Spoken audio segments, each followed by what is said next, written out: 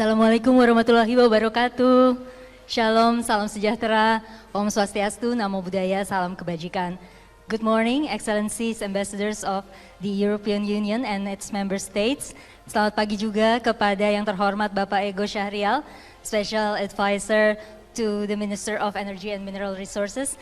Dan tentunya selamat pagi kepada Bapak Ibu hadirin yang kami hormati. Good morning and welcome to all distinguished guests. Welcome to the Team Europe Green Conference 2023, Pathways to a Prosperous Indonesia, powered by Renewable Energy. Please give applause.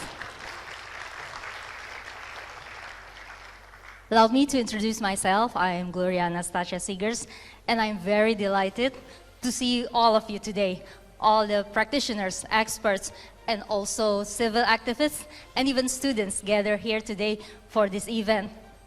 As we all know, Indonesia aims for sovereignty, development, and prosperity by its 2045 centennial.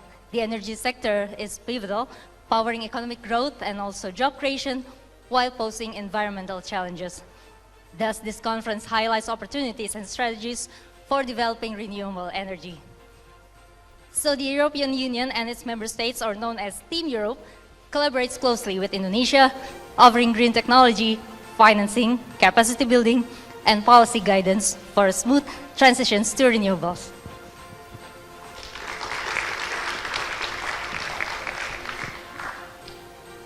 The strategic cooperation between the European Union and Indonesia will be reiterated by the Ambassador of the European Union to Indonesia and Brunei Darussalam, His Excellency Mr. Dennis Chaibi.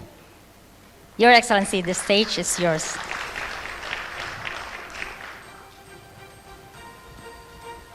Mr. Dennis Chaibi? Yes, you may have the floor. Thank you very much, yes.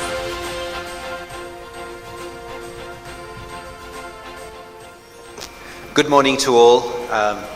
Sorry for not understanding immediately. This is my basically first day as ambassador, so it is quite a special day. I presented my credential to President Widodo yesterday, and I really recommend going on YouTube because there are lots of comments by Indonesians below, and there's also the colleague from UK who speaks perfect Bahasa Indonesia, so I really recommend the video. I'm delighted to be here, especially in the company of so many member states ambassadors, because we have so many things to share with Indonesia in the field of environment.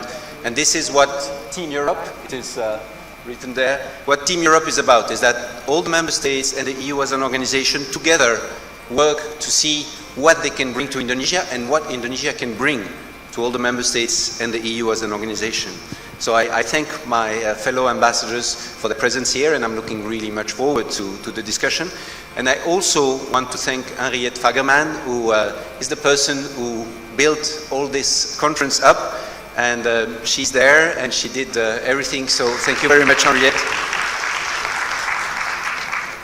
So today the topic is energy transition, and energy transition, the rollout of renewable energy and climate action could not be more important. We've seen here in Jakarta, there hasn't been a drop of rain in the last few months. This is not normal. In the south of Europe this summer, the temperatures were higher than Jakarta today, and this was for a continued period of 2-3 months. And it's clear, this shows that it's clear we are not on course to limit the emissions impact on global temperature to 1.5 degrees. What we are doing at the moment is going into a direction where there will be more than 3 degrees by 2100. This is what the modeling says. So what it means for us is that we need to do more. So what the EU did, and the current EU leadership, when it came to power in 2019, decided to go faster with its green strategy and adopted a Green Deal, which looks at all the elements for the fight against climate change. And it includes circular economy, biodiversity measures, and cutting pollution. In short, in terms of emission, it is summed up by the motto Fit for 55, which doesn't relate to the average age of ambassadors, but rather to the way we can reduce the greenhouse gas emissions by at least 55% by 2030 compared to 1990 levels. So, and the aim of the Europeans is to have no net emissions of greenhouse gases by 2050. So, to achieve those goals, the first field on which we have to work is the emissions coming from energy transformation. So it is imperative for the survival of Earth as we know it, but it's also imperative in order to create jobs, because the energy transition is one of the biggest source of jobs of tomorrow. And this is more needed than any time. In Europe, we also need to do that to be more energy independent in terms of security. You are all aware of what happened in Ukraine, the invasion of Russia, and this had a direct impact on the gas supplies to Europe. So because of that, we accelerated our energy transition through the REPower Act, which basically encouraged everyone in Europe to save energy. And with that, we reduced gas demands by almost 20%. In 1 year, we reduced gas by almost 20%. We diversified supplies, so we found alternative source of gas and new type of energy, and we fast-forwarded clean transition. So basically, if 1 year we could reduce our gas emissions by almost 20%, imagine what we can do in the next 7 years to reach the 2030. And we are continuing this acceleration. So over the past year, across the EU, we generated more electricity from wind and solar than from gas. We saw almost 50% growth in solar panels installation and 46% for wind. And we have plans to double that in the coming years. But there's no point for the EU to do all that if we do it alone. The whole point of energy transition is that all the countries around the world contribute to limiting global emissions. So this is why EU President von der Leyen has proposed global targets on renewable energy and energy efficiency. And this has been welcome at international level. So in terms of renewable, the G20 Leader Summit last September collectively endorsed the objective to triple the world renewable energy capacity by 2030. And in terms of energy efficiency, at the last IEA summit in June, 50 governments endorsed the goal to double energy efficiency. So the intentions are there, but the implementation will be difficult.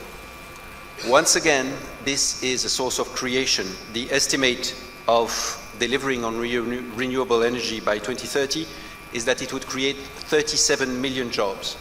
And on energy efficiency, it's even higher. It would be 43 million jobs, but then by 2050. So in terms of headline goals and how to reach these goals, there is political will. But the main problem and the $1 trillion question is how to finance this. And this is where there are different schools of thoughts and different approach. And it is for each country to determine its own path and see what suits better for the model. In the EU and with the member states, we have a good basis to deepen and strengthen our cooperation with Indonesia regarding this. And we have one tool, which is called Global Gateway. So Global Gateway is the way for Europe to make a quality offer. And energy is one of the Global Gateway top priorities. It focuses on physical infrastructure, but also look at the context in which this infrastructure can deliver results.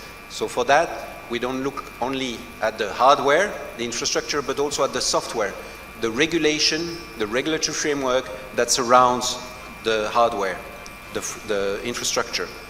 So we are delivering this Global Gateway together, the EU as an organization and the member states, and that is the Team Europe approach. So it's all the EU institutions, the member states, but also the financial institutions, the European Investment Bank, the EBRD, and the European private sector. So here, Indonesia President Jokowi has pledged that Indonesia will reach net zero emissions by 2060. And we've seen that the energy policy has begun to shift away from fossil and towards clean energy. And in this evolution, a key development has been the Just Energy Transition Partnership, whose ambition level has to be kept high to allow for an even faster development of renewable energy and energy efficiency measures. So what the EU and the member states, together with the EIB, have done for the JETP is to signal the intention to contribute to 2.4 billion euro, which is not a small amount. The money is there, it is ready to flow, but we need the regulatory framework and the ambition level that is needed to implement this. So, as far as the EU is concerned, it's a partnership with the EIB with 1 billion out of these 2.4 to support eligible projects. So we are looking at this project, and to prepare for the selection of this project, we have 24.5 million in grants and technical assistance, where we are looking at support to blending projects with financial institutions of the member states, technical assistance, and further investment through the form of guarantees. So the EU puts financial support so that investments are guaranteed by the EFSD+, which is a fund that is purposely built to guarantee this finance. Apart from the JETP, the EU delegation is also putting a program of awareness raising, such as this one, to show the EU experience in energy transition. So this conference is a precursor to other events that will take place around Indonesia. It is obvious, and it will be made obvious in this roadshow of EU experience, that renewable energy has to be at the center of any energy transition. And here, Indonesia is quite blessed. It has fantastic onshore wind, and we are exploring the opportunities for onshore wind. The EU has, the member states in the EU have a fantastic experience in that. We are looking at the potential to use renewable electricity to produce green hydrogen to replace fossil fuels. And we are looking also, in terms of hydrogen, at the regional market in the framework of ASEAN. So basically, there's a lot of potential in Indonesia and a lot of opportunities, for islands to have their own wind farm. It already take out the logistics of bringing fuel to an island.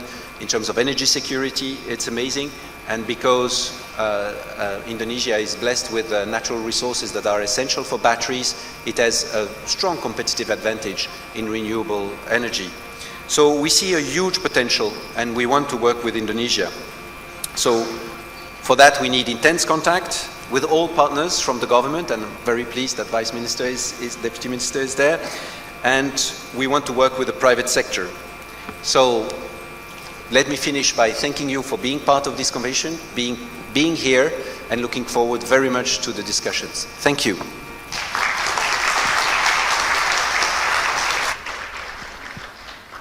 Thank you very much, Your Excellency, Mr. Dennis Chaibi. This two-day conference hopefully will increase the collaboration between the EU and also Indonesia government in terms of energy transitions. Ladies and gentlemen, we are honored to have the representative from the government of Indonesia to deliver the message of Indonesia's priorities and Indonesia-EU ways forward to accelerate Indonesia's transition to renewable energy use. Please welcome Special Advisor to the Minister of Energy and Mineral Resources, Bapak Ego Syahrial. Kepada yang terhormat Bapak Ego Syahrial, kami persilakan.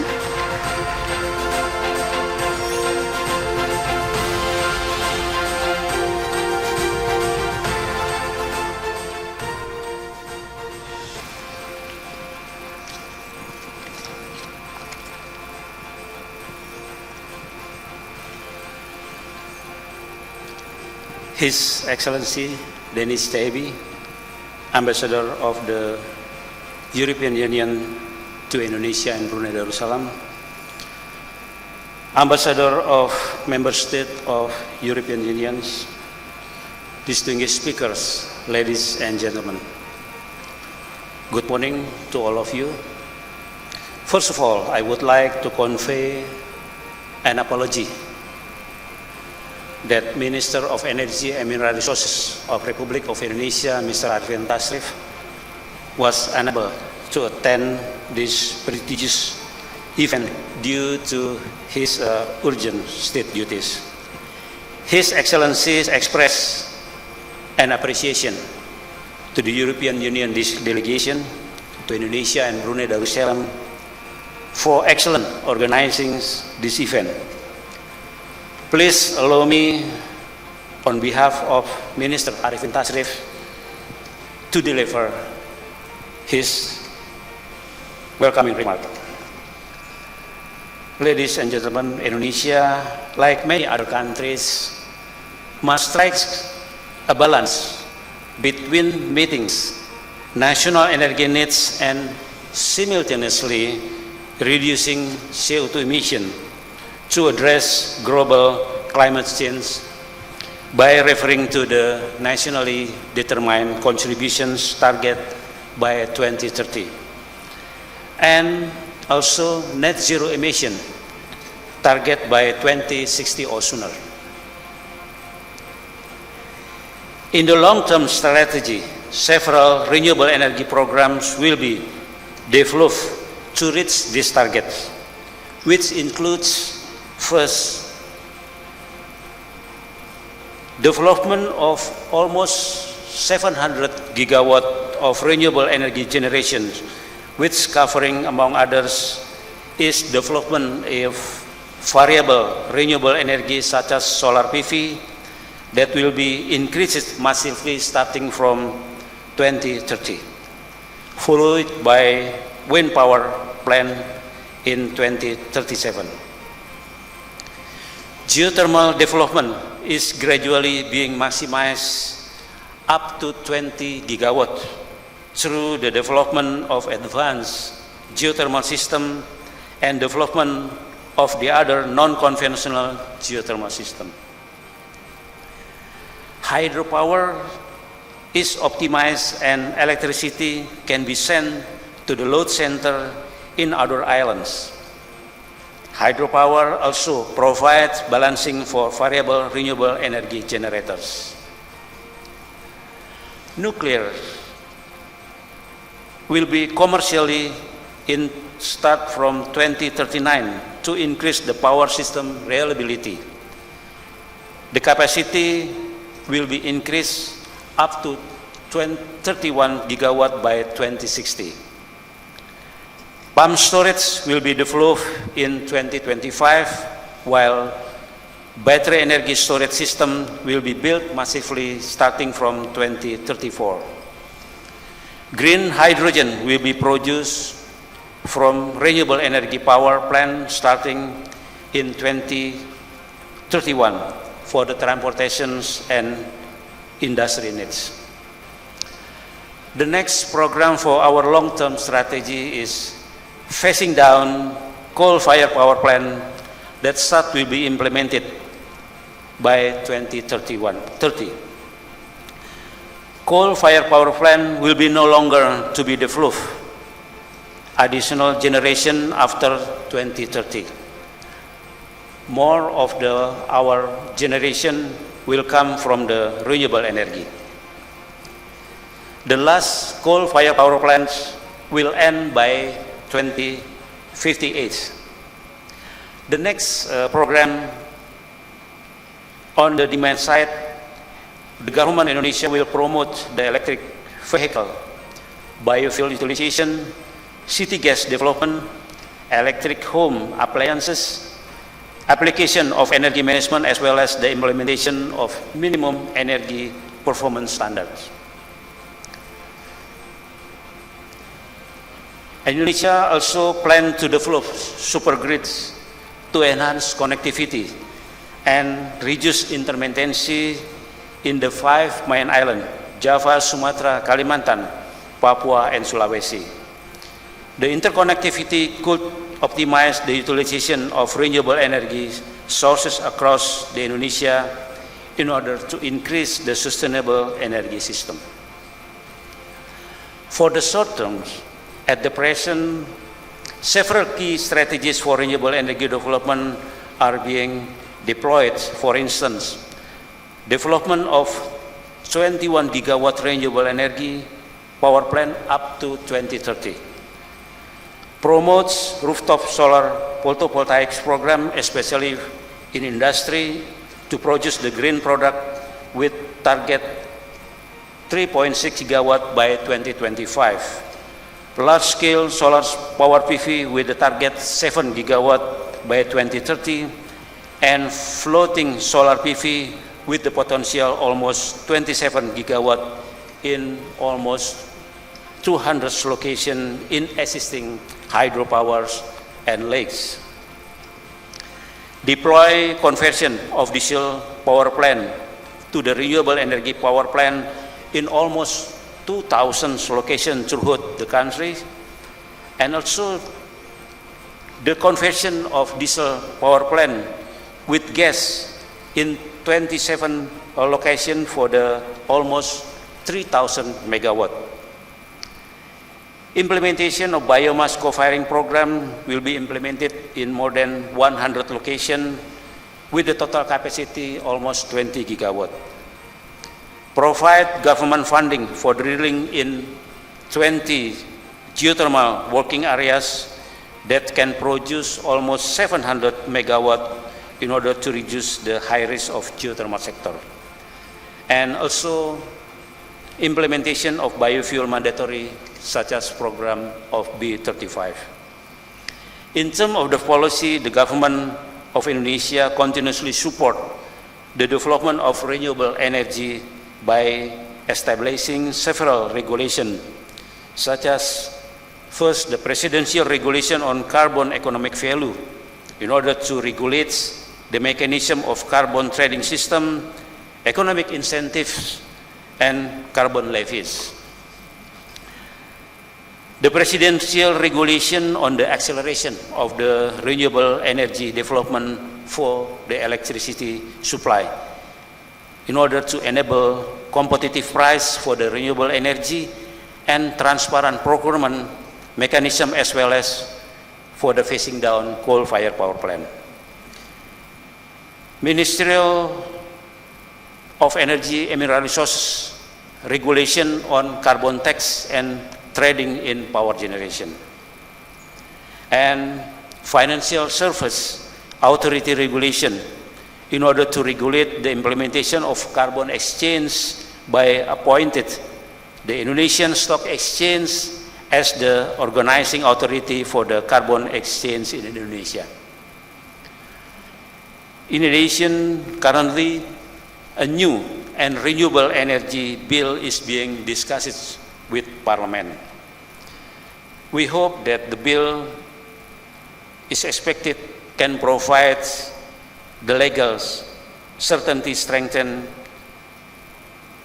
institution and governance, can create a conducive investment climate, and increase renewable energy utilization. In closing, I hope this conference will be able to formulate and realize collaborative actions to accelerate the energy transition in Indonesia in order to achieve our target for NDC target 2030 and the net zero emission target by 2060 or sooner. Thank you.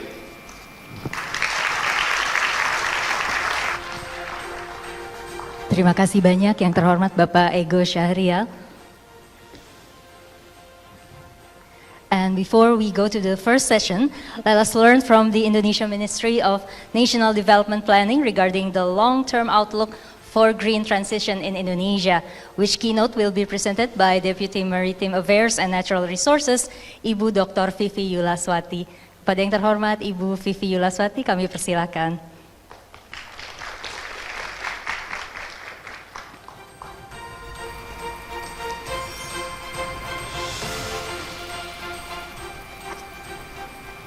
Excellencies, ambassadors, distinguished moderators and speakers, ladies and gentlemen, very good morning. Assalamualaikum warahmatullahi wabarakatuh. First of all, it is really an honor for me to speak in this very important event. I would like to convey some slides in regard to about the long-term outlook, what we already put in the long-term development plan within some slides. I hope the already? Okay. Can you put up? Okay. Please go ahead. So this graph shows that Indonesia has been in the middle income trap quite long, for about 30 years since before the Asian financial crisis. It's about the time, at that time, that Indonesia will move up, but then the crisis strikes, and again there was a fluctuative incidents that make Indonesia has been stuck in this state, in these positions as the middle income trap. So we have built visions to be part of the advanced country by 2045, what we call as the Indonesia Golden Visions 2045 by for the next 20 years. It is along the line, the next slide please. It is along the line with Indonesian commitment to tackle climate change as well as applying sustainable development.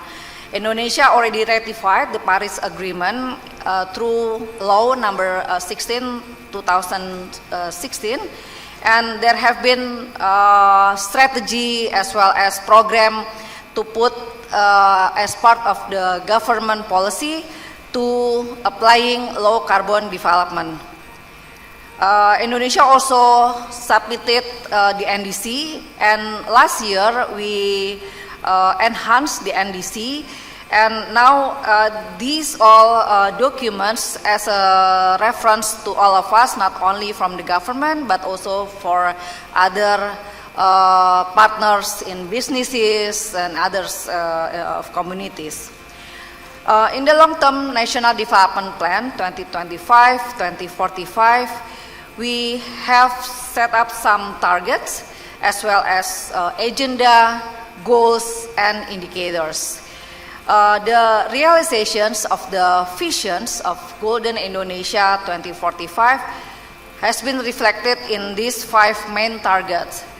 For sure, we want to grow as high as possible, but clean. So we already also put the targets, the reducing greenhouse gas emissions intensity, not only the reductions but also the intensity that would decrease toward the net zero emissions in 2045 by 30.5%. Of course, it is along the line with the achievement of other targets in reducing poverty, put the competitiveness of the Human Development Index as well as the leaderships in the global context. There are 17 directions of or goals of development. Basically, we rely on the 3 pillars of transformations in the social context, in the economy, as well as in the governance context. And also we put the foundations of transformations on the supremacy of law, stability, and diplomacy resilience, as well as the resilience in the context of the social culture and ecology. So in the context of these transformations, one of the game changer would be the green economy. And of course, this along the line with the creating a resilience of the socio-ecological context. So in the green economy, basically we want to maximize the economic growth along the line with the net zero emissions policies. So we learn from our challenges how to that many declining natural carrying capacity we have to face, not only in the context of forests, other land use, energy, but we also having problem to tackle the waste, water management, as well as on the air pollution. So now Indonesia also joining with other countries to face a triple planetary crisis, not only in the context of climate change, but also in the pollutions and the loss of biodiversity. So green economy is really a game changer that we have to strongly put not only in the context of policy but also in the implementation. So setting up some targets, policies, as well as of course the programs and activities. Now we are in the process of elaborating for the 5 years plan or the midterm development plan 2025-2029, which is along the line with the achievement of the 2030 agenda. For the context of energy transitions, for example, this is already in the long-term development plan. Following Pak Ego mentions some strategy, we also try to implement the constructions of the CCS and CCUS as well as the energy storage system within the next 5 years. Of course, this is to support the expansions of the renewable energy energy sources, including from the biomass, biofuel, along with the preparations of regulations and institutionalizations of the low carbon development, and then widespread implementing the carbon credits, gradual shifting from the fossil subsidies to the renewable energy subsidies, and then increase the use of natural gas in the industrial sectors. This is the 5 years plan, which we have to consider the transitions for the coal phase out power plant. And like Pak Ego already mentions, increase the use of electric vehicle in the context of the household, electrical equipment, and of course development of the electricity networks. Of course, in the following 5 years plan, Pak Ego already mentions about starting to set up an ecosystem for the green hydrogens and several other strategies. From JETP discussions, we also learned that we cannot only rely on the source of power shifting. In fact, the growth of Indonesia will be rely on the industrializations, on the downstreaming of particularly the strategic natural resources like critical minerals. So the gap up until now in the JETP discussions is actually we are now calculating what is the exact energy that we need in the captive, which is in the industrial park, in industrial, both in Java as well as in many other regions. And in fact, the industrial sectors account for more than 40% final energy consumptions. So, of course, the decarbonization is also part of this, the strategy, which we expect will lead to a sustainable value chain. So there are several regulations as well as policies that are going on to ensure responsible business practices across the entire value chains from industries, and of course applying the carbon tax policies and decarbonization strategies in any sectors. The green economy and the net zero emission policy is really a backbone for industrializations in the next 5 years. This is only an examples, some standards that already applying in the 34 types of industry, and actually around 65 companies have received a certificate for the green industry. So the aspect also including in the eco-industrial park, some regulations enacted by the Ministry of Industry to involve the environmental management efforts like energy efficiencies and renewable energy, water use efficiency, wastewater management, monitoring and evaluations on the health, safety, environment, and of course applying the quality standard for wastewater and hazardous waste management. And this will accompany with the circular economy for sustainable development on the industrializations. There was already a law on the industrial affairs which asked the industry to start or to applying the circularity in their business model. It's not easy because we have to deal also with the high technology. The higher the technology, the more efficient and cleaner would be the industrializations. It's already started with some nickels and other critical minerals in Sulawesi, also in Maluku. We have learned that circular economy would also be a game changer for our green economy and low carbon development. There was a study that if we focus at least on these 5 priorities, the food and beverages, the textile, the constructions, electrics and retails, we could boost our economic potential and also creating millions of new jobs in the context of the green job, as well as reducing the waste and emissions. And of course, now we are still working on developing the action plan for the circular economy, as well as including the food loss and waste.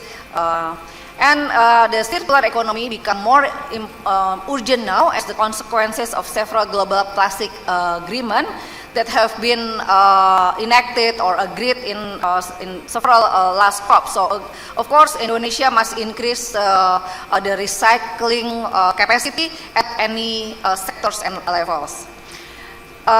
Some challenges still happening. I think really happy to get some inputs, idea from the Team Europe that could help Indonesia in applying the just energy transitions. First, of course, we are talking about the needs for the green investment. The second, about the green technology, which is quite costly, and of course, preparing smooth transitions job to the greener job. Then we are talking about how to match with the educations, the trainings and skills, which still have impede the process of industrializations. For example, I just talked to some firms in nickels, and it's not easy to get graduates from metallurgy from any universities in Indonesia by now. So that's why now they are working together with local universities to develop more engineers, particularly for the metallurgy. And enabling condition is another challenges that we are now progressing. Developing of the innovative financing mechanism is, of course, including any kind of blended finance, working together between the governments, the firms, globally as well, enhance of incentives, and also policies in relate to the circular economy, applying standardizations, and of course capacity building for all the stakeholders. One more slide is about the ecosystem, because the EU ambassador already mentions about how challenging when we are talking about the financing. Actually, Indonesia keep moving to catalyze a green investment. So there are several instruments, including the carbon tax and cap, and of course applying standard or improving for a sustainable report. So it's to encourage all the firms disclose the way they do the sustainability in their business process. One more thing, actually, we have to build also the capability to measure the progress. So along with the green economy strategy, we also developed the green economy index that of course not only at the national level but also at the region. I think that's all. I do hope that some points could really bring the context as well as leveraging the innovations during workshop. Thank you so much. Assalamualaikum warahmatullahi wabarakatuh. Waalaikumsalam warahmatullahi wabarakatuh. Thank you very much, Ibu Fifi Yulaswati from the Indonesian Ministry of National Development Planning. Ladies and gentlemen, I would like to inform you that you can scan QR code on your ID card. There you will find a program book consists of rundown and also profiles of all of our distinguished speakers for today. So the next session is another most anticipated session where we will hear from the ambassadors and also the representatives from the EU member states, namely Germany, Italy, also the Netherlands, Poland, France, Denmark, and of course from the EU itself. I would like to invite Executive Director of Center for Strategic and International Studies, or CSIS, Bapak Jose Rizal Damuri, to be the moderator of this important discussion. Bapak Jose Rizal Damuri, you will lead the session, please. Thank you.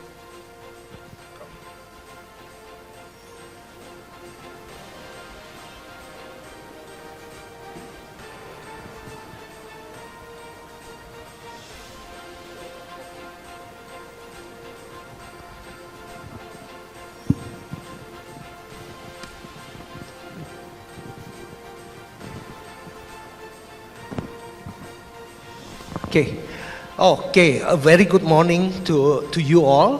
Thank you for participating in these sessions, the first sessions of our conference. My name is Jose Rizal Damuri. I'm from the Center for Strategic and International Study. It is a Jakarta-based policy research institute focusing on strategic issues, and now also those strategic issues also include the climate-related issues and green transition. It's my pleasure to chair this first sessions of our conference today, because this is a very unique session, in my opinion. Very unique sessions compared to other sessions, because first we don't have big presentations, but rather we do have discussions among the speakers on the issues at hand. And then the second one, instead of having 3 or 4 speakers like many other sessions, we do have 7 speakers.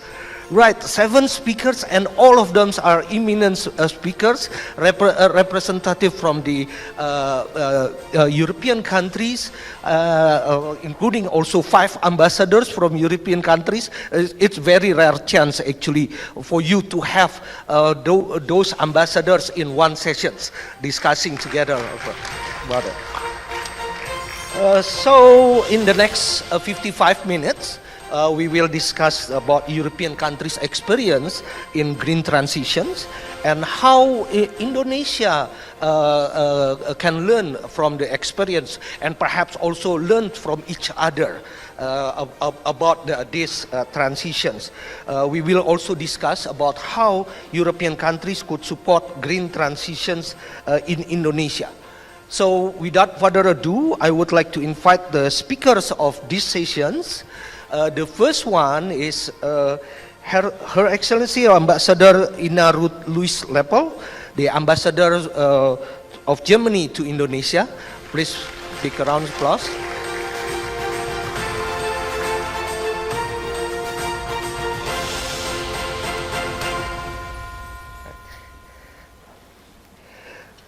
The second speaker is Excellency Benedetto Latteri, the Ambassador of Italy to Indonesia.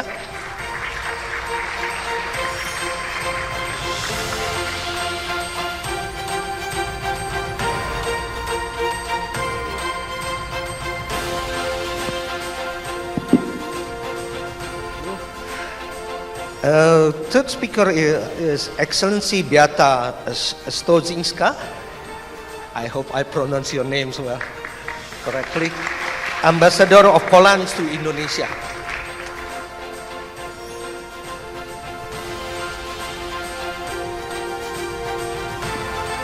The fourth speaker, Excellency Lambert Greens, Ambassador of the Netherlands to Indonesia.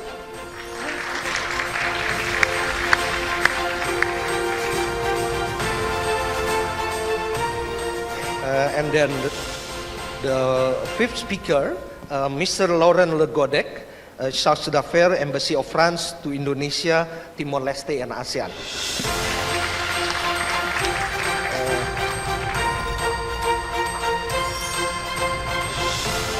Okay, the sixth speaker is Mr. August Zakari, Head of Energy Cooperation, Embassy of Denmark in Indonesia.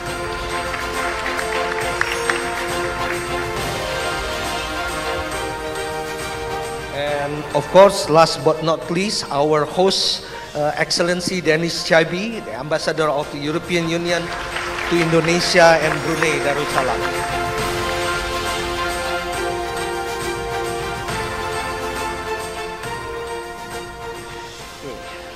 Well, it's very high chair. I believe you have difficulties. But well, thank you all for participating in these sessions.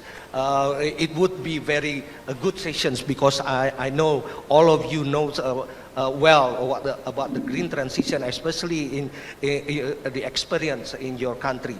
But before the discussion, before I start the discussions, I need to remind you that we have very limited times. We only have like 55 minutes. So I would like to ask you to limit your interventions later on only in 3 minutes. And I will be, I apologize if I have to be strict with the times so that we can keep our discussion going on. Well, let me start the discussions by asking questions to Ambassador Ina Lepel. Yeah, Germany has been doing very well in the transition towards sustainability. Maybe you can share with us how Germany can cope with the challenges of a green transition. Well, thank you very much. And it's a great pleasure for me to be here. I would like to thank the EU delegation for organizing this event, and I feel very honored to be part of the Team Europe Green Conference to discuss this. Now, Germany, as you said, pursues a green transition that is secure and climate friendly. We commit to reach net zero greenhouse gas emissions by 2045 and aim to have negative emissions by 2050. In this context, the German Climate Change Act of 2020 is our legislative guideline. It lays down specific economy-wide annual reduction targets, as well as medium and long-term targets in all sectors of the economy, energy, buildings, transport, industry, and agriculture. And every 2 years, our Council of Experts for Climate Matters presents a report which examines greenhouse gas emission trends, assesses government action, and proposes additional measures to close any gap. So there is a high-ranking monitoring mechanism in place. Coming back to the crucial energy sector, as my colleague from the EU delegation also mentioned, Russia's war of aggression against Ukraine has revealed the economic and political vulnerabilities of an energy supply that depends heavily on fossil sources. The energy crisis caused by the disruption has become a driving force for an even more ambitious climate policy.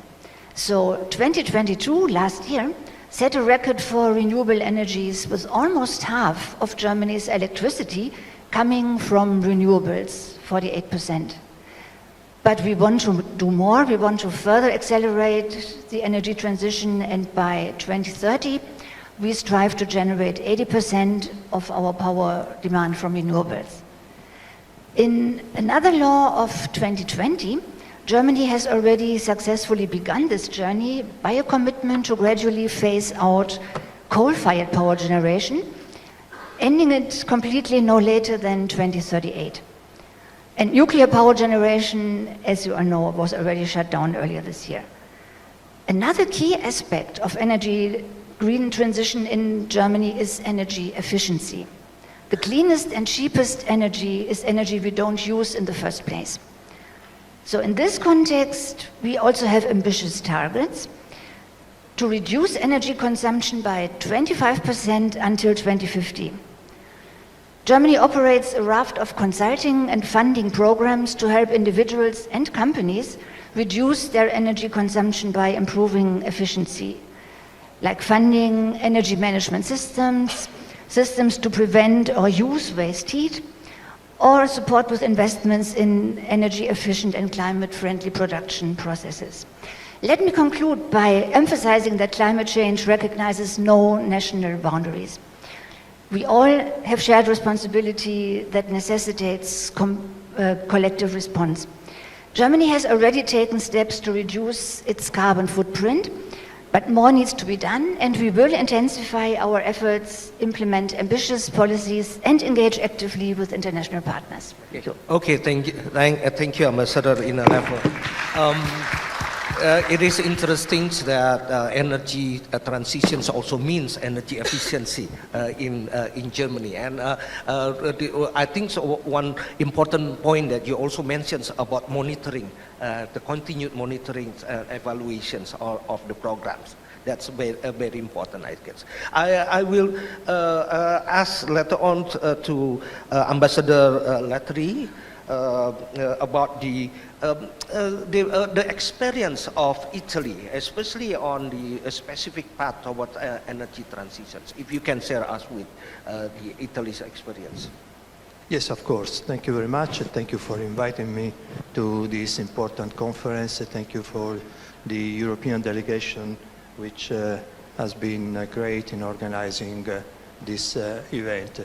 Thank you for the questions, which allowed me to give you some hints of the Italian experience and to share with the Indonesian friends some of our challenges. As you know, Italy is part of the JP because we want to share our experience with friends. Italy has been doing quite well. In only by 2020, we reach the 17% of the renewables in our mix, and we are envisaging by 2030 to reach 55% of that mix, especially using solar and wind. Our mix will be mainly on natural gas and renewables, with almost nothing about, very much less with oil and coal. The carbon neutrality, like many others, will be reached by 2050, aligning with the Paris Agreement. Another important addition is that we have been doing this without nuclear power. In 1980, a referendum decided in Italy not to accept a nuclear power plant. And we are, since then, and only recently, we have been the only G7 country to grow without nuclear power. So how did we get here? With two major features. First of all is legislation, and secondly is high technology. Both Ibu Vivi and Pakego already went through this aspect in many ways. Just let me give you an example. In only 4 years, Italy became the world's fourth largest country by installation of solar panel. This has been thanks to incentive support by the government. In addition, excess of solar energy produced at home can be sold to the national grid, providing a revenue to the household. Legislation brings about reform. for example, on the role of the stakeholders. Let's talk about state-owned enterprises. High technology. This is the second leg of the transition. Italian companies has been the first to develop technology to improve renewables. The key player in Italy is Enel Green Power, and they are managing 59 gigawatt of renewable capacity all over the world. They are also active in Indonesia. There is another company, Saipem, tomorrow will be one of the speakers to speak about solar panel. So, for example, for technology in renewables, geothermal, I'm long. Geothermal is a natural match between Italy and Indonesia, the best technology with the resources. Carbon capture storage, smart grid, and transport. We can talk extensively on transport, but we have a lot of technology for that. I'm sorry, Ambassador, we're going to look at deeper about how Indonesia and Italy cooperate in those aspects. But thank you very much for your interventions. Now I move to Ambassador Stozinka, and perhaps you can share the experience of Poland, especially in the, I think, a phasing out of coal. I remember in the 80s, Poland was very heavy with the coal energy. Yes, thank you very much, Pa Yusuf. It's really great honor and pleasure to be here, and I am so glad that Team Europe organized this conference together with the Indonesian partners. Being here for more than 5 years, I learned a lot about the Indonesia path to the energy transition. Especially during the G20 summit, I realized how deep Indonesia is involved in this very project. Poland, although we are not a G20 member, we were invited by the Indonesia government to the working group on energy transition, to this very group, and it was really great to be part of this club, and our Minister of Climate and Environment was invited to the ministerial meeting in Bali last year during the G20 Indonesia presidency. But okay, so just few words about what is the Poland policy in energy and climate change. I would like to maybe for the beginning to stress three for us very important perspectives. First of all, Poland underlined the importance of the social dimension of energy policy. Any transformation needs to take into account the well-being of communities and professionals that are involved in energy production. What it means in practice for us.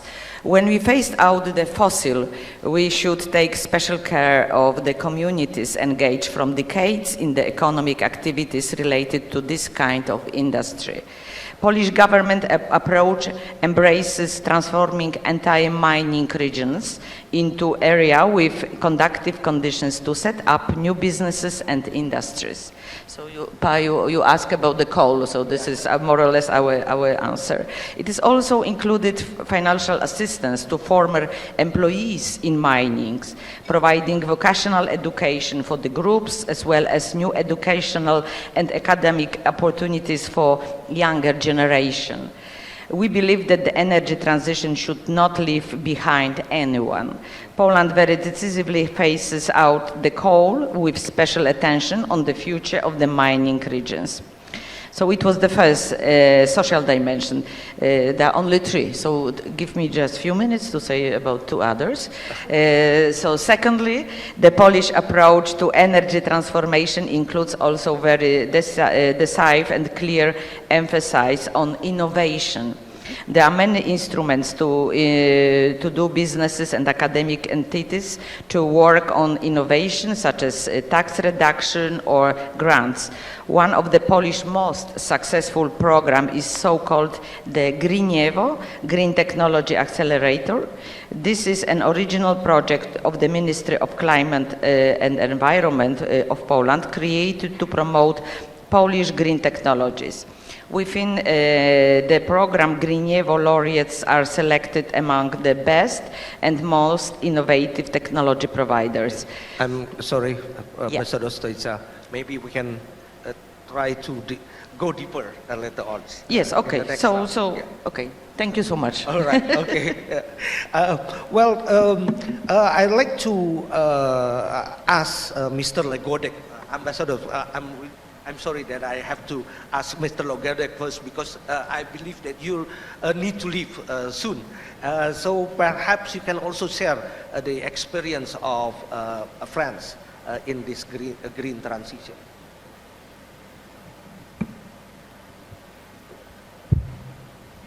Yeah. Does it work? Yeah. Yeah, thank you very much, and sorry, Mr. Ambassador, if I take the floor, but unfortunately I will have to leave as I have another engagement that I need to attend soon. So I will try to be short as possible. And sorry again, because I would have wanted to stay longer because this discussion is very important and very interesting as well to know what the other countries, the EU countries, have to say about their own experiences. I would just like to share a few hints about our own French experience and how we try to support Indonesia in its efforts in energy transition. First, of course, we support the implementation of the JET-P. We are a very strong supporter of the implementation of the JET-P. And as you may know, the guiding document of the JET-P, which is called the Comprehensive Investment and Policy Plan, will be open for public comments for 2 weeks starting from November 1st. So we encourage everyone in Indonesia to make comments so that we can together improve the plan and make sure that its implementation is the best for Indonesia's energy transition. Second, on a bilateral basis, we try also to support efforts so that the green transition also contributes to human development through our French development agency, AFD, which is our lead energy transition actor in Indonesia. AFD is developing ambitious projects in order to foster the spread of renewable energy technologies. The projects implemented by the AFD are aligned with Indonesia Sustainable Development Challenges and its development plan for 2020-2024. We have contributed through AFD to state reform in the sector of energy transition through investments by PLN via network renovation projects. And AFD has also granted loans to private and public operators to fund small renewable energy projects through credit lines to the financial institution PTSMI. Third, also the French private sector is an actor. Many French companies are already working hand in hand with national and local authorities on a number of sectors. The French company ADF Energy has, for example, developed innovative solutions of solar panels combined with green hydrogen storage. Innovative wind and solar projects are also proposed by companies such as Aquo, Total Energies, EDF or Schneider Electric.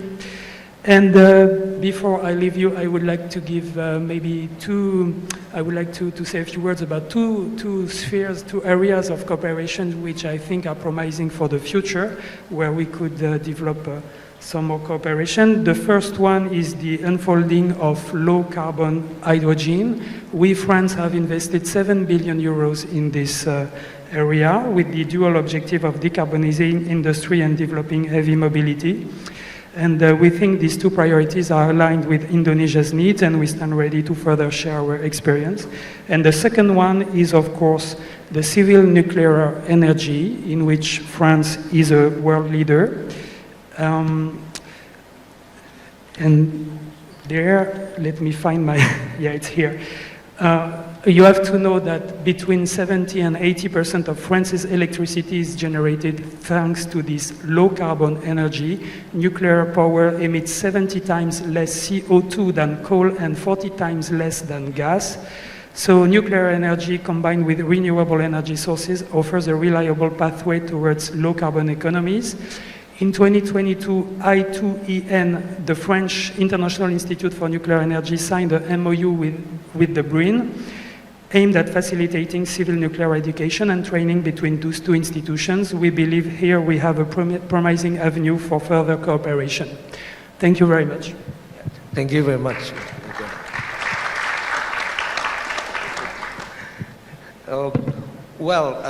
Now I would like to hear from the Netherlands, the experience of Netherlands in green transition, Ambassador.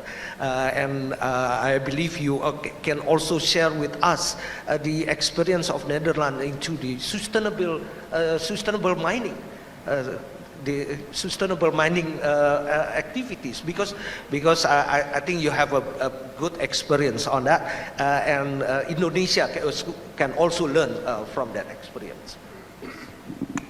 Thank you very much. Good morning.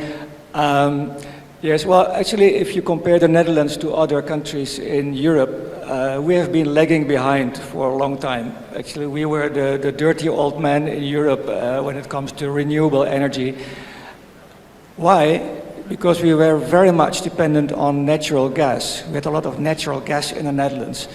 Like Indonesia is very much dependent now on cheap coal, we were dependent on cheap natural gas, and it made us lazy. So we didn't invest in new technologies, and we didn't embark on the transformation to renewable energy. Of course, natural gas is still much cleaner than coal, but still it is a fossil fuel. Now, since 10, 15 years now, we have changed, and we are really going very fast. So our energy transition in the Netherlands goes very fast. It means we are investing heavily in new techniques and new sources of energy. Basically, offshore wind. So you will see, if you are at the Dutch coast and you look onto the sea, you will see many wind farms.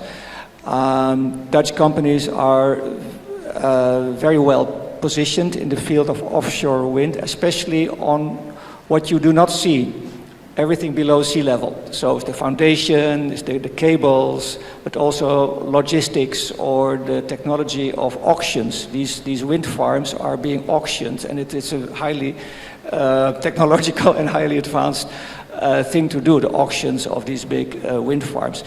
So offshore wind, floating solar, we are very much experimenting with that, not only in the Netherlands, but also here in Indonesia. Carbon capture and storage. At this moment in Rotterdam, one of the biggest and most advanced carbon capture and storage facilities in the world is being prepared, so it's really getting very huge. Actually, the carbon is being stored in an old gas field, so the past can be useful for the future. And then green hydrogen, again, Rotterdam harbor, the biggest harbor of Europe, now has the biggest green hydrogen facility in Europe, powered by the energy coming from offshore wind. Now, one more thing I'd like to add, energy efficiency. And we don't often think of it, but energy efficiency, so reducing consumption of energy, is one of the most promising and one of the most helpful things you can do. We were forced to do so by the Russian invasion into Ukraine, which reduced substantially the import into Europe of gas and oil and diesel. So we had to reduce our consumption, but we were very good at it. Other countries, we always made jokes about each other in Europe, right? About the Polish and about the French, and they make jokes about us being stingy. The Dutch are stingy. Well, in this case, it helps being stingy because the reduction of consumption of energy in the Netherlands last year was 20%. So we consumed 20% less energy compared to the year before. So it is possible. It's possible to reduce your energy. The Dutch company Philips, all these lamps, most lamps are Philips, you know the lamp Philips, but they are well known for LED lamps, very low consumption. If everyone in Indonesia changed into LED technology, it's the same reduction as the consumption of fuel by 8 million cars. It is a huge step, and it's simple to do, just buy a LED lamp. Philips, of course, then. But I'm surpassing my 3 minutes, so maybe another occasion on sustainable mining. Okay, thank you, sir. Thank you, Ambassador Greens. Thank you very much, Mr. Lord.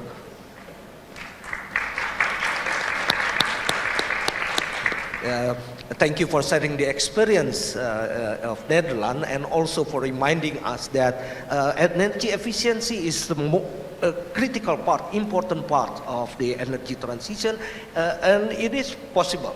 It is visible to do. Even in the case of Netherlands, you managed to reduce, to keep the efficiency up to 20% last year alone. That is very a good experience. Now I'm gonna ask Mr. Agus Jakari to share with us the experience of Denmark in terms of energy transition and green transition. Please. Terima kasih, Pak. And a special thanks to the representatives from EU organizing this organization. And also, I would like to give a special thanks to our speakers from the Ministry of Energy and the Ministry of Planning, Bappenas. I mean, Denmark and Indonesia has been collaborating on energy for more than 7 years now. And it's been a long journey. When we started that, we were always planning for the green transition. And I think it's really a reflection of our colleagues at the Myanmar and Bappenas that we're talking about implementation now. So Indonesia is really on the cusp of a very, very interesting time where the green transition will be implemented in the eyes of us over the next coming years.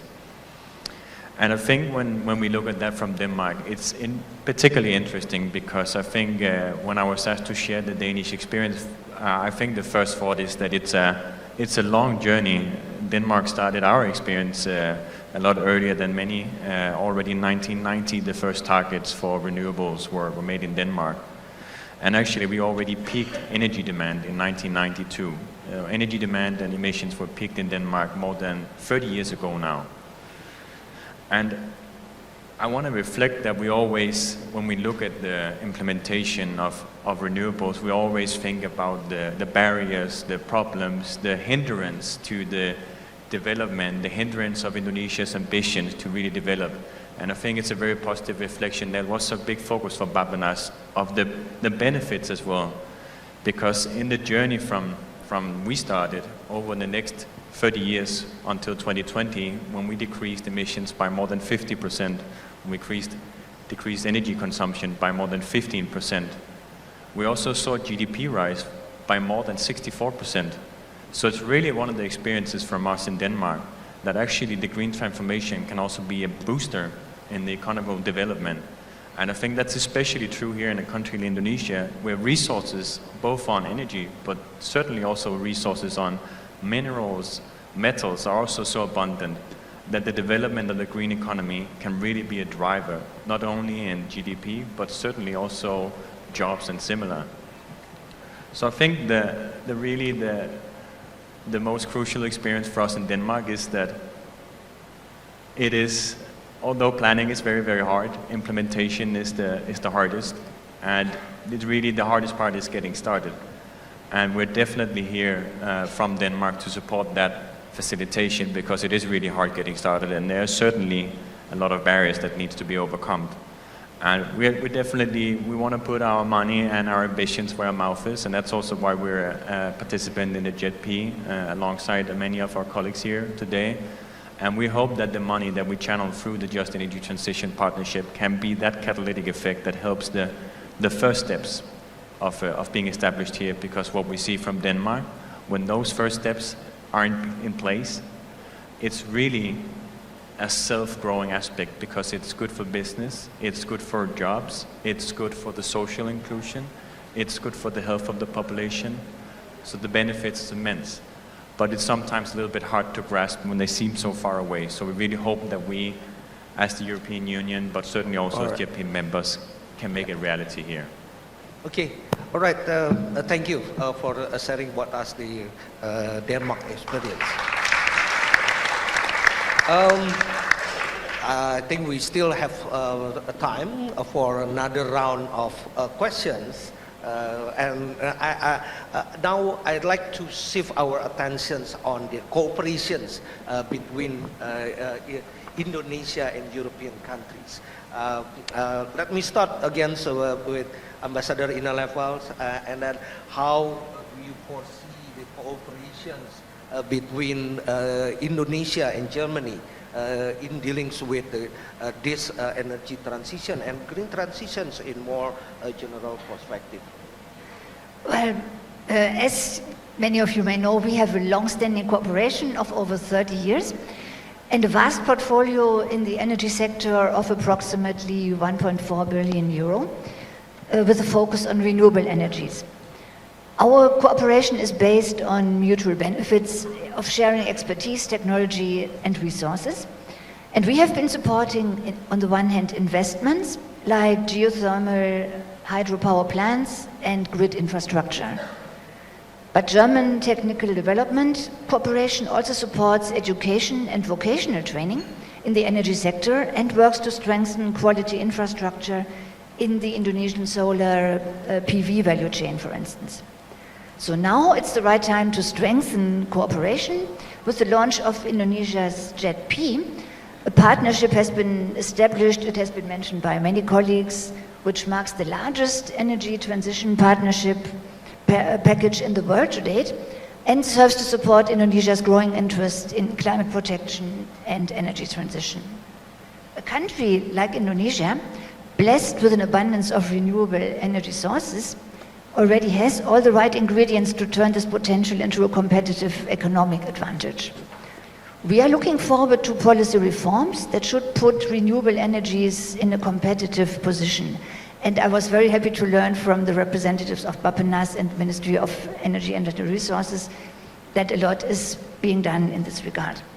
Because this will be crucial for private sector investment, seizing the opportunities that lie ahead. The Indonesian government has shown remarkable ownership in the JET-P process so far. What still needs to be done is opening the market for private investment in renewables. German companies are ready to invest in Indonesia once this is really the case. We have one company, German company and its partners that are planning to build the largest solar park in the world on Indonesian ground, an investment of more than 2 billion euro.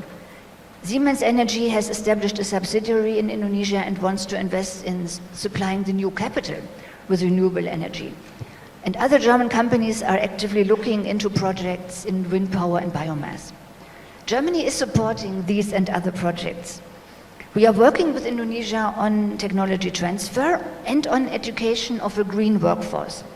We want to be a partner for Indonesia in attracting the necessary investment in the energy transition. And since German companies are market-driven, not state-owned, their interest to invest in Indonesia shows the immense potential the sector has. Thank you. Yeah, thank you. So you're very optimistic about this cooperation, so Indonesia and Germany. Yeah. Okay, thank you very much.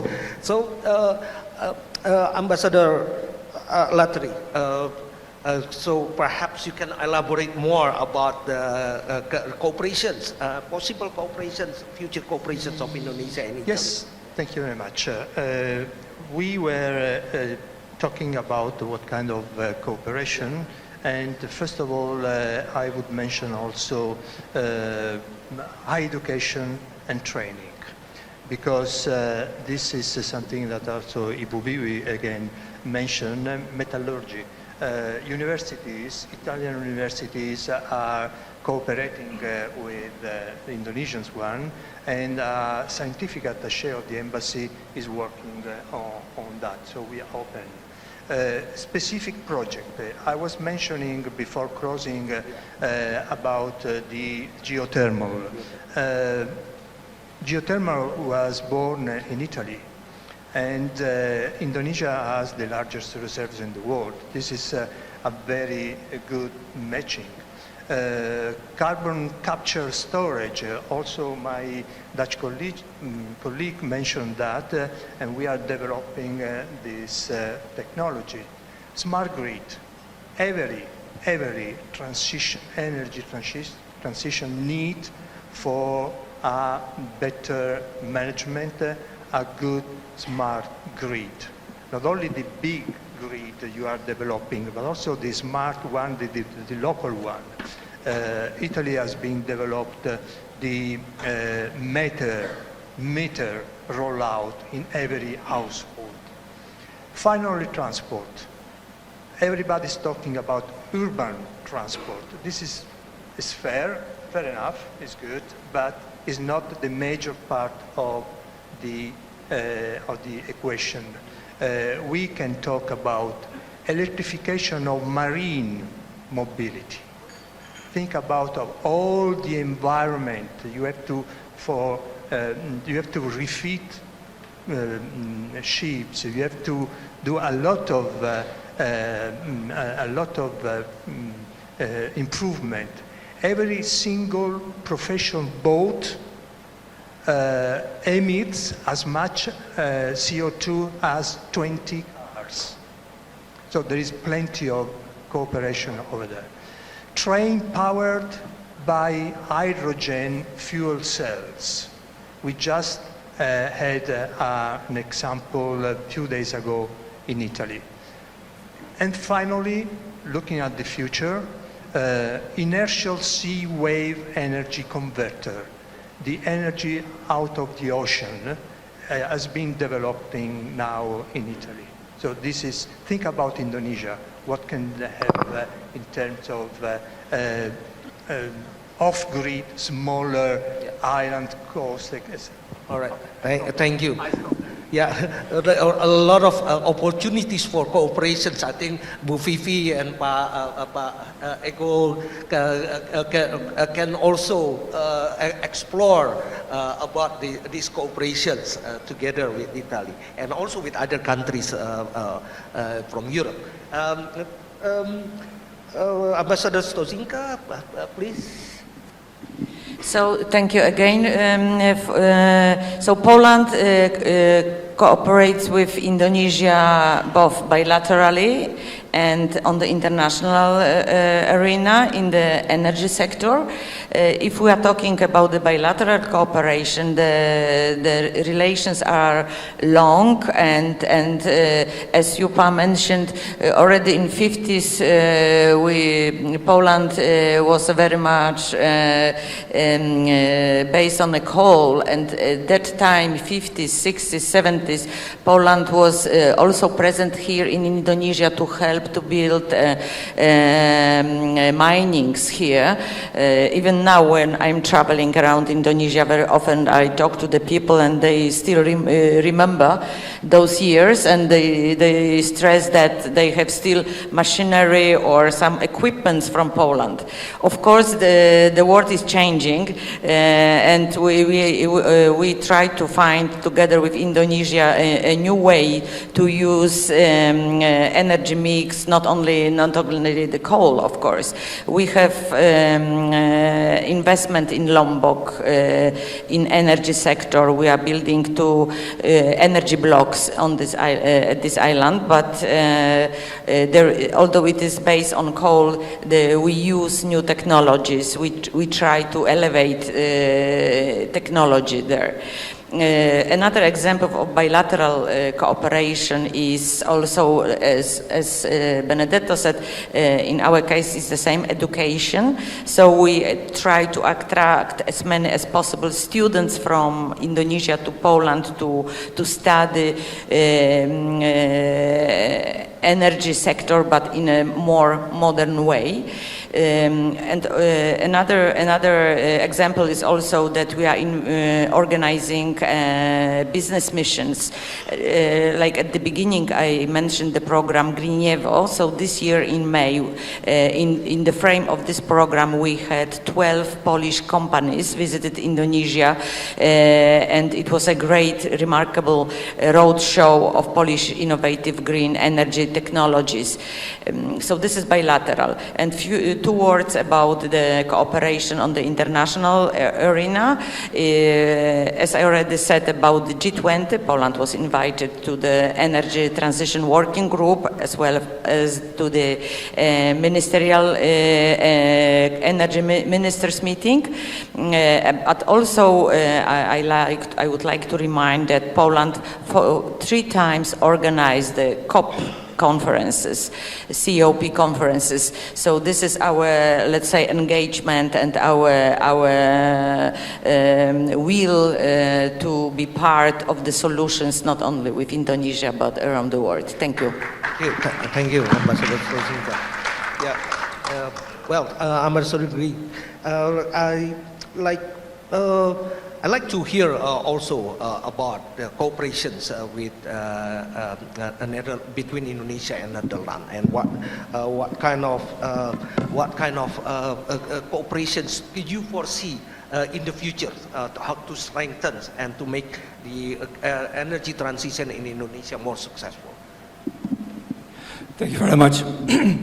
2 weeks ago, we organized a bilateral renewable energy and climate summit.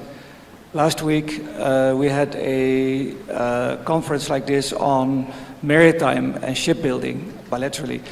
And in both conferences, I think there were 3 or 4 things I can share with you.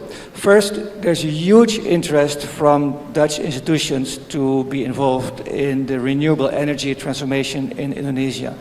Government to government, we worked a lot together with the Ministry of PAEGO, Energy and Mineral Resources, and of course on maritime and shipbuilding with Marves. Huge interest. Government to government, business to business, but also knowledge to knowledge. So knowledge institutions play a huge role because this is all about technology and innovation. The second conclusion was there's also a huge interest from the financial sector. 2 weeks ago, we had a group like this with a lot of Dutch institutions, and many of them were finance institutions. For instance, Dutch pension funds are very big investors. They are amongst the biggest investors in the world because we happen to have big pension funds. They were there too. They are eager to invest.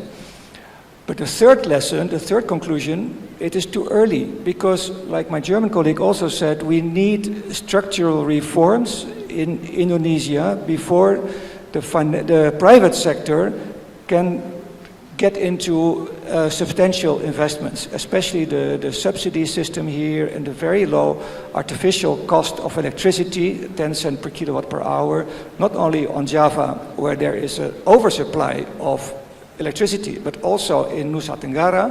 I'm putting my Danun for that. It is too cheap. So the private sector cannot compete with that. So if you want to have the private sector coming into Indonesia with substantial investments, there needs to be this, PAEGO mentioned already, the Renewable Energy Bill, which includes reforms.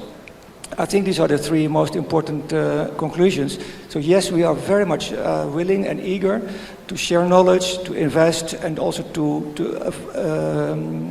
make available funding.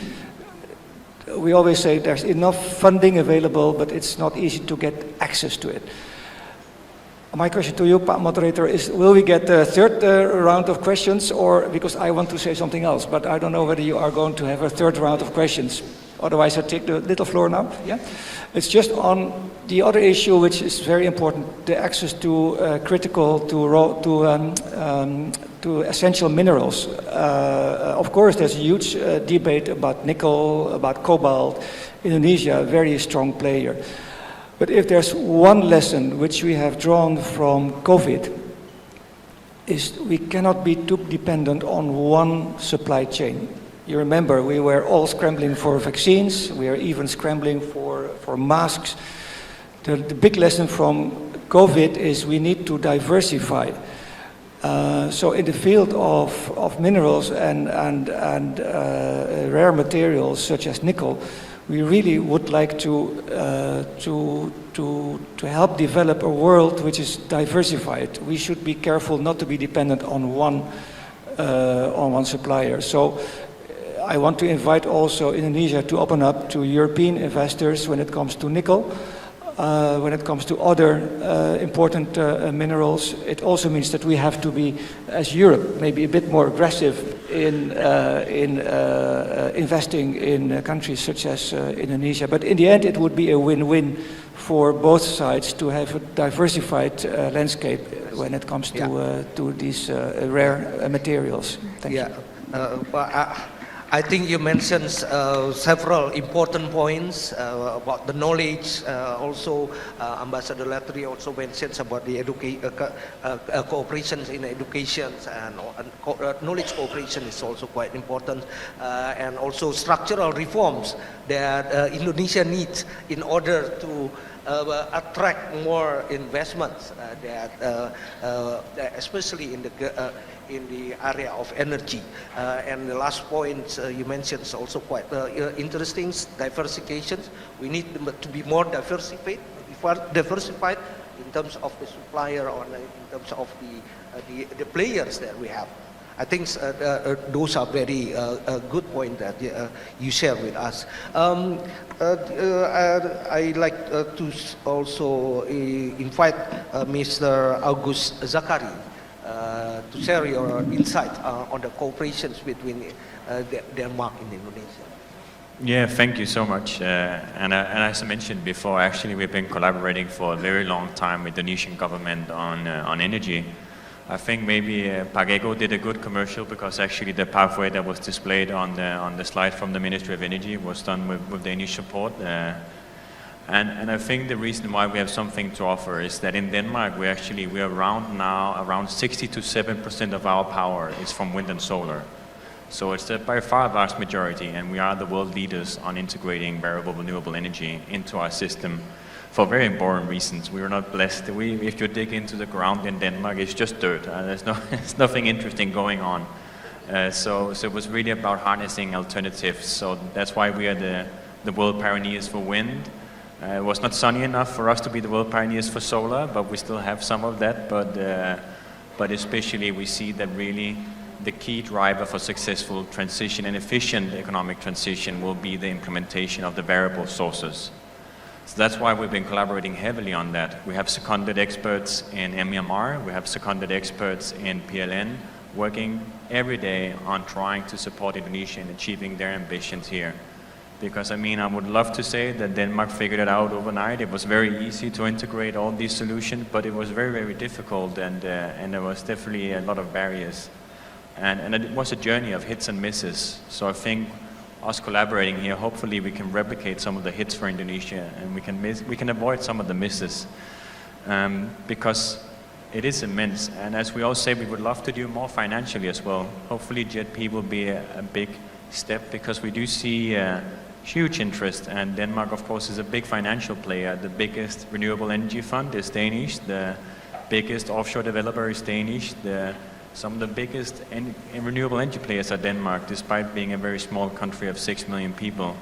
But so far, we need the big scale implementation to really get going. And we really hope that through joint collaboration, we can prepare all the different pieces, because there are definitely a lot of pieces. Hopefully we can get PLN in a good shape. Technically, hopefully we can get the regulation suitable to really drive the benefits for everyone, because we see the interest from the Danish commercial players are huge here, and there's definitely also interest from the Danish government to do more together as well. Okay, now I'd like to turn to Ambassador Kalbi. Yeah, after listening to all these cooperations initiative from the European countries, how do you see Team Europe actually can complement with all those initiatives, and perhaps also add values to the energy transition process here in Indonesia? Please. Thank you, and thank you to my fellow ambassadors. It is really an honor. The first thing I'd like to say is the best renewable energy is people. The best renewable energy is people, and in Indonesia people are young and full of energy. And I think that the presentation by Special Advisor Syariel and Deputy Minister Yulaswati were an example. And in your presentation, Deputy Minister, you highlighted three things: investment, technology, and education, which are needed. And you also showed the drive and the ambition of Indonesia. But investment, technology, education are important, and I think that Ambassador Ina on efficiency, Ambassador Benedetto on geothermal, Laurent on nuclear have showed how technology can be provided by Europe. On investment, we have Ambassador Lambert and August, who also mentioned the possibilities of the funds to come. And education, it was also mentioned by Ambassador. All that is there in Europe, but also in other countries. But these three elements are there for a change. And a change can be brutal. What we are looking at is a transition. If the people in the room are old enough, they will remember what happened when subsidies on petrol were for the first time diminished. How many people were there in Jakarta? A transition is a way to organize the movement from hydrocarbon to renewable.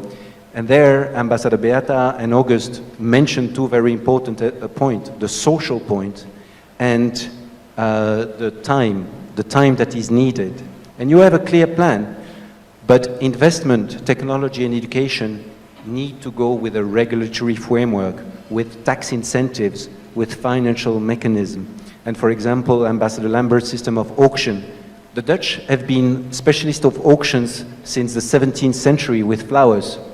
And then, auction can allocate the resources in the best way. And what Europe's specific offer to Indonesia is compared to other is this ecosystem. We have to preserve the ecosystem, but there's a transition ecosystem. How do you change behavior through regulatory framework, tax incentives, financial mechanism?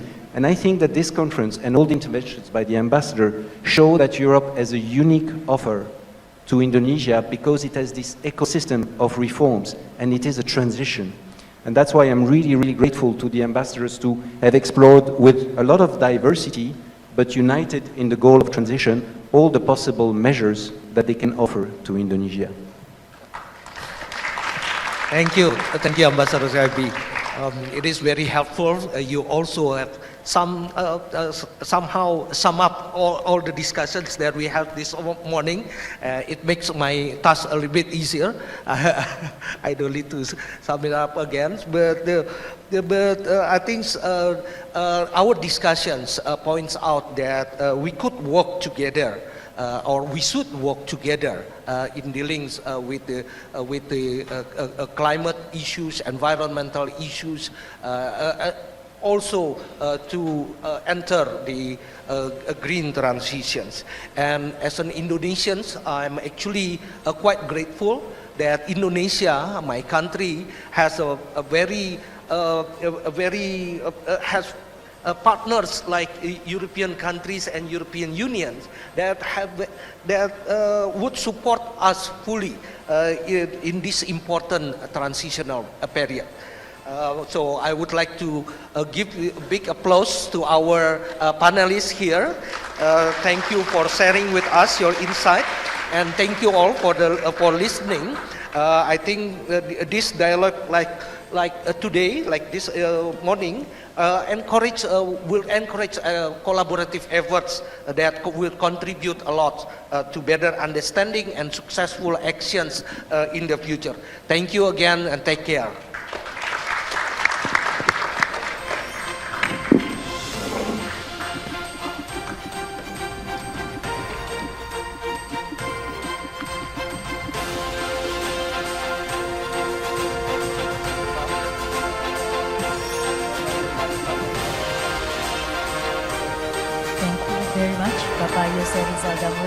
From the CSIS. And also thank you very much, Her Excellency Ms. Inarutuis Leipo from the Embassy of Germany, His Excellency Benedetto Lateri from the Embassy of Italy, His Excellency Mr. Lambert Kreins from the Embassy of the Netherlands, Her Excellency Ms. Beata Stoczynska from the Embassy of Poland, also Mr. Laurent Legodec from the Embassy of France, Mr. August Zacharia from the Embassy of Denmark, and also, of course, thank you very much, His Excellency Denis Chalby from the EU delegation to Indonesia. So we have heard the EU ambassadors and representatives shared their experience and also commitments and strategies on the green energy transitions. Okay, once again, let us give a big round of applause, ladies and gentlemen, for our distinguished speakers and also our first session this morning. Distinguished guests, before we continue to the next session, we welcome you to have coffee, tea, and also snacks that we have provided outside this room in the hotel foyer. And also you can write down all your hopes, your ideas, and also your thoughts and glue it to the wind turbine that is outside this room also. Don't forget to write down your name and institutions, because the most inspirative or the most inspiring contribution will have giveaways that we will announce later this afternoon. And we expect you to come back into this room at 11:30 sharp to learn more from the next interesting session, Policy for Energy Transition, with other speakers as well. Thank you very much, and we welcome you to have snacks and also drinks.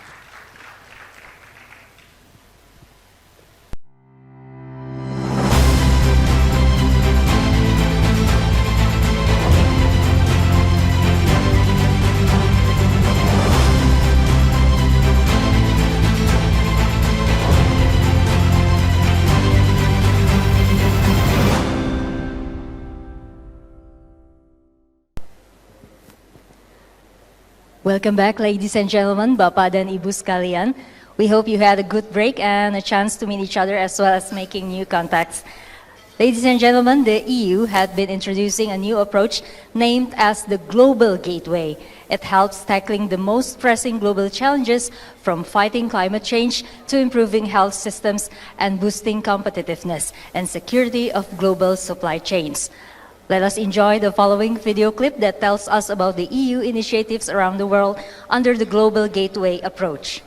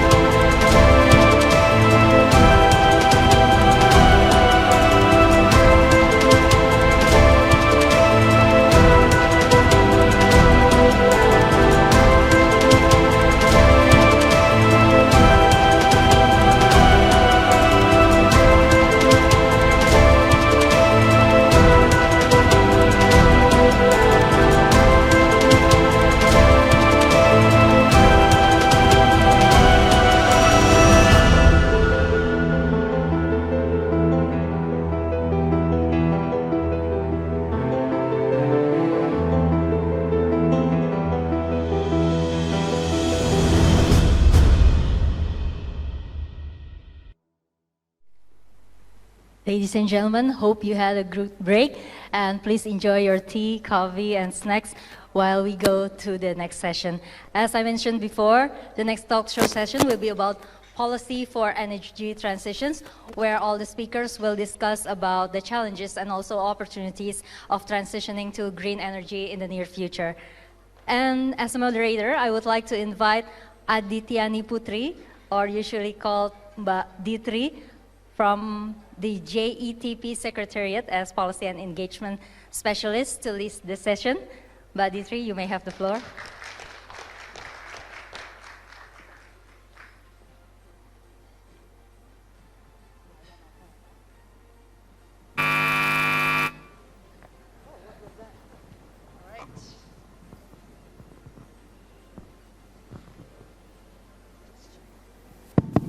Okay.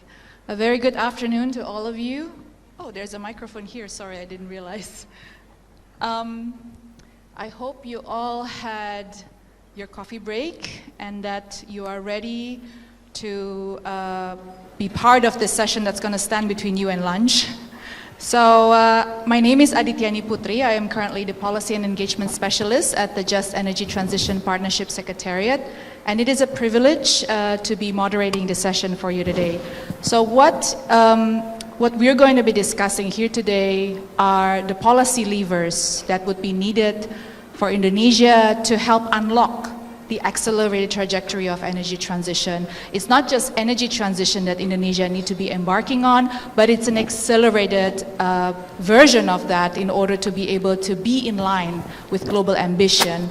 And that obviously, even though a lot of policy changes have already happened in the power sector and in the energy sector more broadly, but there's a lot more that needs to be done to be able to unlock the financing that would be needed to support this accelerated trajectory, and also to build up the capacity, technical skills, the human resources that would be needed to support this accelerated trajectory, and a lot more. And for that, we have a great panel for all of you today.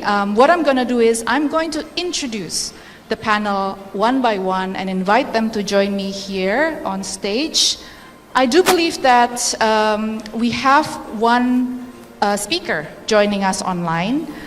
So I'm going to introduce that speaker last, but let me first introduce and invite the speakers that are going to be joining me on the stage today.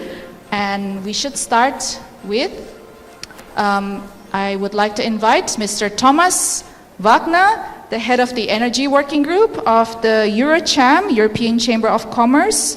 Thomas Wagner, Mr. Thomas Wagner, would you please join me on stage? Big round of applause. I will join you and sit down as well. I believe this man needs no introduction, but let me read out his bio nonetheless. Thomas Wagner is the Chief Representative for Southeast Asia at Envitech Biogas AG in Jakarta, Indonesia, with extensive experience in project engineering and biogas power plant operations. His previous roles include being a director at PT Austindo Alfind New Energy and a project manager at Baiwa RE Bioenergy GmbH, focusing on project management and business development in Southeast Asia, particularly in biogas and certified emissions rights. Thomas holds a law degree from Ludwig Maximilians Universität München and has certifications in project management, and he has been actively involved in EuroCham for over 9 years, leading the Energy Working Group. He also volunteers, thank you very much, at the Rotary Club Jakarta, contributing to social services and community activities. It's great to have you on this panel, Thomas. Now, thank you. Next up, that was really long. Next. But it's good, now we know you very well. We know you in and out, very familiar with you. Next up, I would like to invite Mr. Eric Röder, Technical Specialist on Green Jobs, Climate Action and Resilience from the International Labour Organization based in Bangkok. Big round of applause for Eric. Coming up now.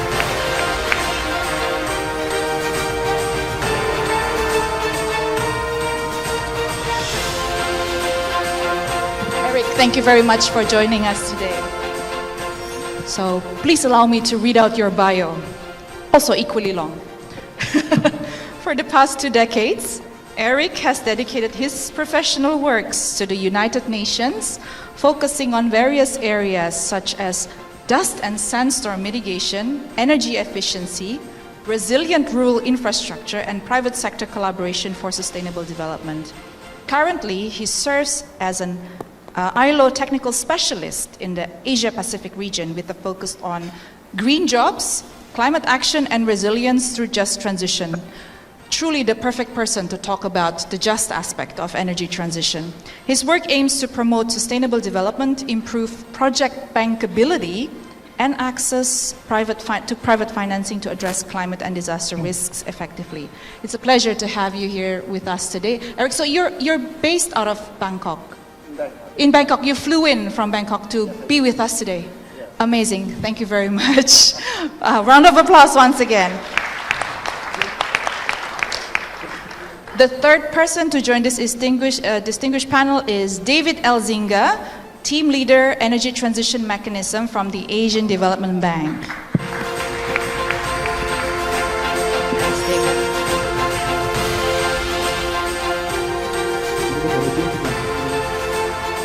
All right, so David engages across a range of energy systems technologies to support ADB's investments in the energy sector.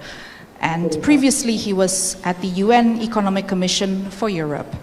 David's focus is on the role of fossil fuels in sustainable energy systems and at the International Energy Agency, and he was also the lead author for Energy Technology Perspectives publication. He also led the IEA's work on electricity system technologies such as smart grids.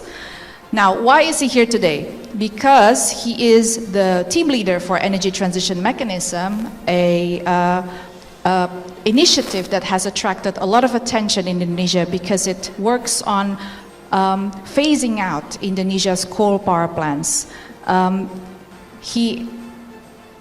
He will be today talking about that a little bit, but also more about unlocking financing for energy transition in Indonesia. Now, last but not least, let me introduce the speaker who is joining us online. Pak Sugeng, are you here with us? Yes. Yeah. Pak Sugeng Suparwoto is the head of Commission 7 of the Council of the People's Representative, or the DPR, Dewan Perwakilan Rakyat. He is currently serving as a member representing Central Java Dapil 8 electoral district. He's a member of the National Democratic Party. And the reason why he is here today is because Pak Sugeng is the chair of Commission 7 on Energy, dealing with energy research and innovation and industry. Pak Sugeng, it is a pleasure to have you with us today. Bapak, terima kasih banyak sudah bergabung secara online. Yeah. All right. Yeah. Now, yes. Good afternoon, participants of all of you in this very important seminar. I'm so sorry I cannot be present directly in this forum because I have still in position in a village in Banyumas in Central Java. This village is my electoral district. Yes. Thank you very much, Pak. Round of applause for Pak Sugeng for making time to be with us today. So before we kick off this session, may I just quickly check with the organizers, can we get the screen here to work for the panel speakers sitting up here? The Matador is not working at the moment. Can we get it to work? It's being fixed at the moment. Okay, all right. So in that case, is it okay with you? It's going to be a little awkward because the screen, because that's right. Pak Sugeng, you have to excuse, you will see our backs when we look at you. All right, okay. Let's kick off the session then. We will start with Pak Sugeng, Nun Sewu Pak. Bapak duluan ya, mulai duluan ya. Okay. Pak Sugeng, first question for you, Pak. Yeah. What's happening with the new and renewable energy bill, Pak? We are on our edges, clutching our seats, waiting to hear about is it going to be passed this sitting period or not, Pak? Please enlighten us on the developments of the new and renewable energy bill. Sorry, I want to present by bahasa, Mbak Moderator ya. Mungkin nanti bisa lebih rincinya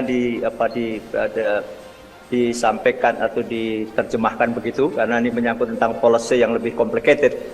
Betul sekali bahwa Komisi 7 memiliki kepedulian sangat tinggi tentang climate change ya. Kita sadar bahwa hari ini bumi terus memanas hingga mendekati suhu 1,5 derajat Celcius. Yang itu kita juga negara Indonesia telah menandatangani Paris Agreement. Kita sepakat untuk mencegah agar suhu bumi tidak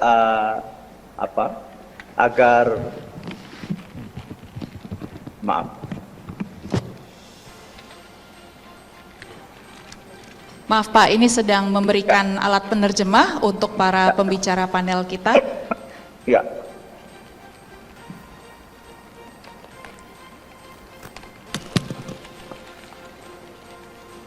Mohon maaf Pak atas interupsinya. Tidak apa-apa.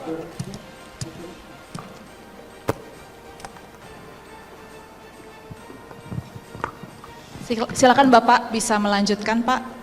Ya, sekali lagi Komisi 7 yang membidangi atau yang bertanggung jawab masalah energi, sumber daya mineral, perindustrian dan juga riset dan teknologi serta inovasi sangat-sangat peduli terhadap persoalan climate change.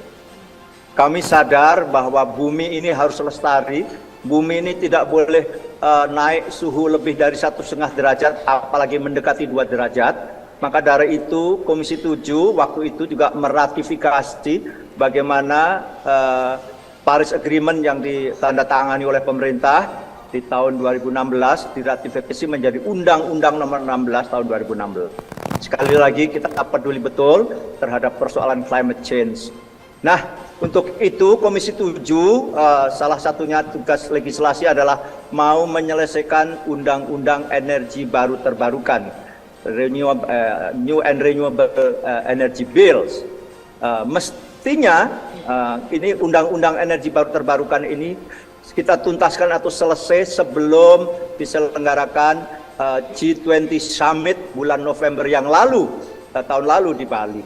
Hanya saja karena satu dan yang lain hal, pemerintah justru yang tidak siap, yakni bahwa daftar isian masalah itu justru diserahkan mendekati G20 tersebut. Maka target undang-undang atau undang-undang energi baru terbarukan itu selesai sebelum G20 Summit tahun 2022 yang lalu tidak tercapai.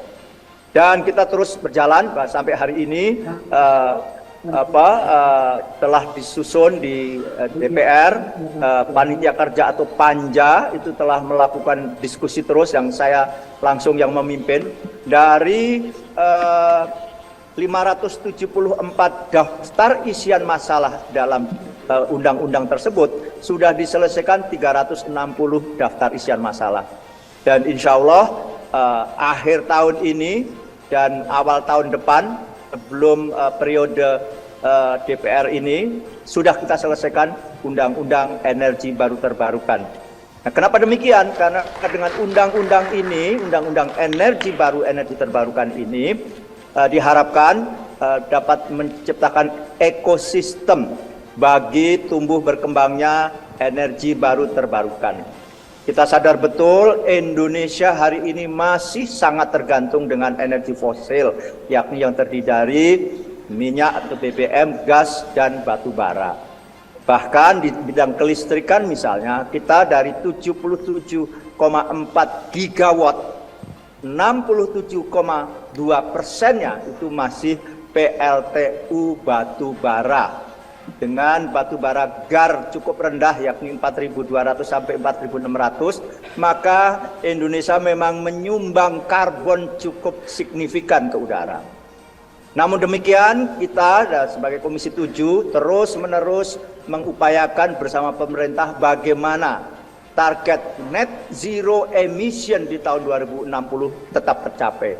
Inilah boleh dikatakan sebuah dilema bagi Indonesia, bagaimana kita mau maju Indonesia yang juga membutuhkan energi luar biasa besar. Kita tahu hari ini tingkat elektrifikasi dan juga tingkat konsumsi energi per kapita kita masih relatif rendah dibandingkan negara ASEAN sekalipun, tetapi di sisi lain kita masih dominannya dari energi fosil. Nah, di sisi lain kita tetap komitmen untuk membangun energi baru terbarukan. Kita bersyukur banyak sekali potensi energi baru terbarukan, dari energi panas bumi, energi surya, solar, energi juga angin, dan juga energi air, pembangkit listrik tenaga air. Kita masih potensi untuk energi baru terbarukan sangat besar. Tapi dalam perhitungan kami di Komisi 7 juga bahwa kalau kita mau net zero emission di tahun 2060, sementara di tahun 2060 itu kita ada kurang lebih ekuivalen listrik 450 giga.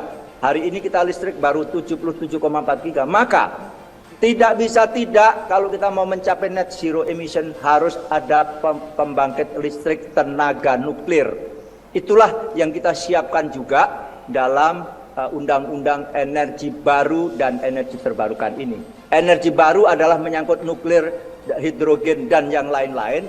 Sementara energi terbarukan banyak sekali, ada energi matahari, ada energi panas bumi, ada energi air, dan yang lain-lain. Itulah renewable bill yang akan kita rancang. Nah, di sisi lain kita juga bersama dengan Dewan Energi Nasional akan merumuskan kembali target-target bauran energi, karena tampaknya sudah tidak relevan. Misalnya, dalam bauran energi nasional kita sepakat di tahun 2025 kita akan mencapai 23% bauran energi. Hari ini baru tercapai kurang lebih 13,2% saja. Maka hampir mustahil untuk bisa mencapai 23% di tahun 2025. Sedangkan ini sudah mendekati tahun politik, semua fokus termasuk fokus pemerintah, kekuasaan tidak lagi fokus bagaimana energy transition itu dilaksanakan. Maka saya sebagai Ketua Komisi 7 sangat terima kasih kepada tim Uni Eropa yang ikut mensupport bagaimana energy transition program ini bisa berjalan dengan support dari Uni Eropa juga.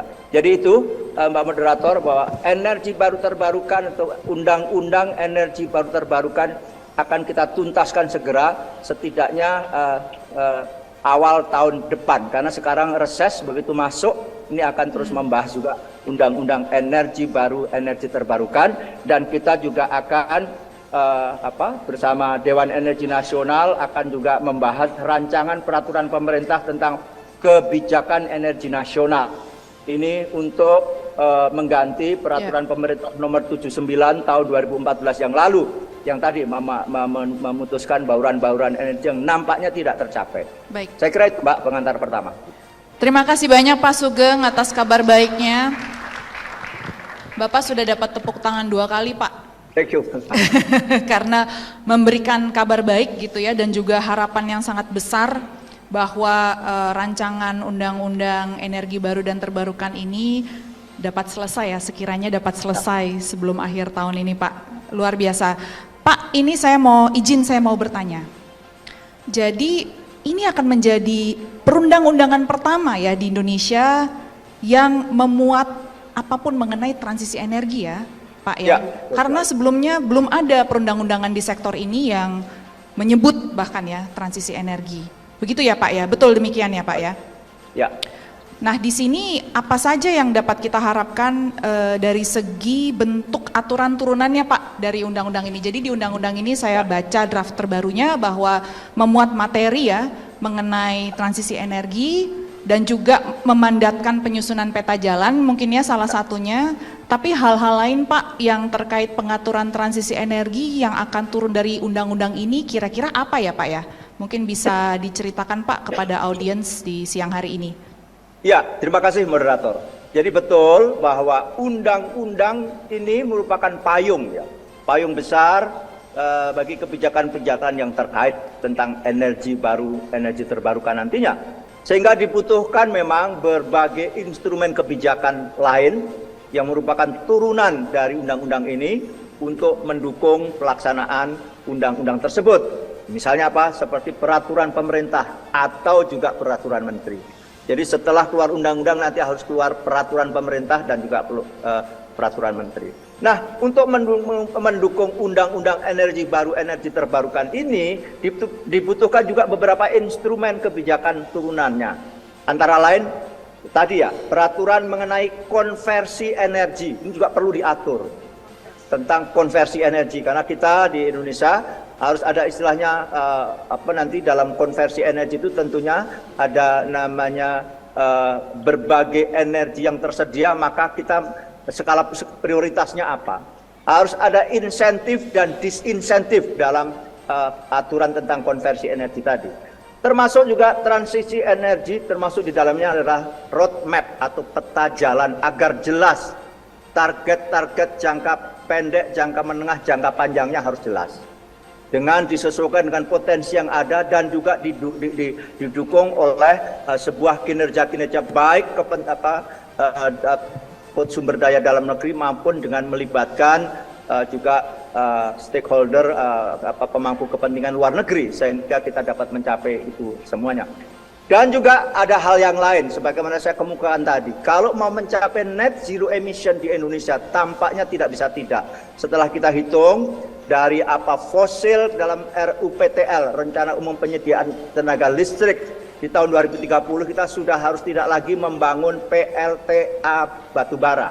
Karena memang seperti tadi batubara merupakan penyumbang emisi cukup besar. Kita hari-hari ini misalnya di Jakarta bagaimana tanggal 25 Agustus yang lalu Jakarta dikategorikan kota terburuk dalam polusi. Kenapa? Karena memang di Jakarta selain transportasi dan industri, Jakarta misalnya dikepung dengan PLTA batubara 16 buah. Terbesar adalah di Suralaya, itu adalah 4 giga sendiri. Bayangkan, 1 giga setiap tahun membakar 4,6 juta ton batubara. Nah itulah maka memerlukan alternatif-alternatif lain kalau mau mencapai net zero emission, sementara kita juga butuh energi yang besar. Maka pembangkit listrik tenaga nuklir tampaknya sudah tidak bisa tunda. Maka kita juga memerlukan pembentukan badan nuklir lah semacam itu, macam-macam dan sebagainya. Dari daftar rencana dan peraturan pemerintah, peraturan menteri juga diperlukan juga adalah akan tercantum semua dalam undang-undang ini. Jadi dari undang-undang turunannya peraturan pemerintah, peraturan menteri mencakup berbagai aspek tentang energy transition dan juga termasuk di dalamnya adalah tentang konversi energi dan juga menyangkut tentang nuklir. Saya kira ini penting sehingga semuanya nanti berjalan dengan baik. Baik Pak, terima kasih atas klarifikasinya. Jadi sesuai dengan jawaban Bapak tadi dan juga mungkin sesuai dengan draft yang terkini ya yang saya peroleh. Jadi memang undang-undang ini akan menjadi cantolan ya bagi penyusunan peta jalan transisi energi jangka pendek, jangka menengah dan jangka panjang. Dan tadi Bapak menyebutkan ya bahwa salah satu hal lain juga dokumen perencanaan yang akan nyantol istilahnya ya ke undang-undang ini adalah kebijakan energi nasional ya Pak ya yang sedang direvisi saat ini ya.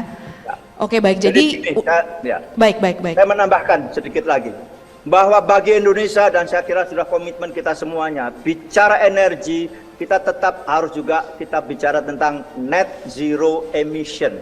Jadi seluruh kebijakan kita harus cantelkan dengan target net zero emission. Tidak sekedar secara kuantitatif kita bisa memenuhi kebutuhan energi yang terus increase sesuai dengan pertumbuhan ekonomi dan seterusnya, tetapi secara kualitatif kita harus menyiapkan pembangkit-pembangkit energi atau sumber-sumber energi yang clean and renewable energy. Maka ada energi transisi. Transisinya mungkin kita akan memakai meskipun itu tidak renewable adalah gas. Gas Indonesia memiliki cadangan cukup besar, kurang lebih 43 triliun kubik feet dan sebagainya. sehingga kita bisa mampu memenuhi kebutuhan dalam negeri akan energi dan juga petrochemical industry mestinya. Baik. Dan itu yang akan kita lakukan, ada energi sebelum masuk energi baru terbarukan secara purna adalah kita akan memakai gas. Hanya saja memang infrastruktur gasnya yang kita bangun, baik itu transmisi maupun juga terminal-terminal gas untuk pemanfaatan gas alam kita. Saya kira itu. Sekali lagi, saya terima kasih sekali sebagai Ketua Komisi 7 atas support dari Uni Eropa, bahwa saya kira kita tidak bisa bicara tentang bumi, kita harus menjadi kepedulian bersama, di mana bumi yang kita pijak di sini, kebijakan yang di sini akan juga berpengaruh di Eropa, sebaliknya juga demikian. Maka dengan senang hati, mari bersama-sama kita ikut memecahkan persoalan-persoalan climate change ini secara bersama-sama, tetapi tetap juga bahwa Indonesia juga tetap mau maju membutuhkan energi yang besar. Tapi percayalah, kami secara kuantitatif akan menambah sedemikian rupa besar energi, tetapi juga yang akan kita tambah adalah secara kualitatif energi yang ramah lingkungan, clean and renewable energy. Baik. Saya kira itu. Terima kasih. Terima kasih banyak Pak Sugeng. Ini sebenarnya masih banyak pertanyaan, tapi kita simpan dulu untuk ronde berikutnya. Nanti mungkin kita bisa juga meminta audiens mungkin ya untuk menyumbangkan pertanyaan, karena saya yakin sekali banyak yang penasaran mengenai berbagai aspek dari perundang-undangan dari RUU Energi Baru dan Terbarukan ini. Pak, saya minta izin untuk kembali menggunakan bahasa Inggris ya Pak ya, untuk pembicara yang lain yang ada di sini. Boleh Pak? Saya minta izin ya Pak ya. Terima kasih banyak Pak. Ya. Thank you. You may now take off your, it's all right. So that was very enlightening and very hopeful. We have now heard that the new and renewable energy bill is, there are plans to actually have it legislated before the end of the year or early next year. So that's very hopeful, because I know that there's a lot of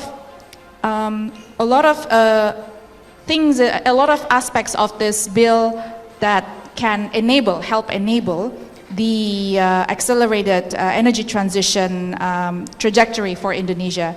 But let's now go into the details, and for that I would like to direct my question to Thomas regarding policy levers.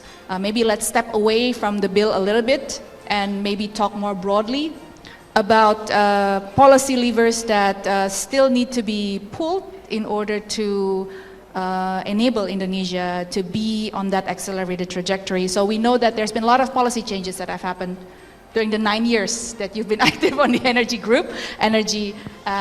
working group.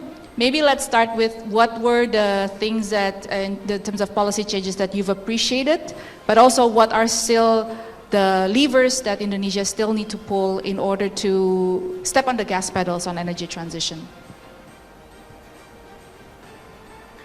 How much time do we have? Well, I'm going to give you about 7 minutes to do your monologue, Thomas. Okay, I'll actually try to make it shorter.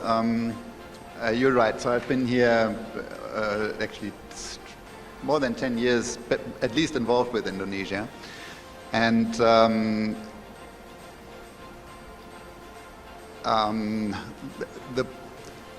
how to say, so maybe first why we are here. So I should point out the European Eurochem Energy Working Group is one of the largest committees within Eurochem, so that shows a strong interest in energy. It was originally started basically as an oil and gas working group and is now almost entirely renewable, so that also indicates the priority of European companies active in Indonesia. So clearly there is a strong interest to get involved in Indonesia. The potential is huge. We see increasing commitment. So Ketua Sugeng already talked about the energy bill and the expectation to pass it early next year. Everybody who knows Indonesian legislation process knows that if that happens, will be a strong signal in terms of prioritizing legislation. A similar bill has been under negotiation for at least 5 or 6 years, previously under the regional chamber, and then it was moved as a new initiative into the parliament. So on the other hand, of course, we also see that the progress is less than it could be, and I think that everybody is also wishing it would be. Also, Ketua Sugeng already mentioned that the original target of 23% by 2025 is now standing at 13.2. There are still ambitious plans about how that's going to be actually met. How realistic is another question. Yeah. Now, what do we think, to go back to your question, how things could be accelerated in Indonesia? From a perspective of our members and Eurocham, the biggest problem we are facing is predictable and clear mechanisms about how the huge potential that we see can actually be accessed. Right? So there is a lot of energy demand, there is a huge renewable energy potential, there is also a lot of potential in reducing fossil fuel. There's also a lot of high-cost power generation still happening in Indonesia. Diesel gensets are being mentioned again and again. But the regulations to create business cases to actually, participate in that potential is where we are struggling to find the right angle. So 2 maybe suggestions. One would be if we had a clear and predictable carbon cost mechanism. So Eurocham as a whole, we do support a cost on carbon in Indonesia, not only as the energy working group, but a pricing on carbon would give us a good indicator and a good basis to develop project and see what makes sense and what not. Another thing that we are suggesting is, or another thing that really is required is binding targets for especially PLN, of course. So there have been numerous regulations, new ones being exchanged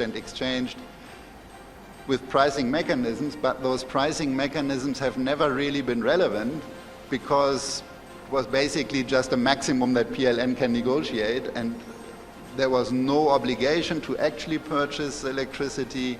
There was no clear mechanism about how the negotiations with PLN can be, legally supported, how a reasonable price should be found. So those are problems that we are facing, and of course we are hoping that with the new energy bill and also with increasing public awareness and interest in the government to actually reach renewable energy targets and decarbonization targets, that over the midterm those mechanisms will come in place. So cost of carbon and clear targets and obligations on renewable energy, those are the 2 main levers that would really help. Thank you, Thomas. So those are the 2 levers that you have mentioned. That's 2 out of a list of how many? No. A lot of details, I think. Okay, thank you. So let's maybe just quickly dive into the 2 levers that Thomas had mentioned here.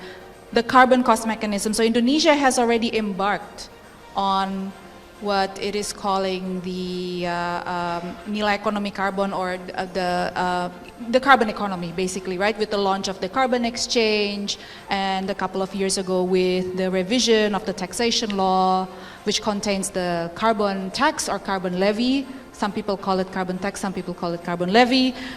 What other policy moves that Indonesia needs to consider in the short term in order to, what you said, create a clear and predictable carbon pricing, especially one that would really contribute to better, business planning for businesses and investors? Well, as you mentioned, there are regulations in place, but they don't actually provide a clear, predictable cost of carbon or obligation. Like, for example, yes, there is a carbon trading mechanism, but there is no penalty if the individual targets in the power plant sector in that case are not being met. There are targets, but as long as there's no carbon tax that you have to pay if you don't reach your target, then why would you buy credits? And how would the price actually come? Also, the carbon pricing regulation is, of course, an important basis. But again, it's more of a list of possible mechanisms that could be implemented, but are not really yet there. We do see progress, and I have to acknowledge especially Ministry of Energy and Mineral Resources is really pushing forward to get the trading done, and I think it's a really significant and important step, because without the trading mechanism, the tax will also not really work. So we have to see it step by step, but right now, the mechanisms as they are there, they don't provide what's needed. I see. Thank you. That's very helpful and also very enlightening. The second bit that I wanted to kind of like dive into is what you said, the binding targets. So, you know, more practically speaking, are you talking about, so because we have the national level targets, right, of reaching renewable energy mix, 23% by 2025, and as you've noted, and also in many of the plans that are going to be issued, whether it is the PLN business plan or the net zero energy sector pathway, there's going to be targets set out. But specifically when you say binding targets, what does it mean? Is it per technology? And you know, how should it be manifested in what kind of, I guess, instrument for businesses and investors, for them to view this as, you know, as providing certainty? I don't think I want to give too much advice on how exactly targets can be operated bindingly, but if we look, for example, at the 23% by 2025 target, we have seen the target already existing. I forgot when it was implemented, but at least 5, 6, 7 years ago. And of course, the expectation would be that every year you see a steady increase on the line to 23%, but the reality was that the timeline got shorter and the annual target got bigger. And of course, after a couple of years, people start really paying a lot of attention on what the targets is, because we don't actually see it happening. So if PLN, for example, of course it's primary energy, I'm aware, but of course PLN will play an important role to meet this, had binding targets anywhere in Indonesia to have a certain energy mix, and would have to buy the capacity at any cost to reach the target, then developers can predict whether they will be competitive on the cheap end and bidding processes with PLN or not. That is what I mean by predictability, but as long as we have targets that will be replaced with new targets, yes, and there is no real, you know, pressure, then it's not helping with predictability. Yes, okay, thank you very much, and appreciate you, elaborating on this. You did very well. I realize I put you in a spot there, in a quite tight spot, but this is very helpful because we want to then, I guess, from policy, we want to expand a little bit from the power sector policy to looking at other things as well. And this is where I would like to invite Eric to come in and talk about the just part of transition. So a lot of things at stake here, and a lot of things has to be done. A lot of new infrastructure will be put in place in a very short period of time if Indonesia wants to reach net zero by 2060 or sooner. So there's going to be some impacts on the ground affecting workers, affecting communities, and affecting the population at large. But there's also opportunities to be harnessed here with just transition, and in Indonesia's case that would be green jobs. There will be economic diversification and transformation opportunities. Now, can you tell us a little bit about how a country like Indonesia should be looking at this in a way that would uphold just energy transition. What should it be? What kind of policies should it have in place to basically enable the mitigation of risks and also the enhancement of opportunities? Okay, thank you very much. I guess you can hear me quite clearly. So I'm very thankful to be here. I was just in Jakarta about 2 weeks ago, and I was in Manado in North Sulawesi. So just one point, and this is something I try to stress with all the countries in Asia Pacific, and sometimes the UN is constantly bombing countries with, please update your policy, please update your national action program, please do this, please do that. And so for me, I think that one of the challenges, when we're talking about policy is also implementation. And I think we need to see implementation of policy. And 2 weeks ago, I had the pleasure of listening to the Minister of Energy of Indonesia speak, and they had a really excellent roadmap in place talking about what as you phase out coal, what is being phased in, geothermal, hydro, of course, solar and so forth. And then just another note on North Sulawesi itself. I'd be curious to know if someone is mapping all the energy transitions within the provinces in Indonesia. For example, in North Sulawesi, 30% of the energy being sourced there is now from renewables. And I thought that was very interesting. So there's a transition going on there, and some of that can be linked to the French. They built a very large solar farm in North Sulawesi, so that's augmenting the energy mix there.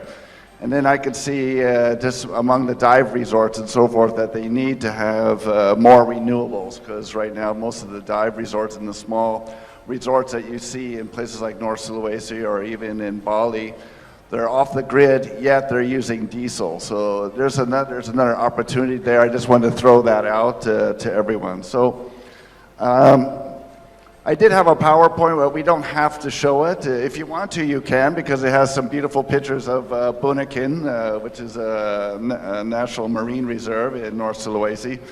But just to touch briefly on why the ILO cares about all these things, we're talking about why we've moved into environmental issues, why we moved into climate action for jobs, and this is something that had started in 2019. Okay, so you can just leave that slide there. I'll move to that slide in a bit. So we started doing work on transitioning to a carbon neutral and climate resilient economies over a decade ago.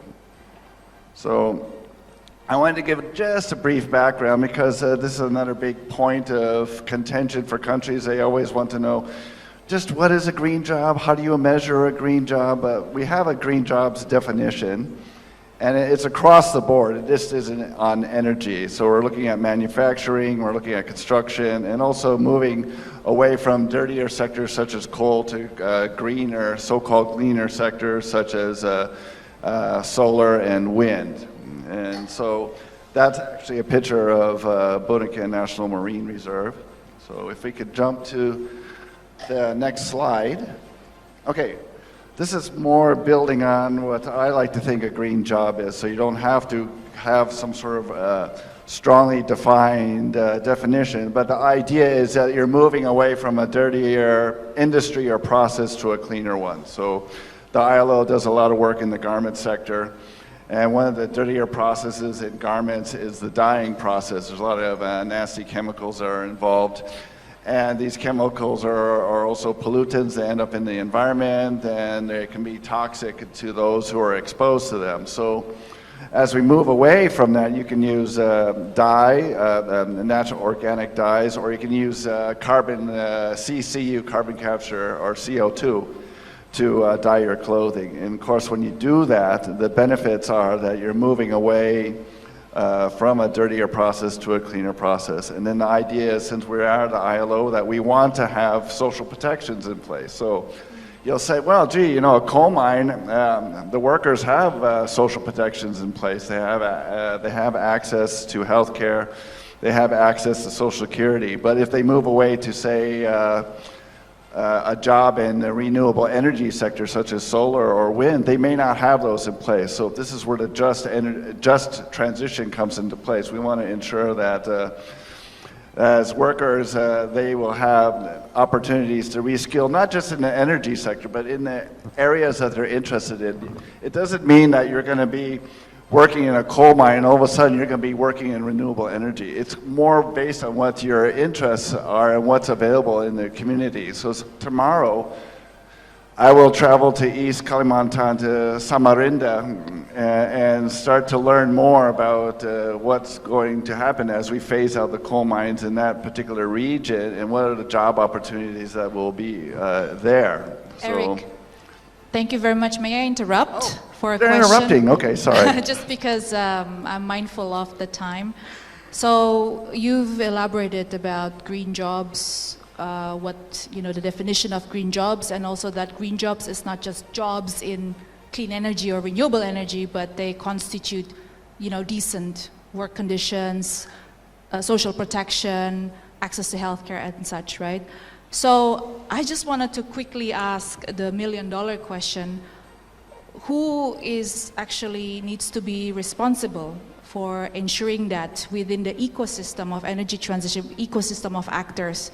So we have governments, we have businesses, we have non-governments, and so that this transition is going to, ensuring a just energy transition is no doubt is going to require resources, and it's going to require, other things as well, I guess, being put on the ground, right? Capacity, infrastructure to some extent, etc. What is ILO's view in how the responsibilities need to be divided between all of the actors in the ecosystem when it comes to ensuring a just energy transition? Can you tell us a little bit more about that? Well, let's keep in mind that we're talking about just transition, so it's tripartite. So yes, we have the government, we have the employers, and we also have the workers. So all three voices need to be heard. If you don't have all three voices heard in a transition process, I can give you a very good example of something that's already happened. It happened in South Asia. I won't name the country, but the government decided that moving towards organic agriculture would be a very good thing. It sounds nice, right? Organic agriculture, you don't have chemical pollutants in your food, you're not polluting the environment. But the problem is they didn't talk to the farmers. So they implemented this policy overnight without any farmer input. And what happened was, of course, the farmers who are reliant on subsidies for petrol-based chemicals, fertilizers, and pesticides weren't ready for the transition, and so the agricultural system basically in the country collapsed. So this is why we talk about having a tripartite solution and why it has to be just, because if you're not getting all the voices, it's not just because the ILO thinks it's something cute to do, it's because it's important to make sure all your voices are there. And so, what was the other aspect of this you wanted to know? So okay, thank you very much. I can see some of us here Googling, trying to find out what the country is. That is an excellent... I won't tell you. It's easy to figure out, though. That's an excellent example. Can you just very, very quickly tell us a little bit? So you mentioned about the tripartite, all of the voices within that tripartite constellation needs to be heard. What are the mechanisms that that have been, used out there to do exactly this? Well, as you know, the ILO, we're civil servants, so we're extensions of governments in the region. So we're actually part of the Indonesian government in a way, because we're working with the government on changing the policy, on changing the programs, on looking at how to advance sustainable infrastructure and so forth. So every time someone says, well, what are the costs of having a just energy transition, for example, I would ask, what is the cost of not undertaking a transition? As we see the impacts of climate now in the region, we're seeing like Jakarta, for example, it seems extra hot to me. It should be raining, but it's not doing that. So what are the impacts on the agricultural sector? You have to take a holistic approach and look at it. And then some of the good examples out there are actually from the private sector. So, for example, there's a company called TPPI in Thailand. It's a cement company, but they also they had a couple of coal-fired power plants, and they needed to transition away because the reason why they transitioned was because coal is getting so expensive. So they transitioned to waste to energy because Thailand, unfortunately, like Indonesia, has a lot of plastic waste. Kilometers of plastic waste built up at dump sites. And so what they did is they converted their coal-fired power plants into waste-to-energy plants, and they were able to retain all the workers without reskilling. That's one example.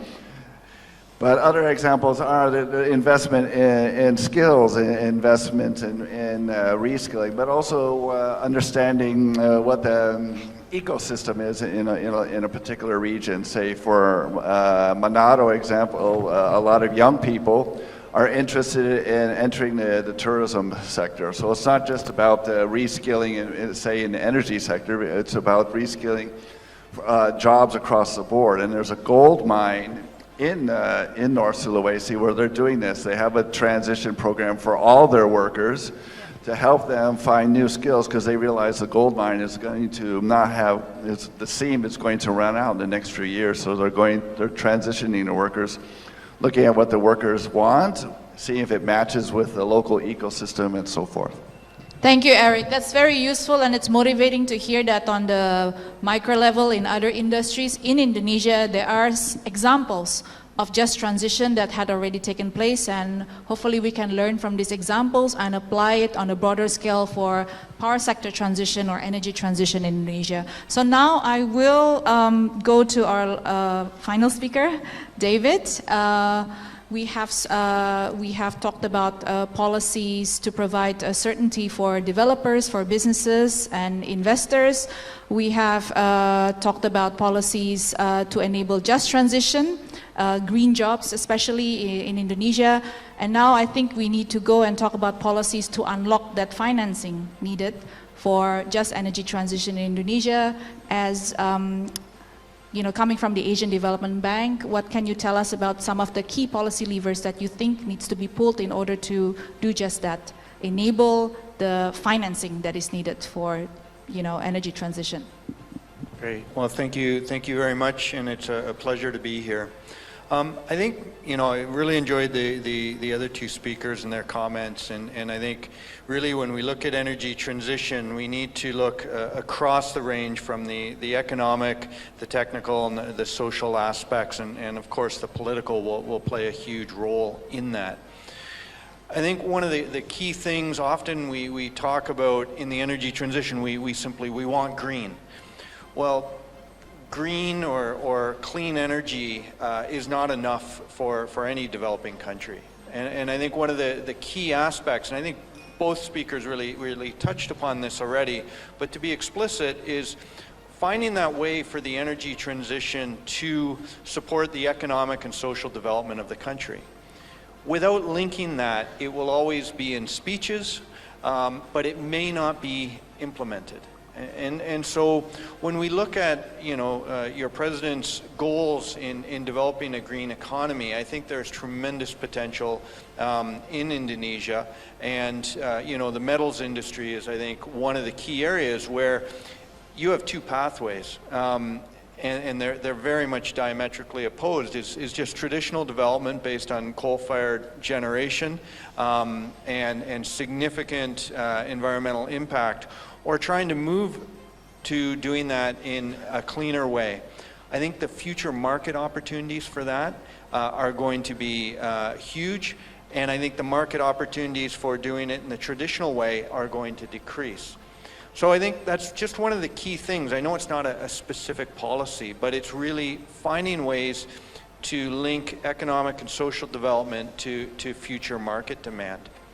Another aspect, and Thomas talked about this here, is addressing the existing barriers. I do talk to developers who have, in both Indonesian and international developers, who are simply giving up for now on Indonesia.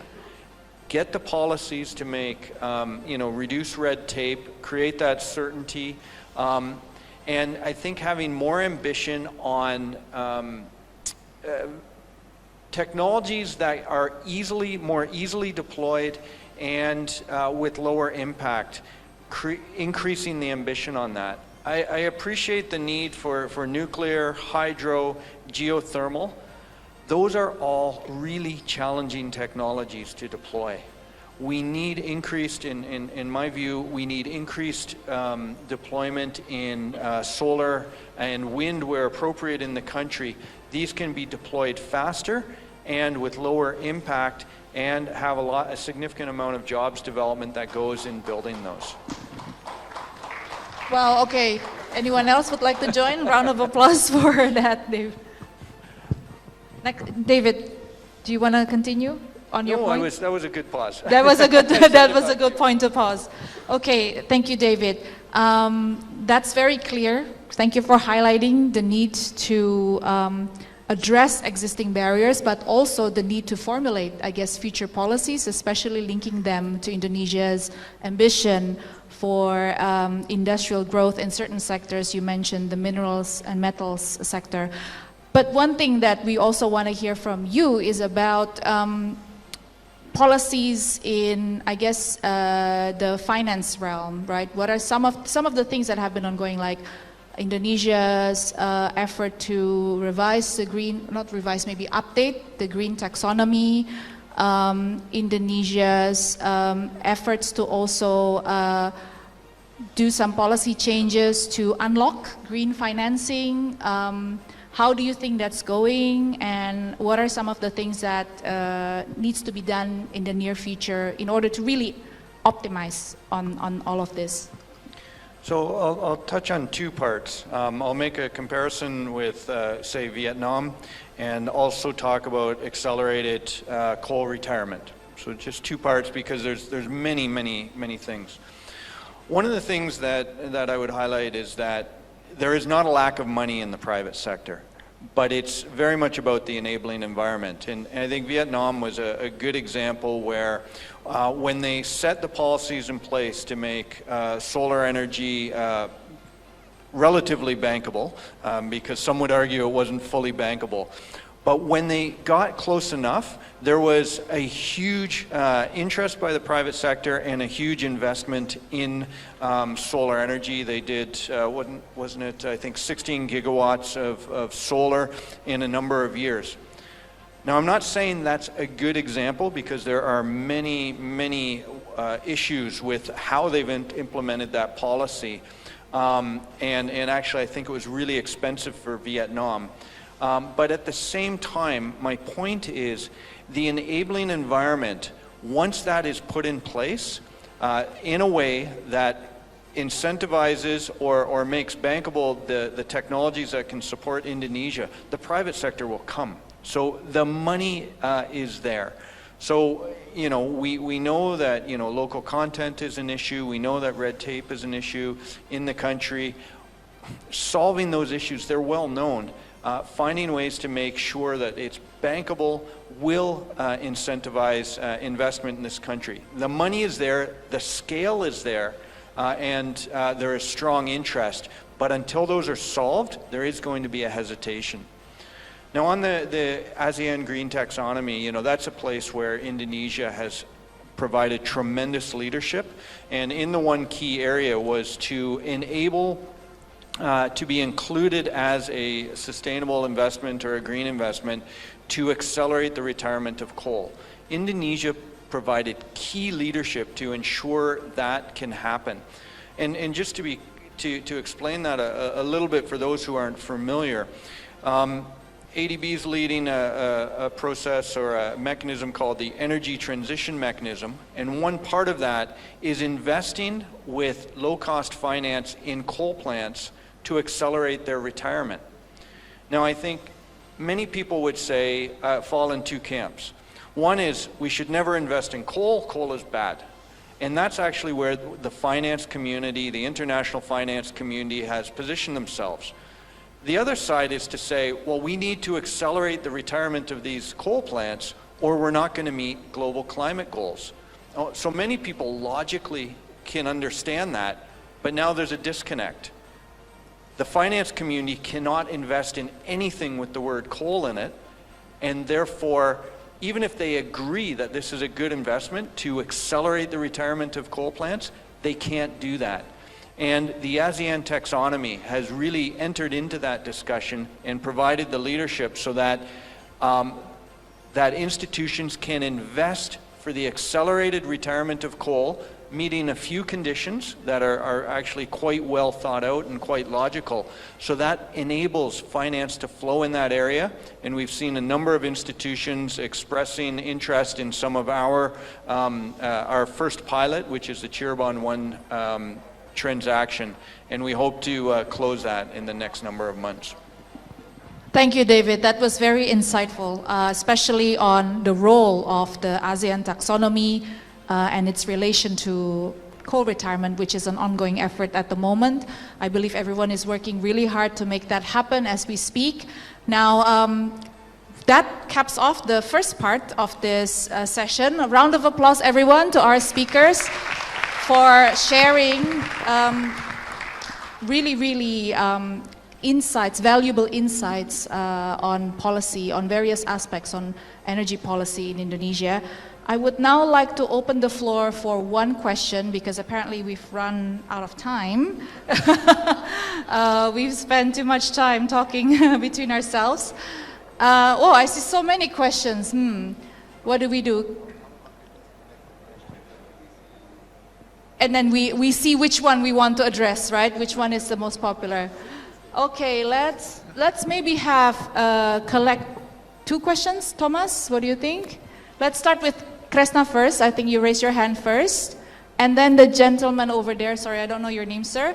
There are microphones, I think, on either side of the room.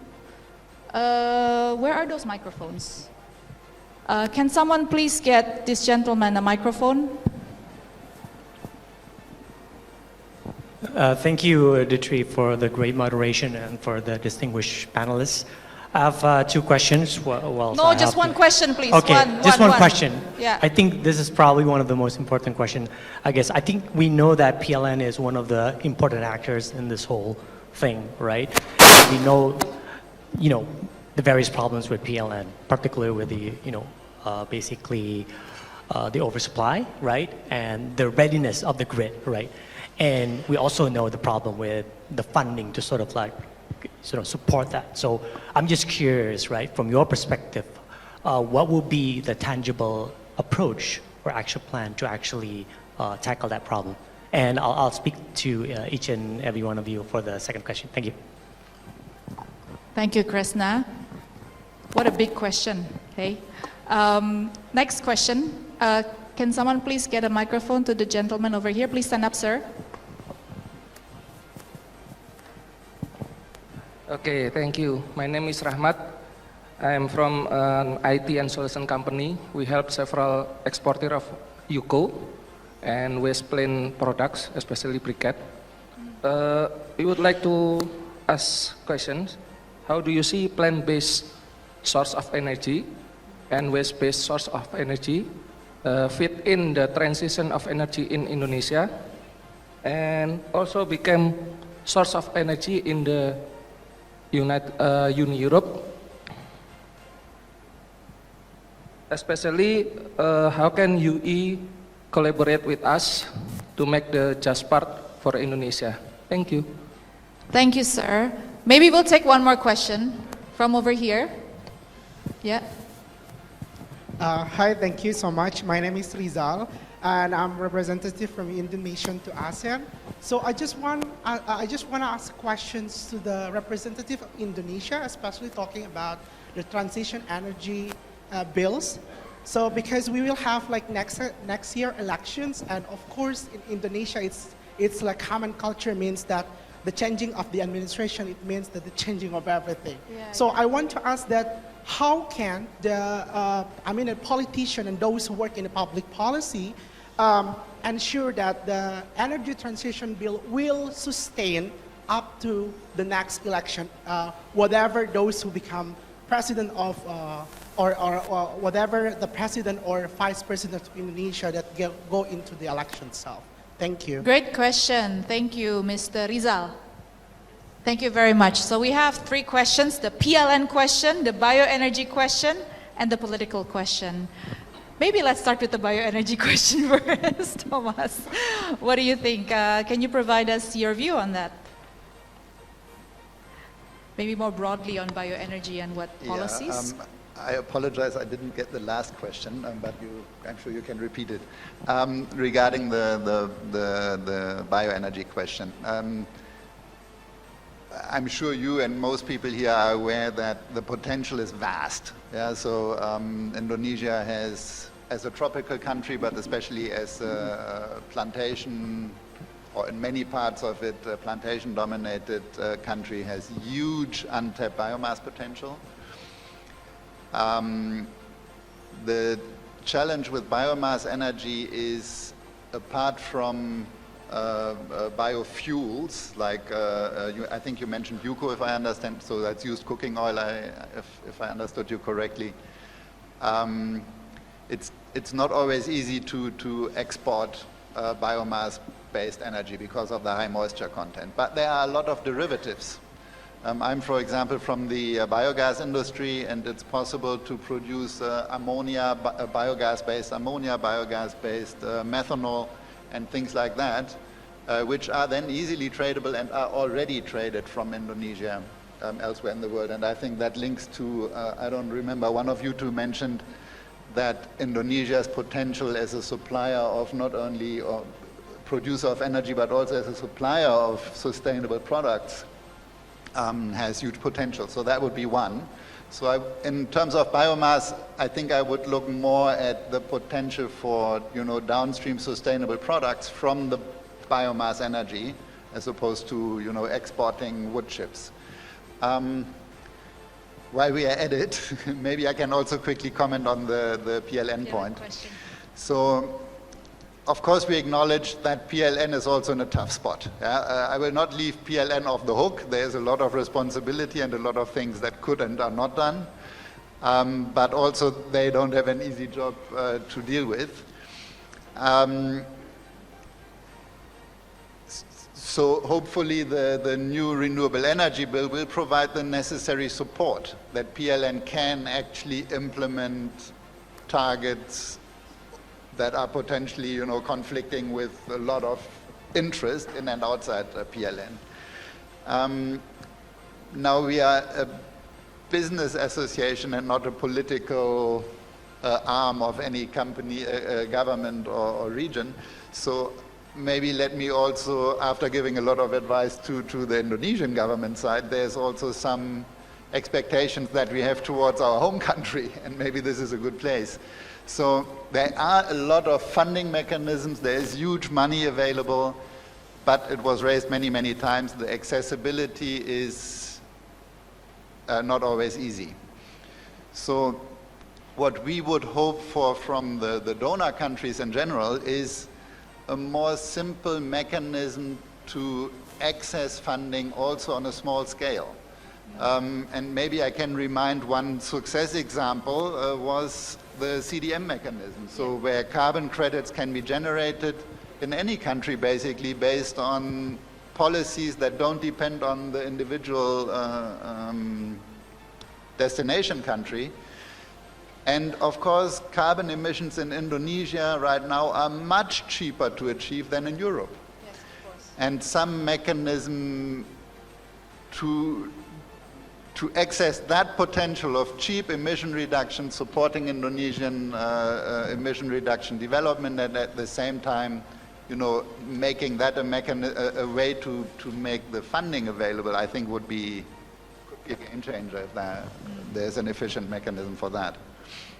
That's a great answer and a great input. A round of applause for that. I believe there are representatives from the EU in the audience listening to your input at the moment, writing down. So that's great. You don't have to answer the third question. We are going to reserve that for Pak Sugeng. It's fine. It's the question on political question. So I think that's for Ketua Sugeng to answer if he's still here with us. But now on to maybe David first. What are your views on the PLN question and maybe a little bit on bioenergy? But also you're welcome to address the political question as well if you'd like. Yeah, I think, PLN is an incredibly impressive and strong utility. But there is, the overall business model for PLN is a cost-plus model. And unfortunately, this is not a model that incentivizes significant innovation and cost efficiency. So eventually, that has to be addressed. We've seen this worldwide. This is an old business model. And finding ways to increase the incentive to based on various cost efficiency KPIs, that type of governance eventually has to come to play. That is very political, that is very difficult. There is going to be resistance to change. We all know that, but it has to go that direction at some point. And again, as I said earlier, to increase that ambition with respect to variable renewables, I think has to happen. It's too much based on baseload technologies that are expensive, time-consuming, and difficult to deploy. So that change has to adjust. And I'll just comment on the political side. This is an issue for every single country in the world, every single democracy, I guess I should say. And in that respect, tying it to the business interest, the socioeconomic development, I think is the best way to make sure this bridges administrations. If you're doing it just for climate or just from a world stage grandstanding, the new government may choose to do that or may not. But if there's strong socioeconomic imperatives, everybody's motivated to improve a country. That's an excellent message. Thank you very much, David. So tying it to the socioeconomic imperatives and benefits, that is what's going to make energy transition, as Pak Rizal raised his concern about whether energy transition will sustain, right? That is what's going to make this strategy sustain, right? If it's integrated into the overall economic development and growth kind of policy of Indonesia. Talking about socioeconomic benefits, Eric, would you like to maybe jump in, share your view about what was just said? Just to touch, maybe this is a little off base, but I wanted to touch on SMEs. We keep talking about these big, large utilities and so forth, but and we're talking about financing. But if we look at BDS or business development services in a country where you're starting, where you want to be an entrepreneur, a budding entrepreneur, I think if you were to green your business development services, that means that when you have a business plan, you come to the bank and you show that in your business development plan that you put in energy efficiency on or reducing your water or cleaner production, then you should be able to get a loan, because I think we've sort of ignored the small and medium enterprises. So I wanted to touch on that. So that's something very easy to do, because I know Indonesia already has a website to help entrepreneurs start a business. So if you could do that, and you could green these entrepreneurs and make it easier to gain finance just by having them put their business in their business development plan, any way that shows that they're thinking about energy efficiency, they're thinking about reducing their water consumption, these types of things. This is, to me, like a low-hanging fruit in terms of policy development. It doesn't take a lot of red tape to remove these types of things. Just make it easier to gain finance. So that's my point. Thank you very much, Eric. Okay, so that concludes our Q&A session. I'm really sorry we cannot give more time for more questions, but I believe the speakers will be around during lunchtime, so feel free to just come up to them and ask them directly. There is just one thing I wanted to check. Is Pak Sugeng still online? Oh, he's gone already. Okay, I'm really sorry about that, but I guess that also That means we have to end the session. Thank you very much to Eric, David, and Thomas for your contributions, for your time. I don't think I have to summarize this session anymore. I don't want to stand between you and lunch. So one more time, round of applause to all of us. I would like to now return this to the MC.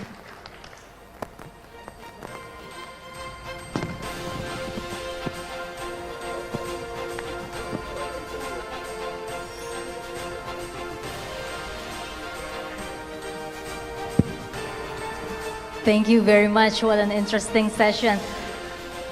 Full of insights, full of enlightenments.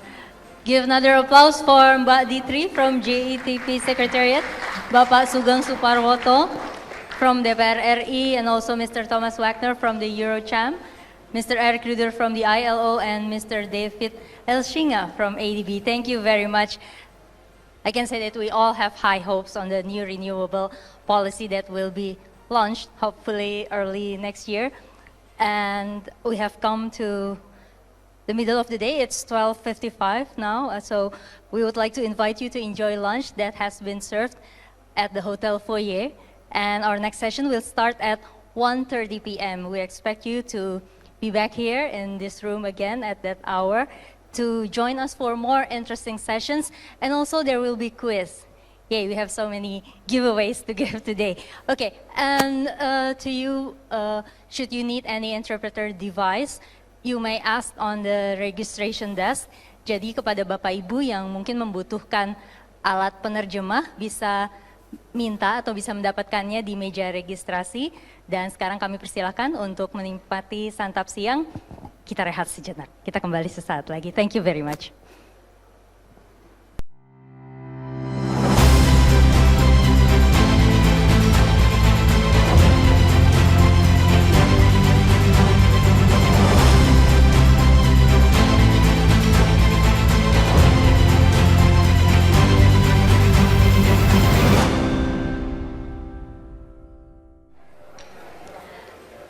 Bapak, Ibu hadirin yang kami hormati, ladies and gentlemen, our distinguished guests, welcome back to the Team Europe Green Conference 2023, Pathways to a Prosperous Indonesia, powered by Renewable Energy. We hope you had a great lunch, you enjoyed your lunch and also had a productive break, I hope, making networks, having each other's numbers probably, to make connections, collaborations, and further discussions on energy transitions, hopefully. Okay, so on the first two sessions, we have talked about strategies and also about policies. And now we are going to hear more about the financial sector. The next session, Financing the Energy Transition, How to Create Bankable Projects, will be led by Shanas Patel, Program Manager, Sustainable Finance and Investment at the EU Delegation to Indonesia, bringing together representatives of key institutions that deal with financial strategies and mechanisms and how they could contribute to the acceleration of energy transition in Indonesia. Ibu Shanas Patel, we welcome you at this stage. Give a big round of applause.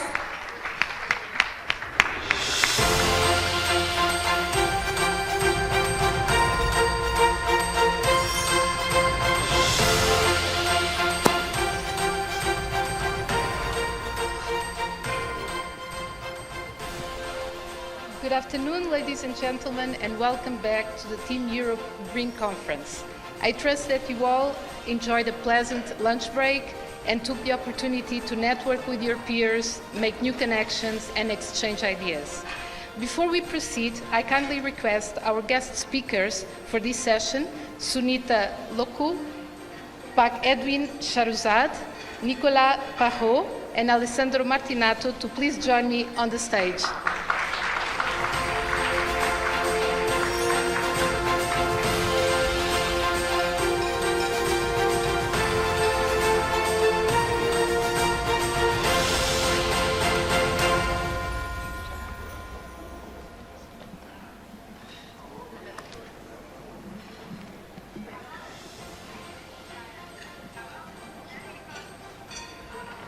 It's a pleasure for me to be here today as moderator to this remarkable panel and guide today's conversation on a topic that is not only quite relevant but also very timely: financing the energy transition in Indonesia and how to create bankable projects.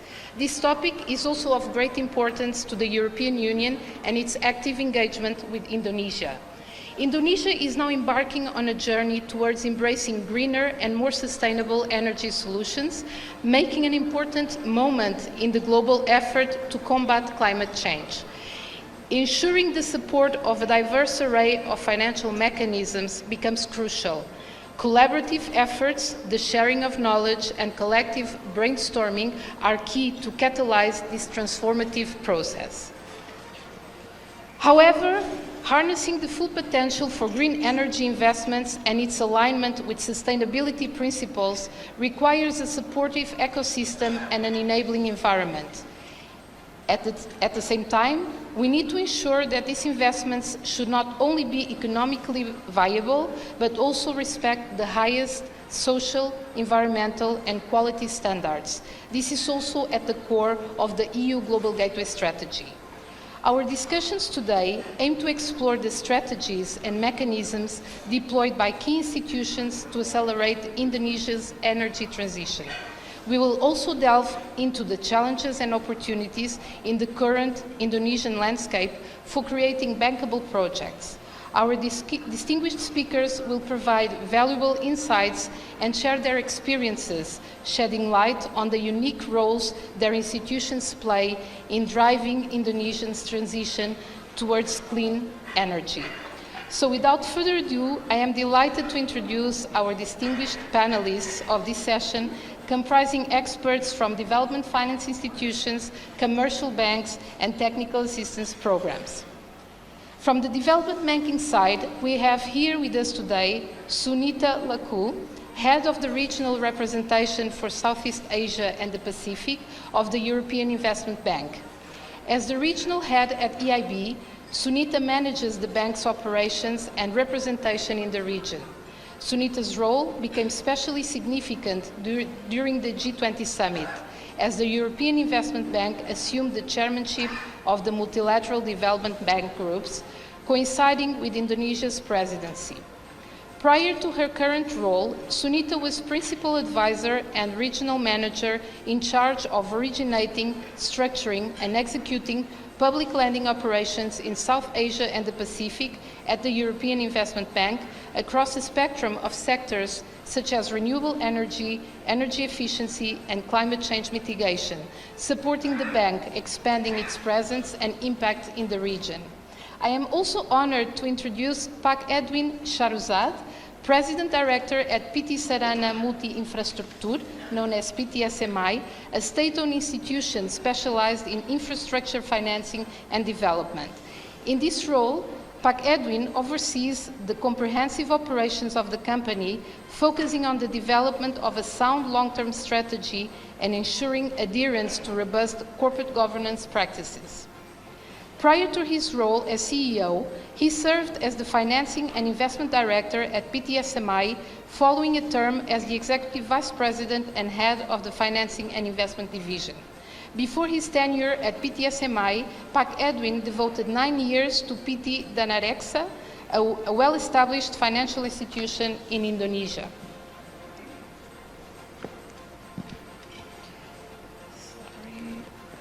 From the commercial banking side, we welcome Nicolas Parot, who is currently serving as the country head of BNP Paribas in Indonesia and President Director of PT Bank BNP Paribas Indonesia.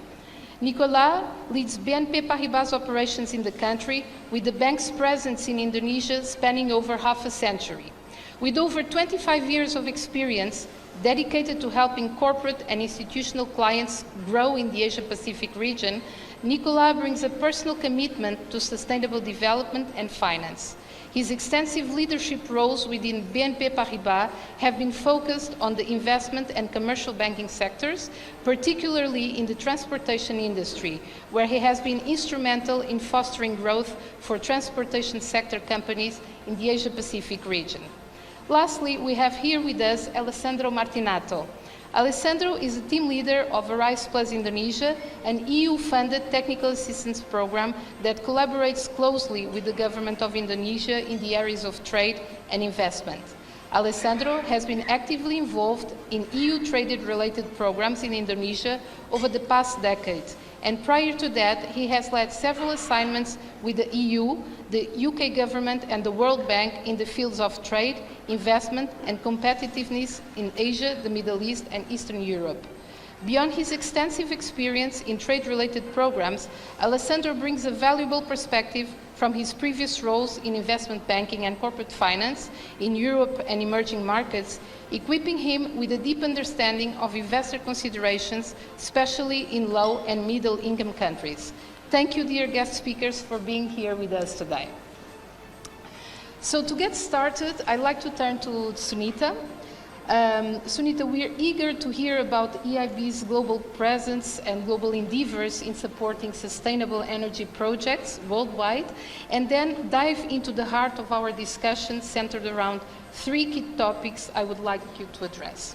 Firstly, we'd like to gain insights into EIB's approach to the energy transition, particularly in the unique context of a developing country such as Indonesia. What are the key elements that guide EIB's strategy in this scenario? Secondly, Indonesia has a distinctive energy ecosystem. We are curious to understand how EIB plans to navigate the specific challenges presented by Indonesia's current energy landscape while steering it towards a greener, more sustainable future. And thirdly, the importance of regional cooperation in ensuring a seamless energy transition. As we look beyond Indonesia, we're keen to know how EIB aligns its strategies to facilitate a consistent energy transition in the broader region. I understand you would be presenting some slides to support your intervention and complement your insights. If we could have EIB slides on screen, please, it would be great. Thank you, Sunita. The floor is yours. Ladies and gentlemen, everyone, good afternoon. Selamat siang. It's a pleasure to be here to talk to you on this important topic.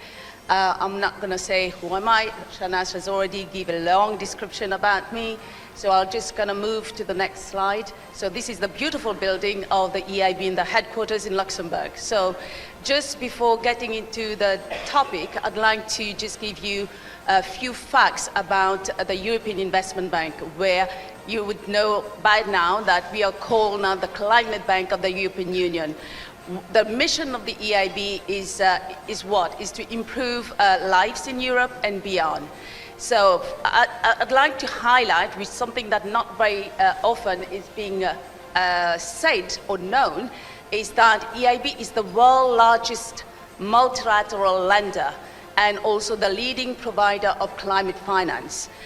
We are the unique bank that is owned by the EU member states, and we are also the only multilateral that extends its funding to its non-members countries.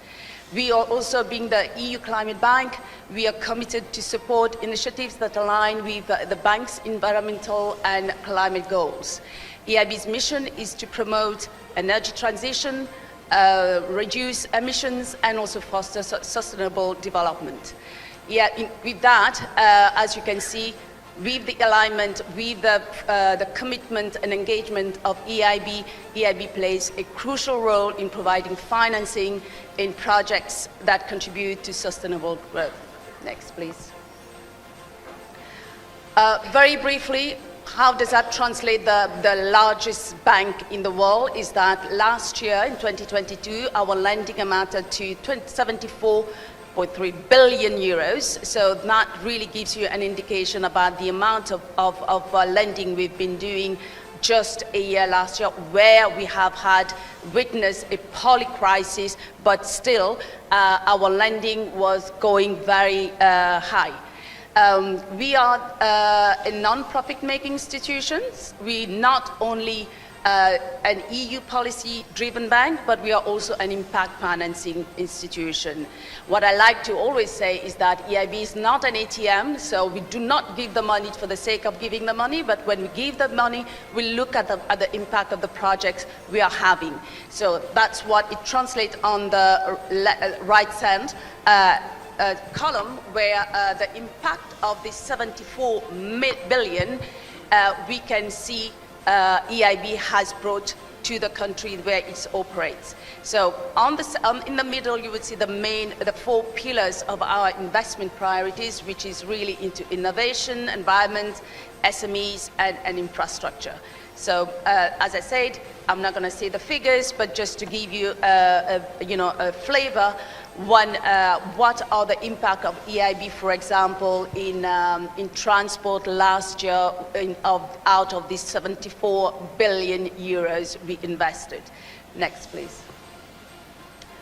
As I said, EIB is the multilateral lender and borrower largest in the world, and we raise our funding on the capital market as a non-profit making institution. So what we do is we got the cheap financing, the cost of funding that we get ourselves, we pass it on directly to our clients. So whatever we have, for example, we give to Germany, Italy, those big countries, we would have the same pricing to Laos, to Indonesia, or to Bangladesh. We do not discriminate the pricing. So it's one pricing to everyone. However, without getting into too much details, we have different envelopes where we can tap into to give funding. So for countries that are really robust, I would say investment grade country, like Indonesia, we would use our own funding, our own risk. For those that are really sub-investment grade, like Laos, Cambodia, we would use the external lending mandate, where we had the comprehensive guarantee from the European Union. So just to give you a bit of what we've been doing over the 65 years of existence of EIB, we have invested 1.5 trillion euros and almost about more than 15,000 projects over 160 countries. So the main objective of the EIB is not to be the sole lender, but it is to crowd in as well the private sector. So what we've been doing since then, we have been able to crowd in banks for an amount of almost 5 trillion euros over all the investment we've been doing. So we are headquartered in Luxembourg. We are a very small institution, not that like the World Bank, over 1,000. We are just 4,000 and a bit. And we are bankers, and the bank has as well, all the experts are in-house. We have 59 offices around the world. Thank you. Next, please. So as I said, we walk the talk. EIB as the EU climate bank, the political leaders requested EIB to step up its effort into climate action. Why? Because we have been really a pioneer into climate finance. So in 2019, the political leaders asked EIB to focus on climate action, because the climate action is not only a European issue or concern, but it's a worldwide. Since we have really good experience in that, we were asked to do this. So how does that then translate into our objectives and ambitions? We have aligned all our financing to Paris alignment, and by 2020, all our projects are fully aligned with the Paris Agreement. And we also stop financing fossil fuel, and we have committed to have 50% of our lending by 2025 dedicated to climate action and environmental. Although we have that deadline or that target for 2025, last year already, or the 2 years before, we have already exceeded this 50% of our lending into climate action. So the EIB Group has pledged to support 1 trillion of climate action by 2030. And as I said, EIB is the first multilateral institution that has aligned all its projects to Paris alignment. As you can see, last year, in 2022, our lending to climate action was 36.5 billion, and you would see the subsectors of this 26 billion. Next, please. So into energy, as you would see, this is what we've been doing into energy since 2017. I think that's what it says. Sorry, I can't see too small. We have invested 19 billion into energy-related projects, which is into, you would see the different figures, how it is being split on the subsectors. And we have been also the leader in renewable energy of 30 billion euros. Next, please. So coming back to the questions that Shanaz was asking before is how EIB, what are the elements that EIB take into account when we talk about energy transition? Energy transition is huge. I mean, it's a big thing that you need to take into account. So there are really 4 pillars that we have put in our energy lending policy in order to lead us and to guide us to to support energy transition. First is the unlocking of the energy efficiency, and how do we do this? We promote projects in energy efficiency, cut in consumption, and also we help into building, retrofitting buildings, upgrade and rehabilitation. It's just to see how we can make use of energy efficiency. And also, well, one of the big things is decarbonizing energy supply. You know, it's big by itself. It's really to support renewable energy, how we move from conventional fuel to green energy. There's a lot. I mean, Indonesia is blessed by the natural resources. You have a lot of sun, wind, and geothermal. So, you know, the opportunities are there. And also what EIB does is as well to support innovative technologies and new types of energy infrastructure. That is absolutely important because, you know, the cutting edge, technology, not everyone, commercial bank, for example, would like to put in their money in there. But EIB really support R&D and new technologies in order to be really, a leader in the market. And also securing enabling infrastructure. I mean, it is good to have renewable energy, but I mean, you have to see whether you have the transmission and, the energy is being, you have proper transmission line to evacuate the green energy generation. Next, please. The next question of Shanaz was, how do we plan to support Indonesia to a greener energy, sphere? Simply, we are a bank, and as I said, we are a policy-driven bank, we are EU climate bank, so it comes with our funding. We provide loans to promote renewable energy, energy efficiency, infrastructure, and also clean technology initiatives. We tailor-made our financing solution. We would look at the countries, energy reliance, and we will try to see how we can adapt our financing to support Indonesia to move to transition to renewable energy. And also the project structuring and the blended finance, we can mobilize grants from the EU and also from the EU member states and also other institution where we can blend our loan with the grants in order to make it more appealing and convenient to the investors. Also risk mitigation, we also can offer the credit enhancement, like we can mobilize or reach out to the EU to provide guarantees on private sector projects through the EFSD+, and also we have as well access to switch where they have as well the political risk cover. We can have also to some of the countries that really on a higher risk of political instability. And also we have creative financing mechanism, like we are the pioneer for green bonds. So we can also collaborate with the institutions, and then we seek as well the private investors' participation. As I don't know whether I mentioned that before, EIB do not want to be the single leader lender in a project, because we want to have someone else who is taking the project, the skin in the game.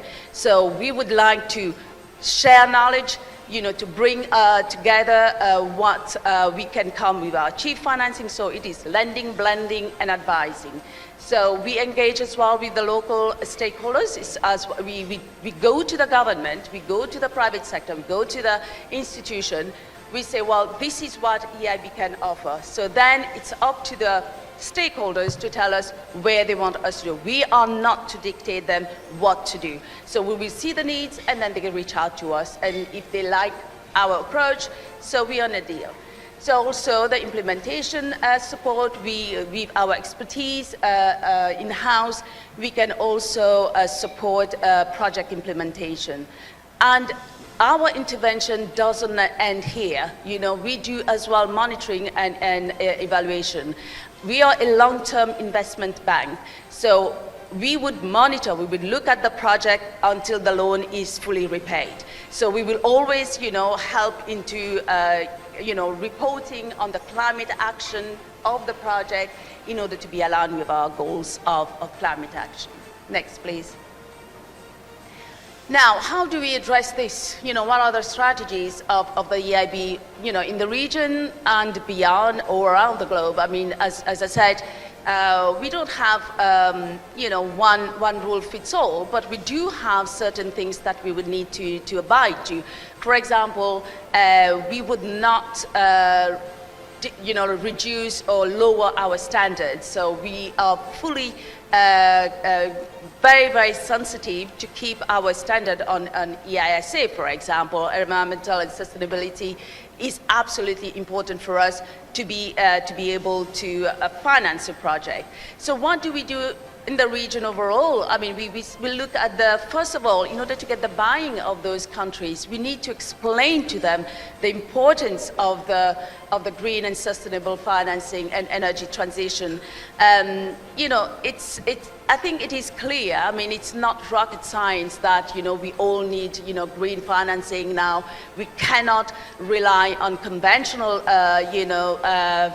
fuel. I mean, we have seen that we experienced last time, with the war, there was no, there was a energy security problem. So why do you have to rely when you have your own resources? So it is important for the country to understand that green energy transition is important and is easy, is sustainable, and less environmental impact.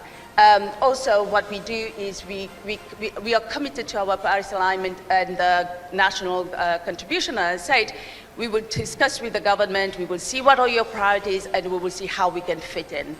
And also the country-specific approach, because we cannot treat, for example, Germany and Indonesia or India the same way. So we will have to see what is needed and what is possible in order to drive you into that, avenue.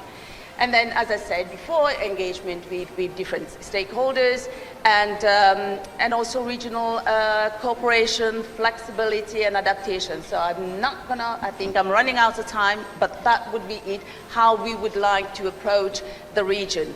But overall, it's a standard, it's a policies, it's a procedures that EIB apply around the globe, and that's it. Thank you, Sunita, for such a comprehensive presentation. Your insights have provided a clear picture of what the EIB brings to the table. It is reassuring to know that the EIB stands ready with the help of global experience and the financial means to drive sustainable energy projects in the country in co-financing modalities. Now I turn to Pak Edwin Sharuzad. Financial innovations play a critical role in advancing sustainability initiatives. Pak Edwin, can you elaborate on the innovative financial mechanisms and tools that PTSMI currently employs to foster the energy transition? Over to you. Okay, thank you very much. Good afternoon, ladies and gentlemen. It is a pleasure to me to be here on the very good discussion concerning about the energy transition and how can we create a bankable projects. Yeah, I think within the context of Indonesia, first of all, of course, Indonesia need to transform its economy, and more importantly, I think since Indonesia is a developing nation, we have to be having an equitable mission in the seeking of sustaining our economic growth, while at the same time we are also transforming our economy into lower emission activities.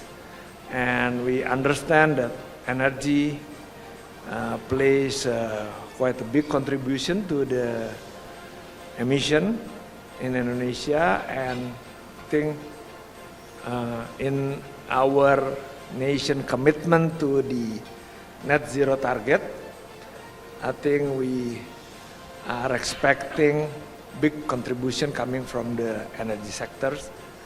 And for that, I think PTSMI as a special mission vehicle of the Ministry of Finance is expected to play a role, of course, beyond financing.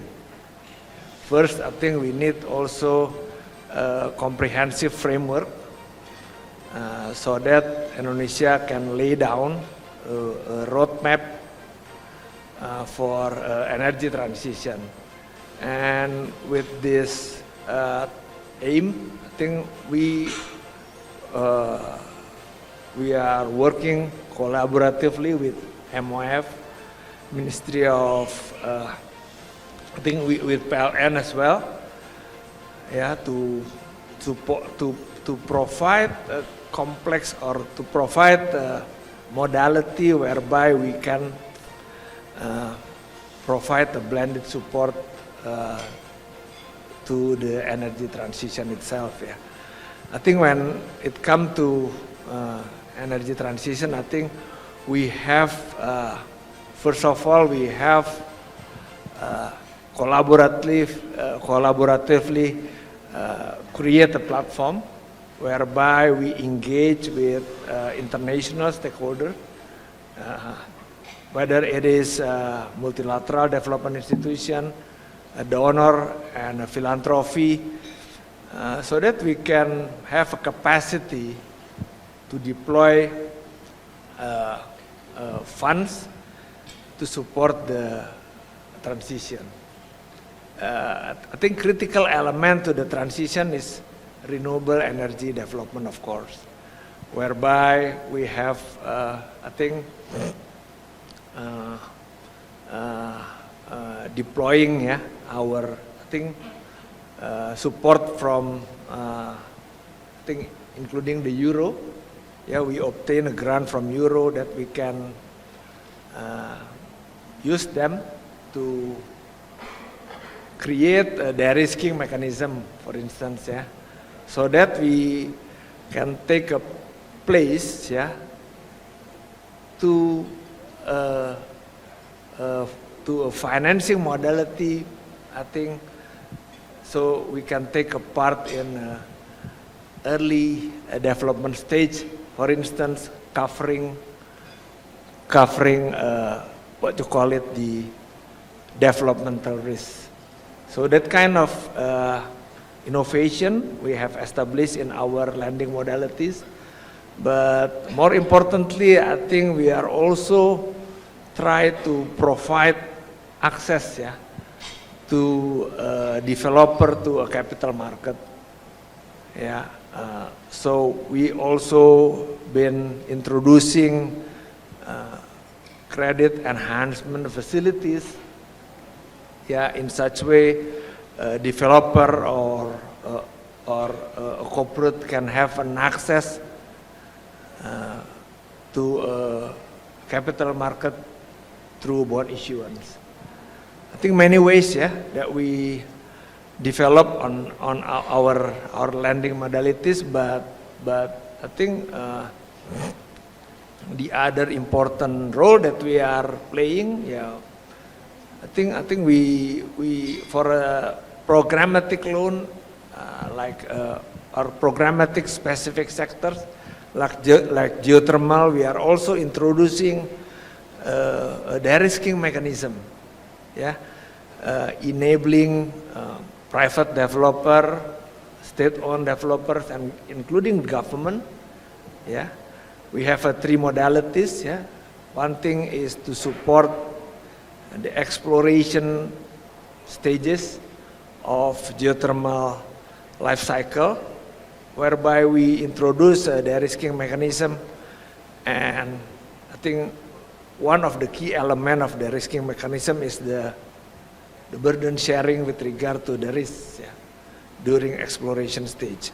So this kind of mechanism is, I think, is quite new to Indonesia, and we hope that it can also give a stimulus to the renewable energy sector, especially geothermal, where Indonesia is resource rich in the geothermal space, and also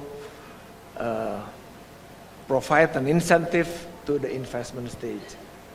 And I think the latest part, I can also explain that SMI is also involved in not only lending to corporate or private side, whether it is state-owned enterprise or private, but also SMI is also providing lending to local government.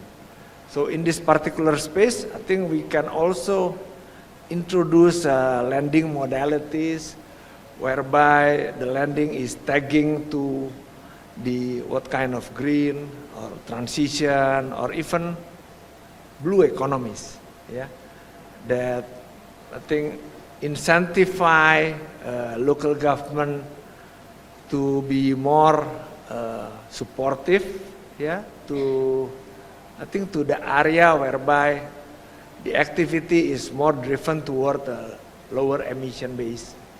And I think some region with forestry resources, forestry rich areas, or some region with ocean, front areas, yeah, can have also a more targeted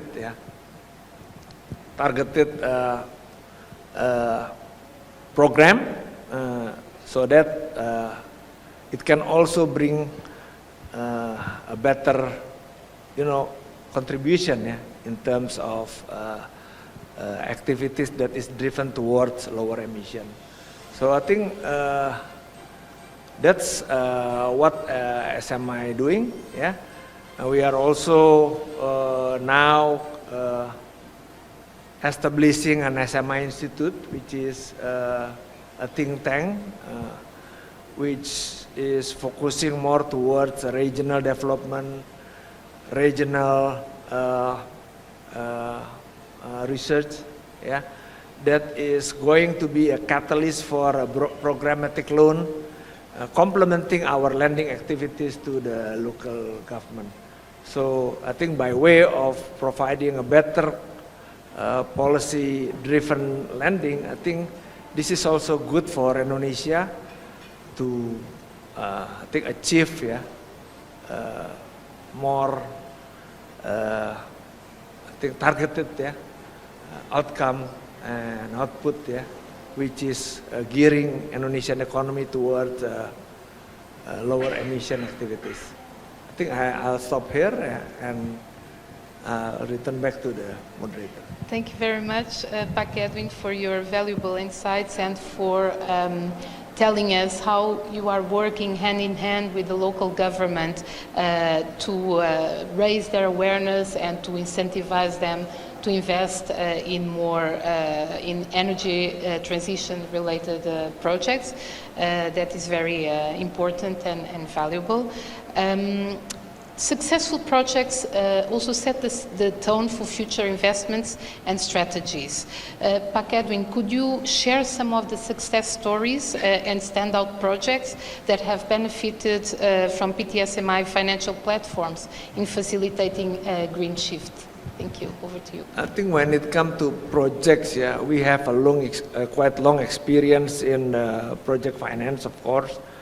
The role that we have conducted since our early establishment in 2009, yeah, and I think one of the milestone of the project, yeah, that we can show, we can give as a showcase, I think of course is a blended collaboration, yeah, with regard to the project finance, whereby there is an element of the risking mechanism and also lending or long-term lending itself. Yeah. Typically, we are dealing with a greenfield project finance, whereby the stage of development, I think, faces a developer with a project or development risk, and we are providing two things. First is, I think, PDF types of de-risking mechanism where there is a grant element helping the developer with improvement of the quality of the feasibility, and that can reduce partial risk, yeah, of the projects. And the other element, of course, is the risking mechanism in the form of subordination to the, I think, the senior lenders. Typically, the subordination is for taking the risk of the construction risk, yeah, at the construction stage. So I think there is a case where we provide lending to hydropower projects in Sumatra Island, yeah. I think one of the risking mechanism kicks in, and the facility, I think, drawn. But given the fact that the project has come to the stage of completion and even come to the operational stage, even after several years of the operation, all the facility being refinanced by the commercial bank. So I think it's a happy ending story, yeah, whereby our contribution as a de-risking mechanism, subordinated lenders can also bring the project into reality.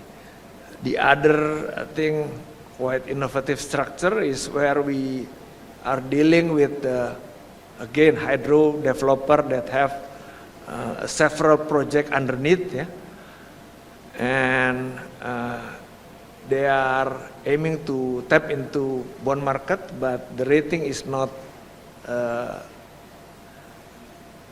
sufficient enough, yeah, for them to get satisfactory rates, yeah. So we provide them with standby facility. So the standby facility is basically to support the bondholder.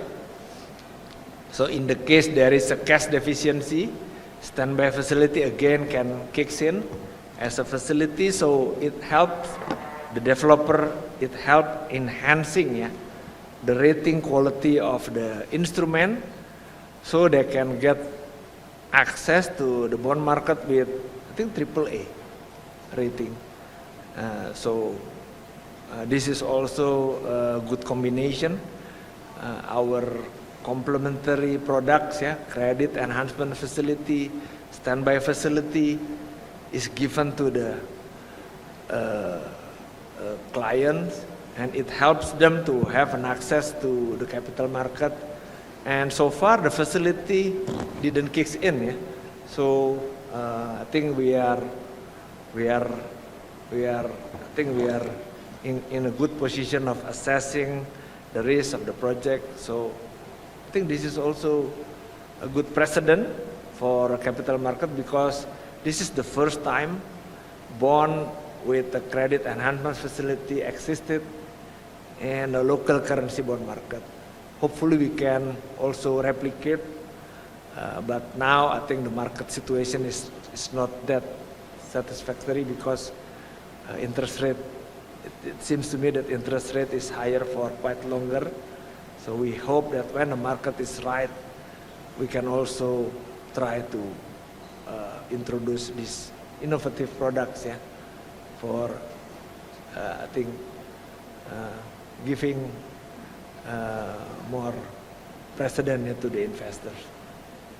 Thank you very much. Pak Edwin, for sharing your experience and the success projects that you were able to support in the initial stage where the risk of the project was higher, and then once it runs into the operation phase, you are able to offload either to the private sector or to the capital markets. It's very, very interesting indeed.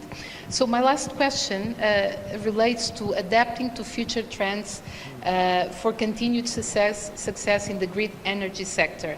Pak Edwin, how does PTSMI envisage the future evolution of its financial platform, especially in the face of rapidly advancing renewable technologies and the evolving needs of the energy sector? Yeah, I think there is no transition without the adoption of technology.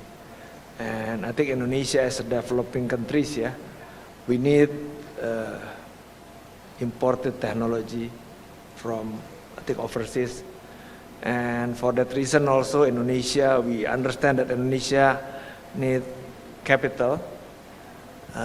So there is no way we can achieve a transition without having a collaboration with international communities.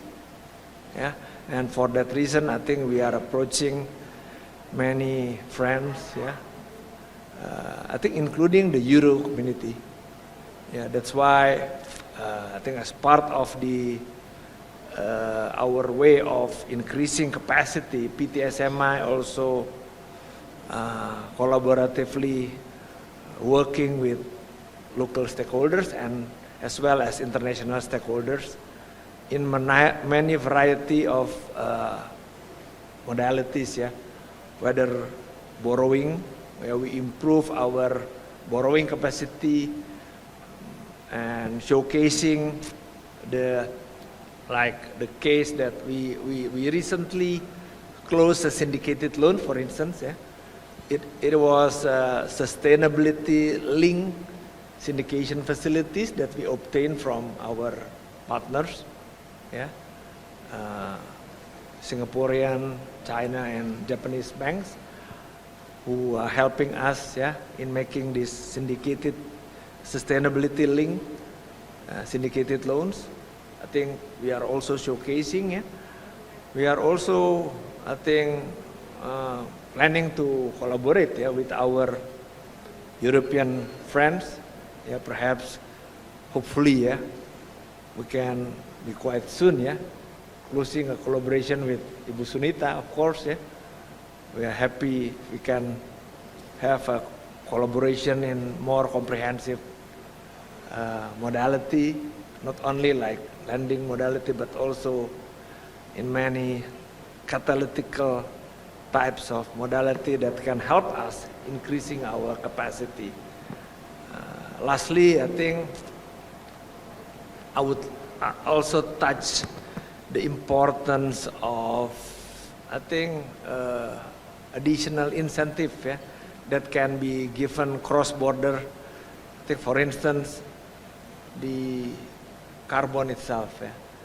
I think carbon, Indonesia is resource rich, and the contribution of carbon in terms of potential contribution to the carbon to the world.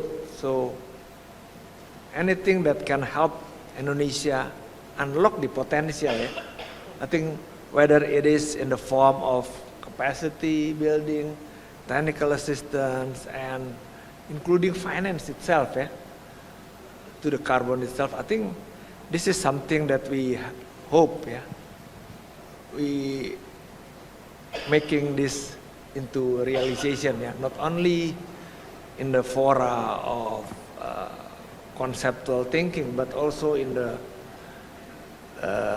showcase, yeah, transaction, concrete transaction that can help, yeah, Indonesia unlock its huge potential in this area. Thank you. Thank you very much, Pak Kevin, for all your valuable insights. Now shifting to our next speaker, Nicolas Parot. Global experiences often offer valuable insights when tailored to specific regional challenges. Nicolas, could you share the strategies or lessons learned from other regions that BNP Paribas is applying or adapting to support Indonesia's energy transition?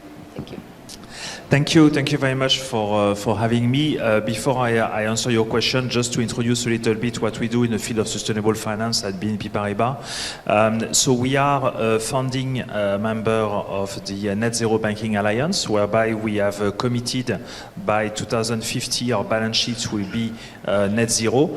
Before 2050, we have some target by 2025, 2030, so we have short-term target as well.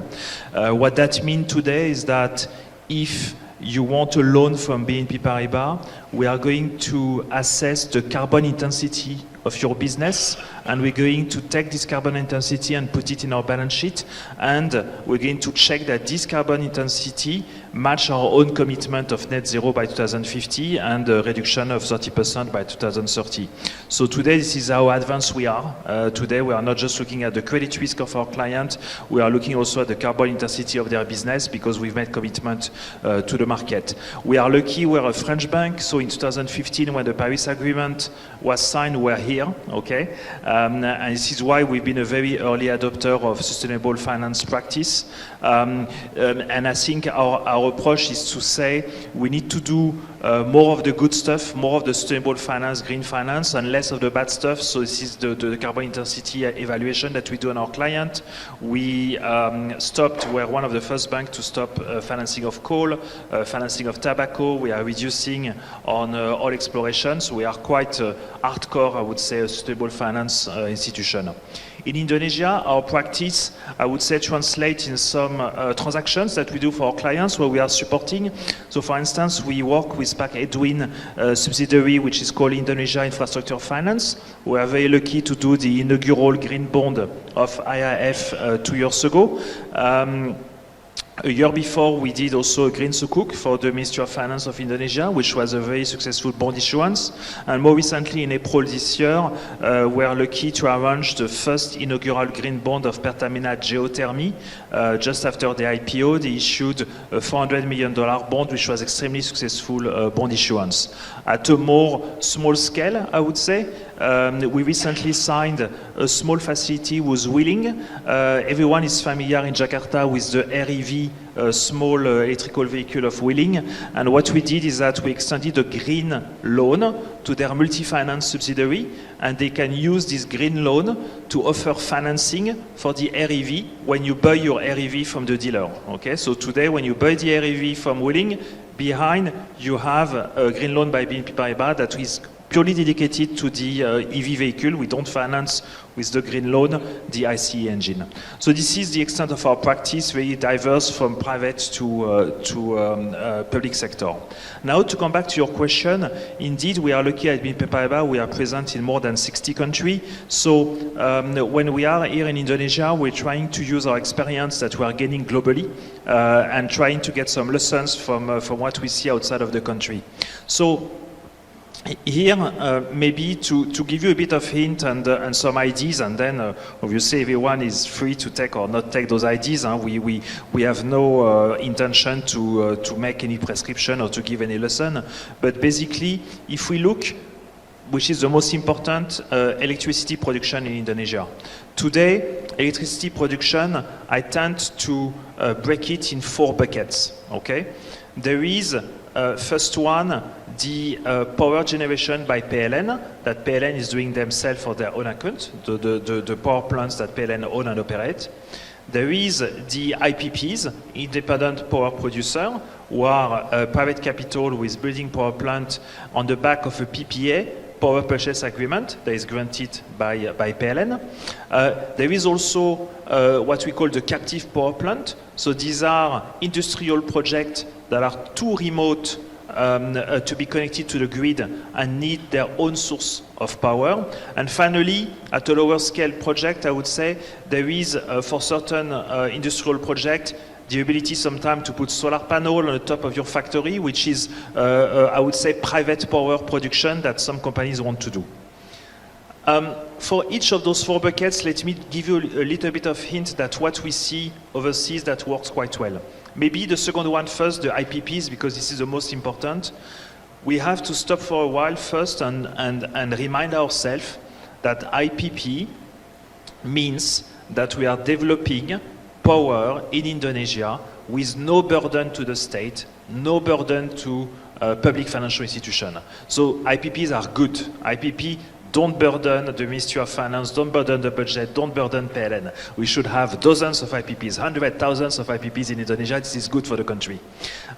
What do we see today in Indonesia is that there's not a lot of IPPs that are coming in the renewable sector, okay? I think everyone agrees that we would like to see more of those IPPs.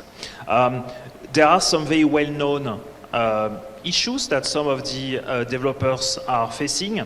But generally speaking, what I think they are facing is they need to have more certainty, more predictability on the development of the project. From the day the tender is issued and the day they sign the PPA and they launch the FEED, they need to have more predictability. We have to remember that today, this sector of independent power producer is a wounded sector. A lot of them are in trouble. Why? Because they are suffering from inflation and increase of interest rate.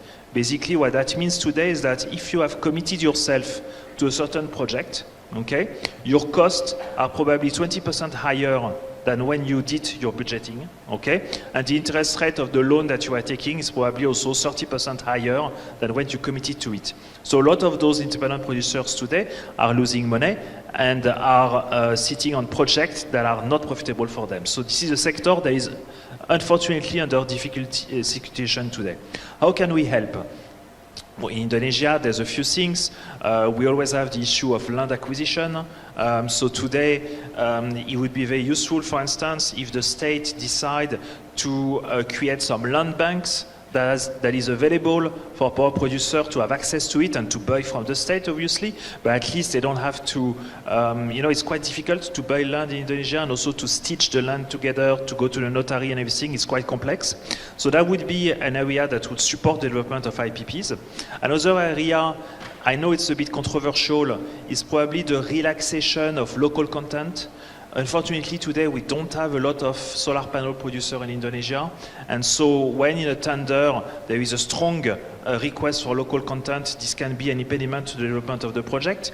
If we take the example of India, they have a very good solar development program, actually. It's only after 10 years that they imposed local content, okay?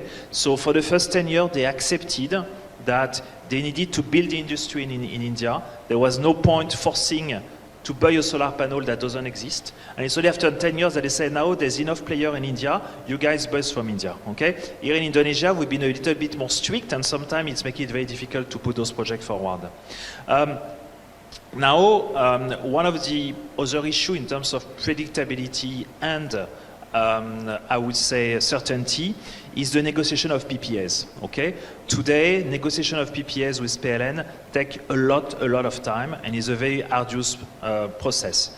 If we take an example for abroad, in Taiwan today, there is a very successful offshore wind development program. So there's been a number of projects that came online.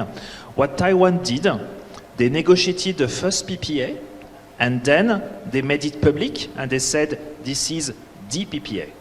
And I don't negotiate, and you have to take it, and I make it public, and you have to take this PPA, take it into account when you remit your offer, the tender. If there are some clauses that you don't like, you can price it in the price of the electricity that you're going to sell, but I do not negotiate the PPA. Okay? So today, in offshore wind project in Taiwan, no negotiation of PPA, no time spent on it. Everyone knows what it is and has to take it, okay?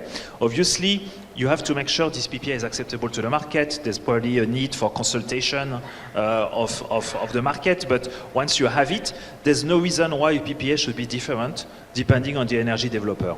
So that's probably something that could be considered in Indonesia, and I think would facilitate and make the process faster, okay? Another, and probably a last a hint that we can take from abroad, from India again, what we've seen in India, why the solar energy program has been so successful, is because also India decided to create a separate entity that had one single role and duty, which is to award solar panel PPAs. I think in Indonesia, we have maybe a bit too much expectation from PLN. PLN has a lot of different missions, and probably a bit too many missions, okay? They are managing the grid, they have the distribution job to distribute the electricity, they are also a power producer themselves, they also grant the IPPs and do the tendering. It's a lot of different tasks. First, we have to acknowledge there's a bit of conflict of interest sometimes, but bon, PLN is an administration, so they manage the conflict of interest very well. But also probably sometimes there's a bit of a lack of focus, okay? In India, 10 years ago, when they launched the solar power program, they created a company called India Solar Corporation, okay? And this company, state-owned, okay? They are given a program of awarding gigawatt of solar panel every year. They have a plan. They say this year is going to be that much, next year, so they have a 10-year plan. Everyone knows how much is coming, okay? It's very transparent, very clear, very public. And they deliver every year. And the only job of India Solar Corporation is to award those contracts, to sign a PPA, okay? And it brings a lot of predictability to the market and also a lot of focus, okay? Again, today we are asking a lot too much from PLN. Security of electricity availability is the most important task, obviously. And probably there's not enough focus. If we would create a subsidiary, a different entity of PLN, probably, that sole job would be to award gigawatt of solar, then this entity will be accountable for it. There would be visibility on what they need to do, and I think a lot of the power producers in Indonesia would welcome that kind of move, okay? I'm probably going to stop here because you know, it's only a small subset of the whole industry. But one of the issues also that we are facing today is, and I think here we can see it's a little bit of a chicken and egg situation. A lot of industries today are interested by what something PLN offer, which is green certificate. Okay, so today you can go and see PLN, buy from them green electricity, okay, by paying a small premium. And what they do is that they commit to you that somewhere in their grid, their global grid, there is a renewable project, and they allocate this electricity to your consumption elsewhere in the grid. So this is something that a lot of companies want to benefit from, and a lot of companies are ready to pay the premium. The small problem today is that PLN only offers you a 1-year visibility. They don't commit beyond 1 year to sell you this green electricity, which is a problem for a lot of multinationals, because usually those multinationals have 10-year, 20-year commitments. They have net zero targets that they need to achieve, and 1 year is not just enough, okay? So I think here we can see that there's a possibility if PLN offers longer term for them to get more funding also and to develop more green projects. I will finish with one last thing, okay, relative to the captive power plant. Some markets where we see a strong development in renewable energy are Taiwan again, but also South Korea. Why? Is because those markets have very strong semiconductor industries. And today, a lot of the big US companies, especially the GAFA, the Google and everything, have net zero commitments that are very short, 2030, okay, so it's tomorrow. And those GAFAs are pushing their suppliers to also be net zero. And a lot of the renewable projects in Taiwan and in South Korea comes from the semiconductor industry. In Indonesia, one of the most successful government policies is the nickel downstreaming, okay? So today, this is working very well. It creates a lot of jobs, it creates a lot of industry, a lot of value in the country. What we start to see is that a lot of the people who buy the nickel to put in batteries for cars, okay, are starting to say, oh, but the nickel has a lot of carbon content, okay, has a lot of coal content, because a lot of those captive power plants today are coal power plants. Here there's an opportunity. There's a possibility for Indonesia to say, Mr. Tesla, Mr. Cattle, Mr. Ford, okay, you can take my nickel, but you help me to transition the captive power plant, because then your nickel will be really green, and if you pay the premium, I will do those captive power plants in a renewable energy basis. So here there's an opportunity for Indonesia to be fully integrated in a global supply chain where the end user in Europe, in the US, will help pay for the energy transition in the country. Thank you very much, Nicolas, for sharing the examples of what's happening in other countries in the region, like Taiwan and India, and how these actions brings predictability and certainty to investors when they think about investing in energy transition and renewable energy. You started to touch upon already on my second question, that is identifying opportunities in renewable energy that can shape the future energy landscape of the country. So in your view, what are the current opportunities that BNP Paribas sees in Indonesia energy sector, especially in renewable energy? You mentioned already one. Yes, so I will answer very fast because I already covered, but just, and we all know it, so it's wind, solar, geothermal, hydro also, which it was mentioned by Pat Edwin, and indeed there is hydro potential in Indonesia, big one. Today, a lot of our practice, for instance, is with Pertamina Geothermy. We like the fact that the government has decided to put all of the state-owned geothermal entities under Pertamina, okay? PLN sold their geothermal entities to Pertamina Geothermy because then it makes it a very focused player, okay? They have a goal. Their goal is to develop geothermal. I'm very happy to hear that Pacific Wind provides some de-risking tools in order to share the risk of development, which is a big problem in geothermal. Okay, it's a little bit of a guess. Sometimes you dig and you see if there's hot water or not, and so that is very good to see that on one side PTSME support development, on the other side Pertamina Geothermy provide the capital, and for us we believe this is a very successful area today in the renewable energy space in Indonesia. We are very willing also to finance solar IPPs, which we believe the potential is very big. Thank you very much for sharing those insights. And now we move to the challenges. You already also mentioned some of the challenges that the country faces, like local content requirements. But if you could elaborate a bit more and highlight what, in your opinion, are the main challenges that BNP Paribas has encountered or anticipates in its efforts to support the country's energy transition, and how the bank positions itself to address these challenges. So I will answer to that fast because indeed I covered it. For us, as a private bank today, we are a little bit at the end of the food chain. Basically, we see the project when they are tendered, when they are launched, okay? And usually we intervene when a project has been, the feasibility study has been done, the PPA has been signed, and everything. So today my main challenge is the lack of project. And this is why I gave some, I would say, insight as to what's happening in other countries, where sometimes we could take those lessons to improve the number of projects that is being launched in Indonesia. One of the other things that we like to see more is that we have a lot of our clients who want to install solar panel on their factories, and today the approval process is a bit long for that. And again, we have to remember that when a big group, a big industrial group like Barito, Chandra Asri, like Nestle, Danone, who have factories in Indonesia, decide to put solar panel on their factory, this is private capital financing the energy transition at no cost to the budget of the state, at no cost to a public financial institution, and so we should facilitate that.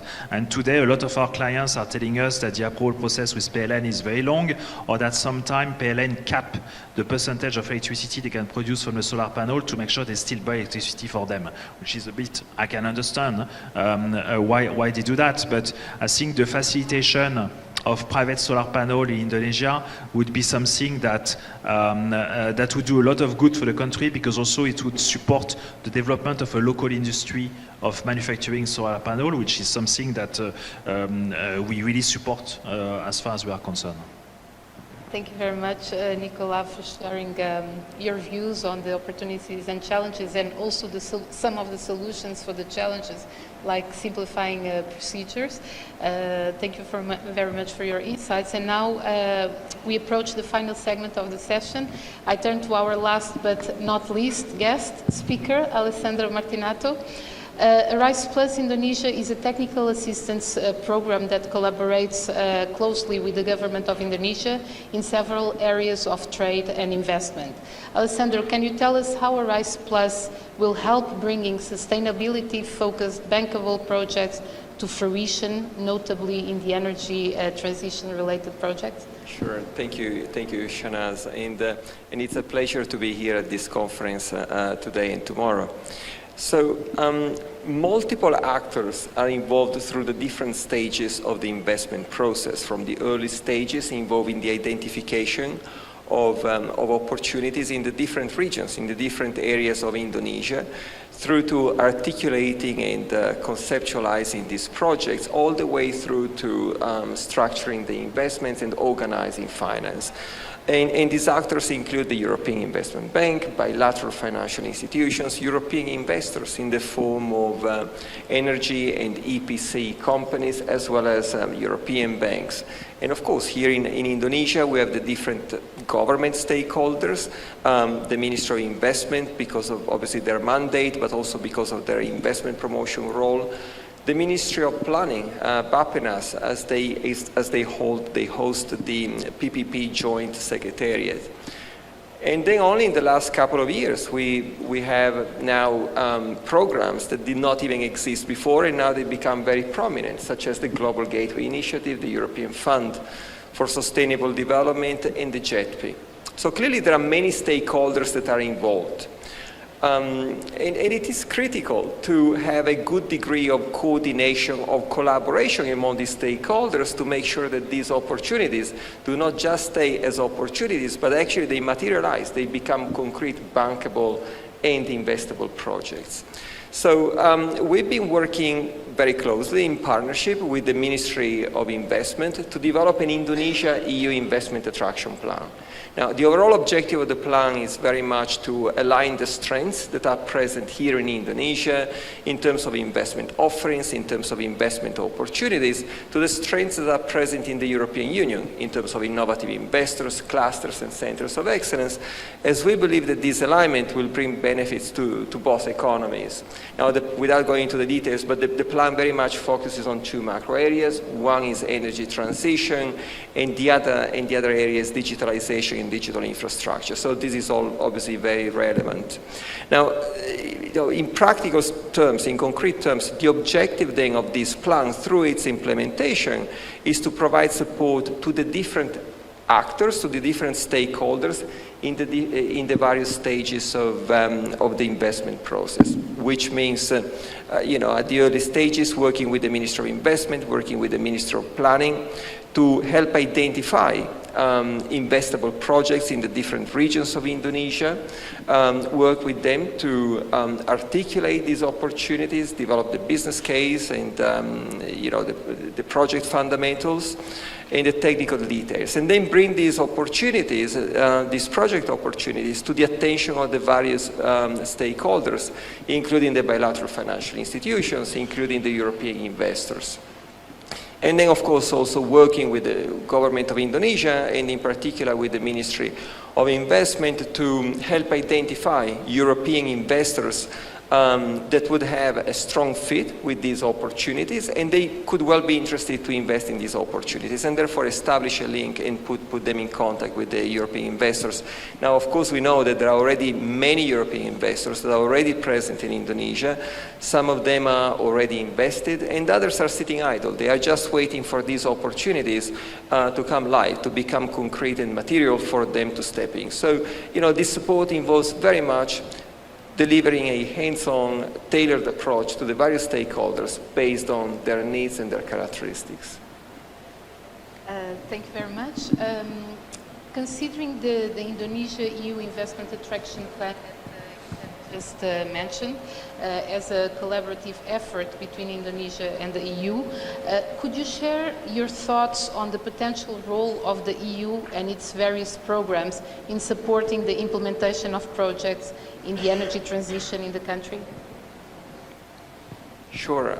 Yeah, the EU and their programs would play and will play a very important role in the, in the various stages of the implementation afterwards, because at the core of the support that I described earlier is very much relaunching, re-establishing a EU desk embedded in BKPM, the Ministry of Investment. The EU desk is meant to be an investment facilitation service to very much provide support to new and existing European investors in Indonesia through the different stages. So supporting investors who are just exploring Indonesia as an investment opportunity, to investors who have decided and decide to invest in Indonesia and therefore provide concrete support like site selection, like operational setup and various types of post-establishment support. And as I say, it's about relaunching the EU desk, because I should say that the European Union already had a desk within BKPM a few years ago, and it proved a successful exercise. So it's a matter of revising and expanding the mandate of the EU desk, so to provide support not only to the European investors, but also to the other stakeholders that I described earlier, and really to reflect the reality of these programs that are so prominent, so important now: Global Gateway, the European Fund for Sustainable Development, and the JETP. Thank you, Alessandro. We're also curious about the timeline. When can we anticipate the finalization of the Indonesia-EU Investment Attraction Plan, especially in the context of advancing Indonesia's energy transition initiatives? And what actions are you planning to take to ensure that this plan does not remain only on paper as an academic exercise? Right. The intention is to finalize. We are in the final stages of finalizing the plan, and we will be completing it by the end of the year. And therefore, we will be consulting with the key government stakeholders. And the objective is then to present it and launch it at a public event by the end of the first quarter of next year. All the information is on our website, which you can Google. It's Arise Plus Indonesia. And then there is a section dedicated to the investment attraction plan. You can see all the work that has been done in terms of focus group discussions and meetings that we held, and therefore the timeline from now until completion. I think what it will be very critical then afterwards, it will be, to answer your question now, is really the implementation and to ensure that there is a good degree of collaboration with the various stakeholders. And I believe that this EU desk at BKPM will be very critical to ensure the success of it. Thank you, Alessandro. It's clear from your intervention that collaboration among the various stakeholders is a central element in transforming project opportunities into tangible and investable projects, particularly in the context of the energy transition in the country. The plan to create an EU desk at BKPM as a concrete follow-up action, as you were mentioning, in view of providing concrete practical support to European investors, including energy companies, has indeed the potential to become a powerful tool in this endeavor. I would like to thank all our panelists for their insightful interventions and to open now the floor to our audience. We are running a bit short of time, so maybe we can take one or two questions. Any volunteers to kick off the Q&A?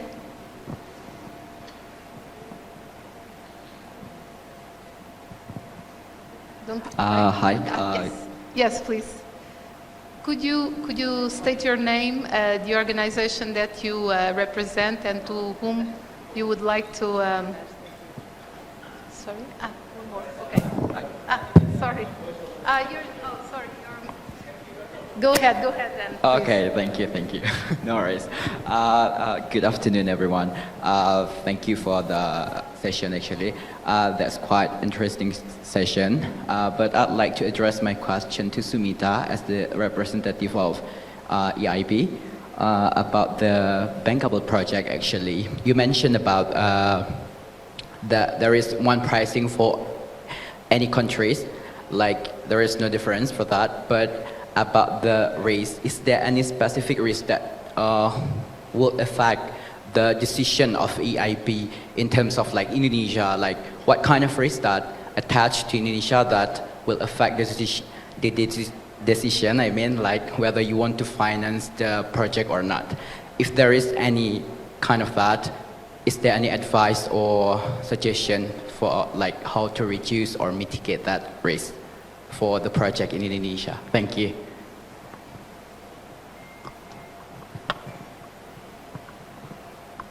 Okay, thank you very much for the question. I'd like to probably clarify what I said. You know, we have a cost of funding that is applicable to everyone. Then afterwards, as a bank, you will have to see what are the risks of the project. For example, a big hydropower project is not the same risk as a solar power project. So you will have to sustain certain risk.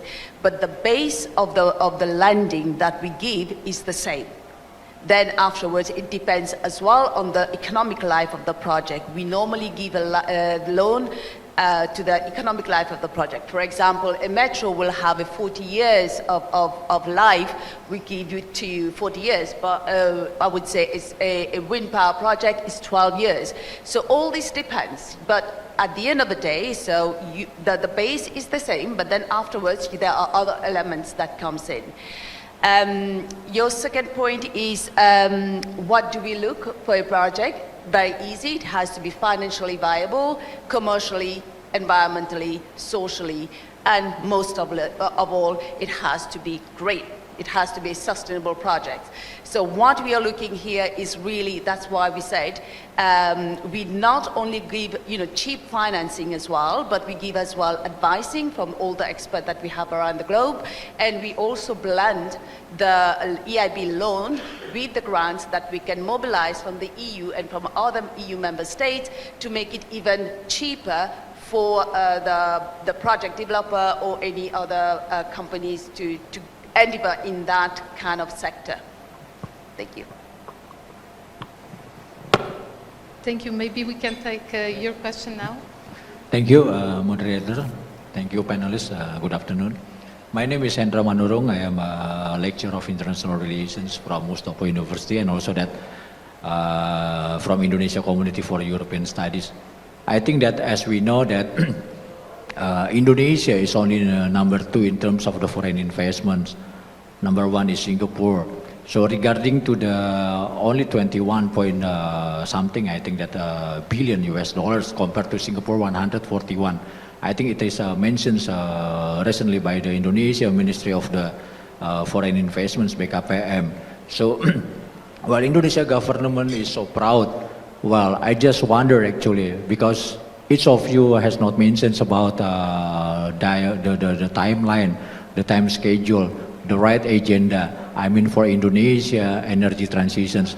Well, from BNP Paribas, Mr. Nikolai only compare between Taiwan and India.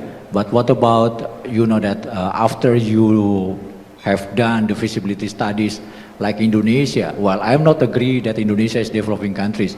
Indonesia is developed countries, as Indonesia also a G20 countries. So that if we are pessimistic about this agenda of the energy transitions, of course, it won't be happen as we know that Indonesia now in the political year before the general elections. So it needs at least 1 year to make the program can be pursued, can be realized. Otherwise, we will miss this opportunity. Well, I agree that from previous panel before that Indonesia is hotter now. So it reflects that no one cares about saving saving our Earth, global climate change. So what would be your perspective on that, on point of view of that? Because Indonesia also, well, as you mentioned before, we are concentrating focus on the hydrogen energy power plant and also that geothermal, solar energy. So which one the better one for Indonesia, or Indonesia should do everything, while to finance is also limited. I think that's all. Thank you. Would you like? To all of the panel. We don't have speakers. time for all. So you should pick Which one? I please. think which one that prepare. I mean that eager to answer the questions. Thank you very much.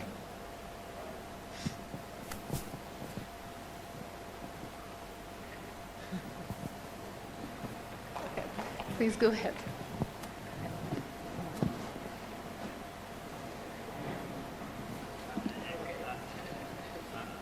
I'm not sure I understood the question. I think it was more of a statement that you say we just have 1 year to go, and after that we don't know. But I hope I'm more on the optimistic side. Today, a lot of the three presidential candidates that we have mentioned that they want to ensure continuity.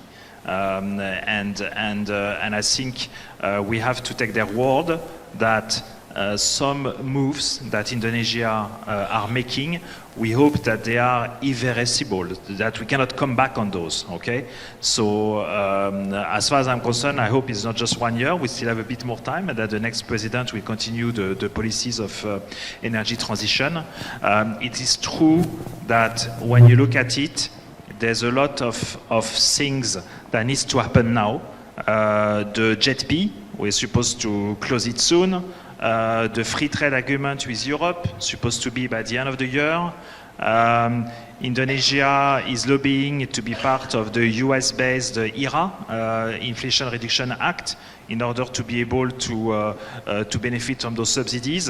And so it's true that the time is becoming very short. And at the same time, we are building a new capital, and the new capital needs to be ready in August. So I agree with you that there is this sense of urgency. Okay, but what we can hope is that the next president will do the clever thing and will continue in the same way. Okay, and hopefully Pak Edwin keeps his job and can continue to finance and to de-risk those projects, and we have some continuity. We can hope for that. Thank you very much, Nicolas. I think to add. I think Indonesia, because energy transition is a complex task for Indonesia. I think first of all, I think we see also the progress and at least lay down the foundation for the transition itself. I think PLN is currently preparing some revision of their RUPTL, which justify or reflect a transition towards the I think less emission energy sources, and more importantly, I think the revision would be supported by a presidential decree, and the horizon of the plan is no longer 10 years, but up to 2040. That's what I understand.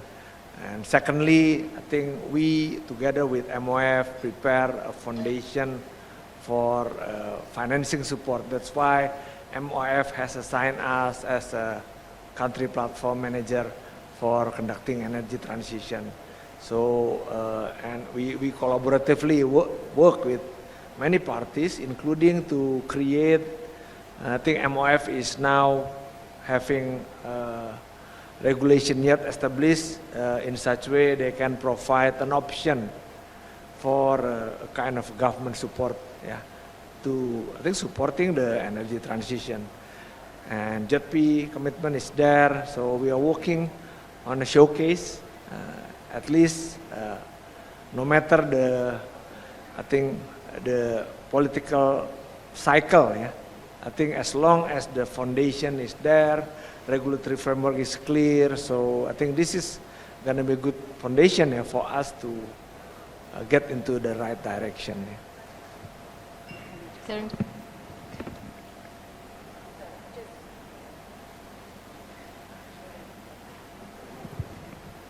thank you. Just to compliment, I mean, I fully support what Pak Edwin was saying, is that I know you were talking about time frame and then you said no one cares.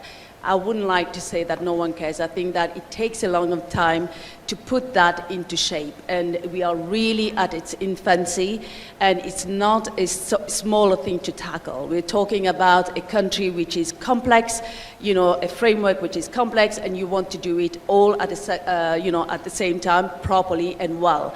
Of course, Mr. Park Nicola mentioned about, yes, Taiwan and Singapore, but there is as well other countries. I mean, as I said, it's not only about there is the commitment and engagement by the government, but there's as well the international institution that is here. That's why we are here, to support you in that,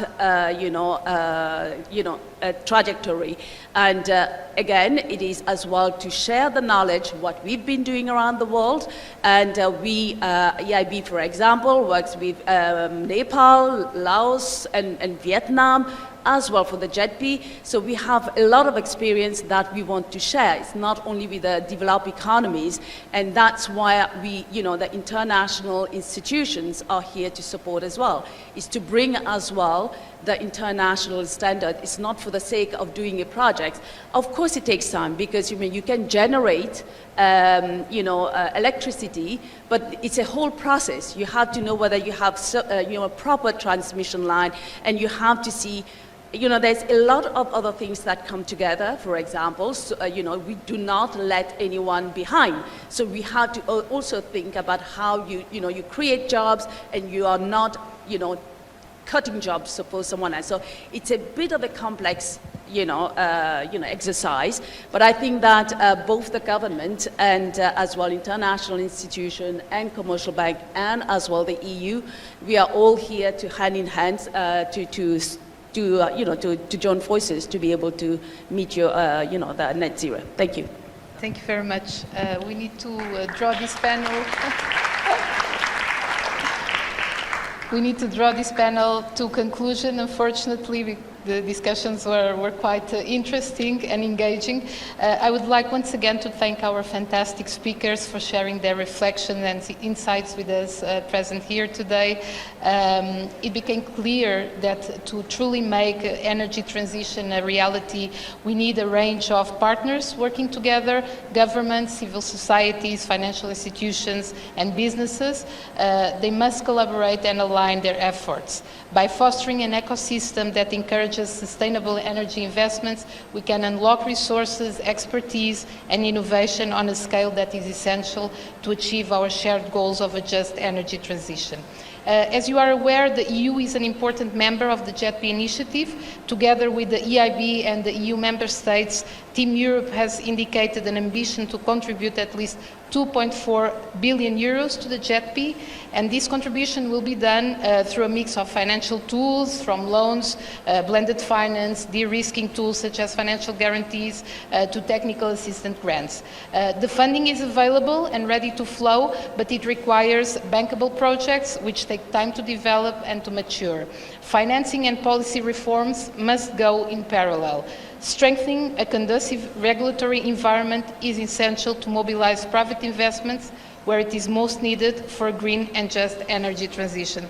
Terima kasih banyak. Thank you very much. Join me to give a big applause to our great speaker. Thank you very much. Quite a discussion over there. Unfortunately, the duration was very tight. Thank you very much, Ibu Shanas Patel from the EU delegation to Indonesia, Ibu Sunita Lutko from the European Investment Bank, Bapak Alessandro Martinato from the Arise Plus Project Indonesia, and also Bapak Edwin Shahruza from PT SME, and Bapak Nicolas Paro from the BNP Paribas. Thank you very much. And again, please give them a warm applause.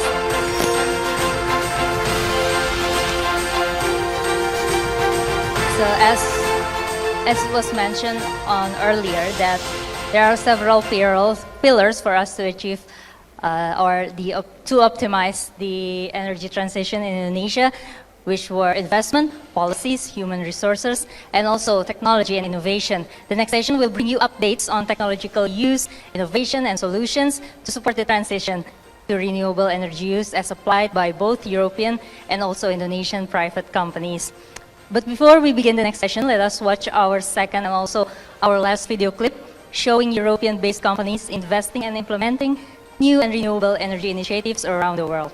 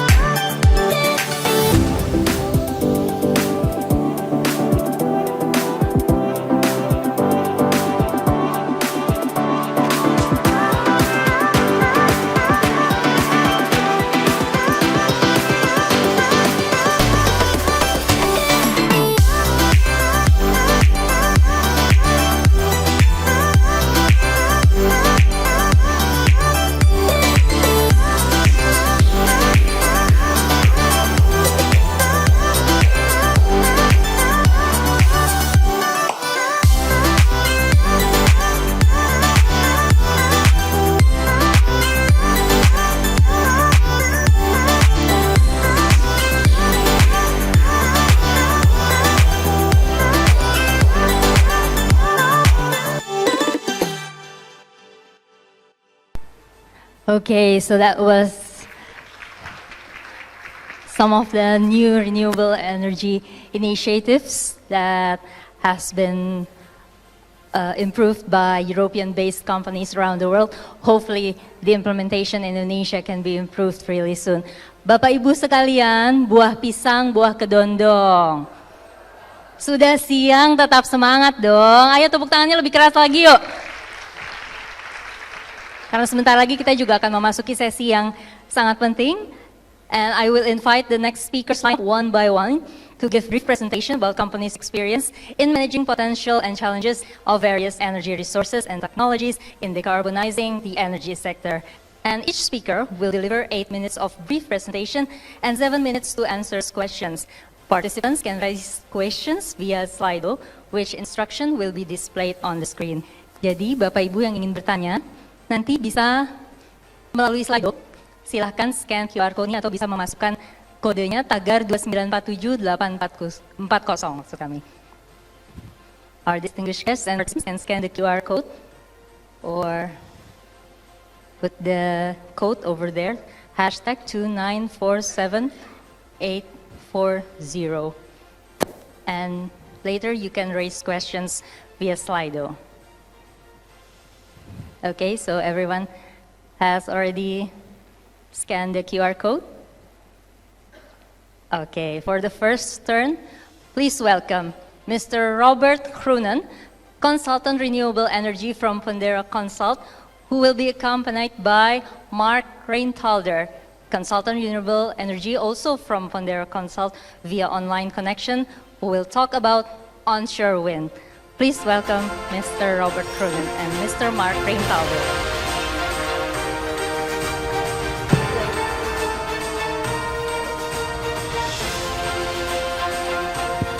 Hello.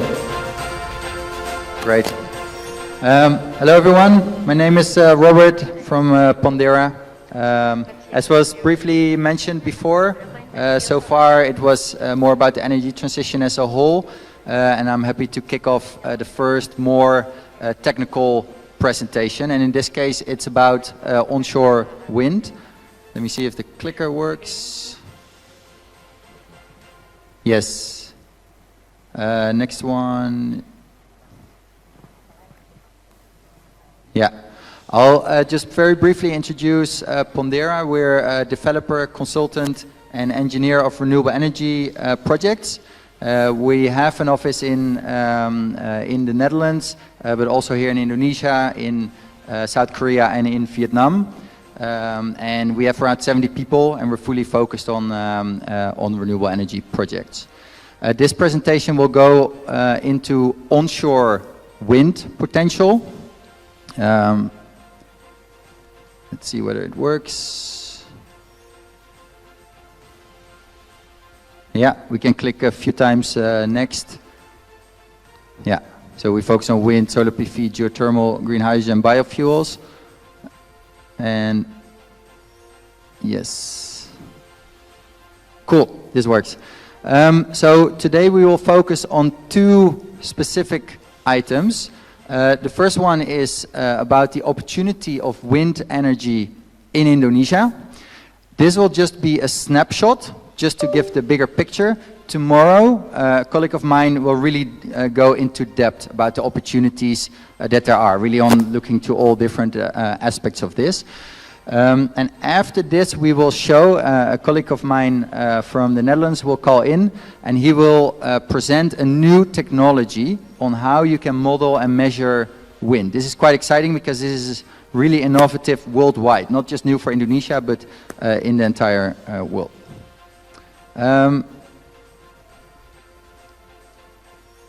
Let me go next slide, please. Yes. So this is what I briefly want to show all of you. This is really important to understand whether wind energy is interesting in Indonesia or not.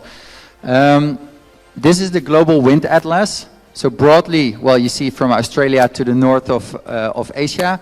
And what you can see is the purple areas. There is a lot of wind potential, and the yellow a bit less, and green and blue, there's very few wind. Pretty much you cannot build any wind turbines there. Now, what happens around the equator, if we go next one.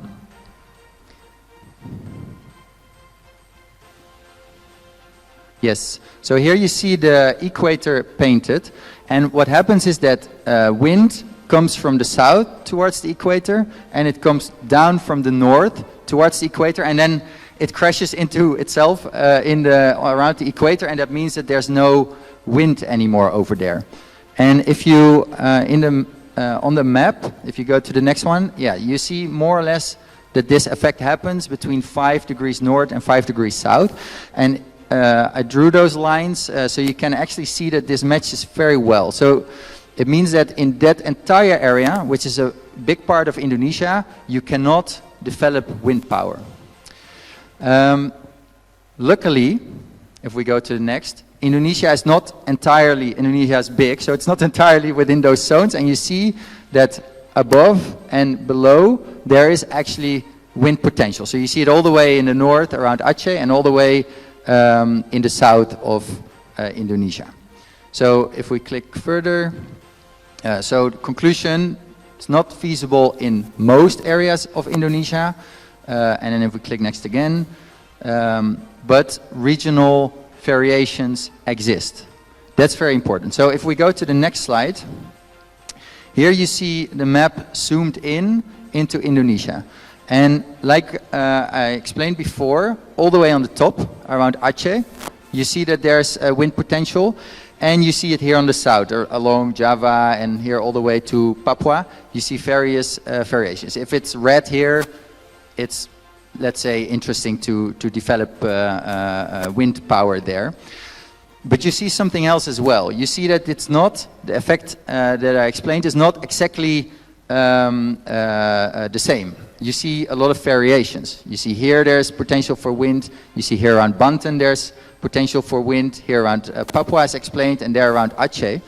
So what happens in those areas is that you have a relatively slow flow of wind, and it kind of bumps into the island, into the land, or here around Banyuwangi, it goes between Bali and Java, and then it speeds up.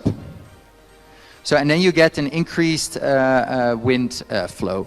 And that's very interesting. And this is really important because it means that it can be possible to build a wind turbine, you know, right here, but not 200 meters further down, because then there's no wind anymore. So you really need to know where does the wind blow and where does it not. And that is in Indonesia more important than, for example, in the Netherlands, where we built a lot of wind farms, because there it's all flat, so wind is pretty similar across the space. Now, the ways to try to find out whether the wind blows or not, what you can do is you can build a big met mast, big tower of 140 meters high. You can build little radars in there, and you can measure the wind speed. If you want to do that in multiple locations, it costs you about $100,000 per time, so it's very expensive, but often you need to do it. You can also scan the air, but it's also quite expensive. And now there is a new technology available, and that is what we briefly want to show to you today, to see what the potential is of wind in a very specific location, and you don't need any measurement on site. You can do it on weather data that is available online. You just need the modeling tool. And for that, I will give the word. Let's see if it works. You can go to the next slide. And then the word to my colleague Mark, who should be online. Yes. Can you hear me, Robert? Or? Yes, absolutely. Okay. Great. Well, good afternoon to you, everybody. So I will be talking about the model that Robert briefly introduced, called GRASP. And to do so, I will first show an illustration of, well, funnily enough, the Dutch North Sea. So if someone can go to the next slide. Yeah, here you see the Dutch North Sea. And this is quite the future scenario. So the color scale is indicating, a red color is indicating a very low wind speed. And the blue color is indicating a high wind speed. So on the left side, you see the several, well, offshore wind farms that are planned in the Netherlands. And you really see the, well, let's say the blue wind speed hitting the wind farm and creating a wake effect, which is quite clearly captured, well, within the model. And if you go on the right side, that's the coastline of the Netherlands. And you already see, as Robert indicated, that it is actually as flat as a pancake. But there are also quite some local effects happening there already. So if we now, take this model and go to an Indonesian site. So if someone can go again to the next slide. Yeah, so if we zoom into Aceh, so the, well, site 1 that Robert explained, we see that there is quite a complex terrain there. So there are quite a bit of mountains and also a coastline, several islands that have a local effect on the wind speed. And we try to model that within GRASP as well. So if someone can go to the next slide. So if we first look at the model that Robert also used to identify the potential areas, we have an initial estimate, and that was the Global Wind Atlas. You can already see that the red wind speeds are indicating a high wind speed. So you can really see the effect of the terrain happening on the left figure. However, if you start to actually measure the site and then apply a complex flow model to the site, you start to see the different local effects happening there. So, for instance, the several blue areas in the middle figure, yeah, they indicate some sort of speed down effect, which are not well captured within the Global Wind Atlas. And also, if you zoom into more detail and really compare the wind speeds over all the different locations there, you just see that there's quite a big gap between the two, and at some places even 5 meters per second. So if you just base your analysis on just the Global Wind Atlas, you are quite often quite far off. However, that still does require a quite expensive measurement campaign to create the middle figure. So what we have been trying lately is to use the model of GRASP, where we do not use a measurement campaign, but we just use the available weather models online, and we really feed those into the model and then try to model the site as well. So that is what we did on the right figure. And you can really see that if we compare it to the middle figure, you can really see that it is quite spot on well, all the locations here. So there are no large differences between the two. And then if someone can go to the next slide. So what we have seen and also proven is that GRASP is able to model the complex sites as well as the simpler sites in the Netherlands at quite an early stage of the project. So as indicated, we do not need a measurement campaign to actually perform the simulation. And we still obtain similar results to the measurement campaign. So for this site, actually, we found that the wind speed was within 1% of the actual met mast. So that is quite spot on, and yeah, you don't really get it any better. If we translate that to the energy production, we find a 2% difference. And we also made a short movie to illustrate how what the effects are on Aceh. So we see here that the color scale is indicating a yellow color is a speed up effect. So as Robert was already telling, at Banji Wanji, you saw the speed up effect between the different islands. And here you kind of see the same, because you have the smaller islands on the left side, and then the bigger island on the right side. And you really see between those two that there is quite a big speed up happening there. And behind the smaller islands, you see some sort of wake effect or a speed down of the wind speed. So yeah, this was quite a high-level overview of what we have been doing with GRASP. But yeah, if anyone is interested to know more, feel free to contact any of us during this event. And that was it from my side. Yeah.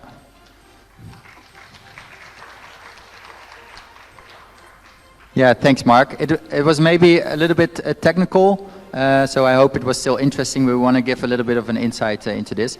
And as mentioned, tomorrow there will be presentations that will really dive into the wind potential for Indonesia, where you also look at which location can you build, how deep is the water, how strong is the wind, can you connect it to a port that can actually build it? So many other elements, but that will be taking place tomorrow. So I think that's it from our side. I don't know if there's any questions, otherwise give back the mic. Okay, anybody would like to ask some questions? No? Oh, okay, one over there, okay.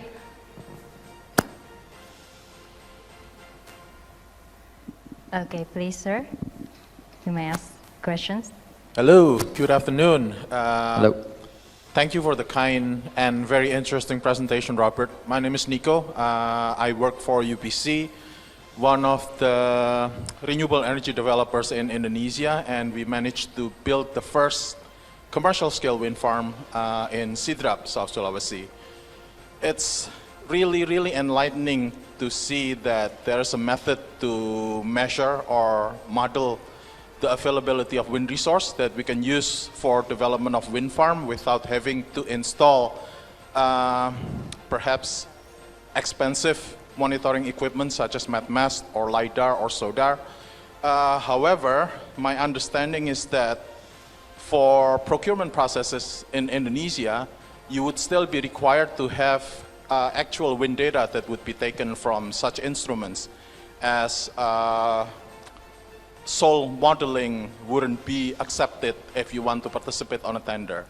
How do you think we could use this strategy to reduce the cost of wind farm development in the future and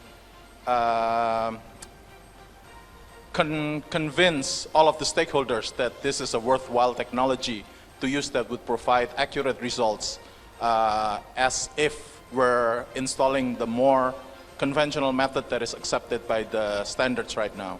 Thank you. Yeah, thank you so much for your question. Great to have you here. Yeah, so let me briefly go into that. It's true that a MatMast campaign or LiDAR campaign is still required. That will probably not change from one day to the other. We see a few steps that would need to take place.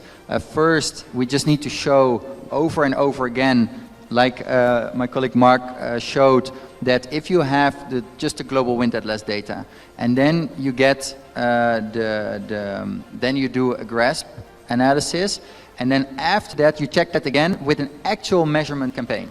And then you can see how accurate it was estimated. Then you see that there's good results. I think we need to keep doing that over and over again so that everybody starts to trust the system. People can do it for themselves. And then indeed it's a question, what is the first user case for this? So even if it's not for tendering purposes, you can still use it as a developer or as a government, like for example for PLN to decide where to do the next tender, or for developers to think whether they want to start a measurement campaign. They could already use this to have a better estimation before they start. And then indeed how quickly it can go into when it will be accepted as a proof in the tender system, we have to see. One other interesting thing is that this is also possible for offshore wind campaigns. And as you probably know, offshore wind campaigns are even much more expensive to measure the wind compared to onshore wind measurement campaigns. So there it could also be very interesting to use this technology. And we can test this all over the world. We are doing that now, some other companies as well, to see how accurate it is also there. So then that can also be used to decide which location to develop first. I hope that answered a bit, but we're happy to talk more about that also on the side of this event. Yeah. Yeah, any other questions? Okay, there's another questions via the Slido. The first one is Pondera currently doing analysis for a project in Indonesia at any province? Yes. Okay, you may Shall I go one by one? Yes. Yeah, so Pondera is doing analysis both for onshore and offshore locations. For onshore locations, we are more advanced. For example, we're working on a small wind farm in Sumba Island. That's already quite advanced. Of course, we need to make a deal with the PLN there.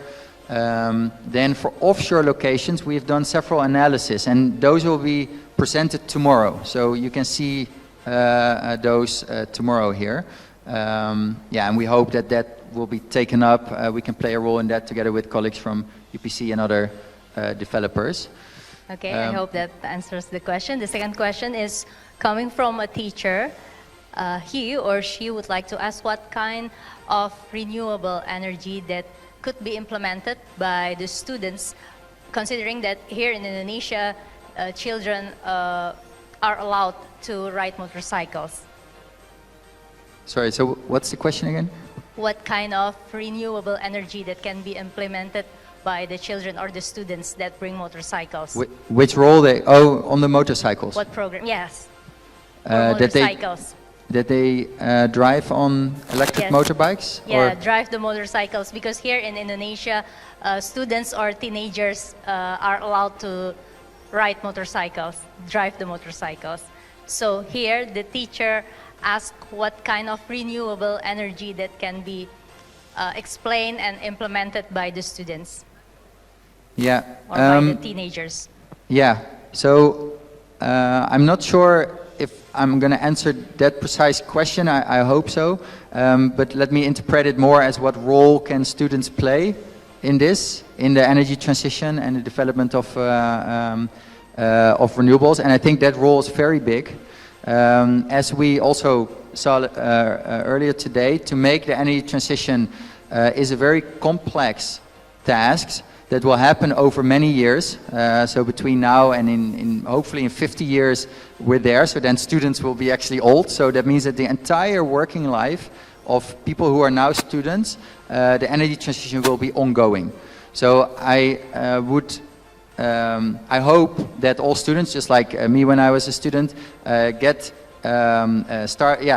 to see what is going on, try to talk people what is happening, and see what are the things that you as a student find interesting, and try to learn more about this, talk with companies. We're always open for a talk. I think most of the developers and any company that's involved in renewables also very happy to have a talk with students, to come to the university, to do a workshop together or something, really get engaged, because ultimately the change can only happen if it comes from the Indonesian people as a whole. So talk with your friends about this, with your parents about this. Only then it's possible to make that change. So I don't know if that was the answer to the question. Probably but in short, just giving education about the importance of renewable energy. Yes, so absolutely. So it's really a two-way street, from teachers to students, from students to teachers to each other. Yeah.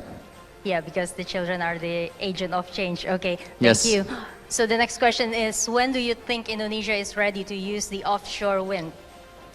Yeah, we think offshore wind will still take quite some time before it can be developed. That is because it's a very large-scale project, so it just takes time in any case. Also, particularly in offshore wind, different government ministries need to work together to develop it, and that takes time to settle.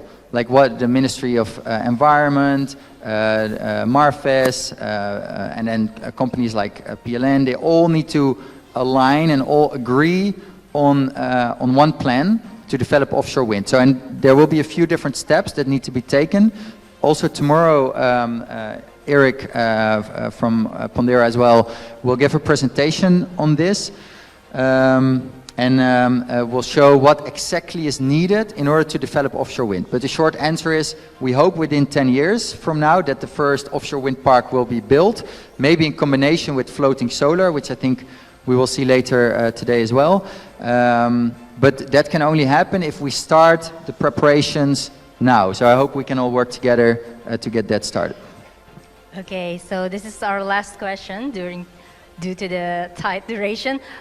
Does PLN will agree to implement GRASP for their future project? How is your feeling about their appetite? Yeah, I think this is a question that relates to the question that was asked earlier.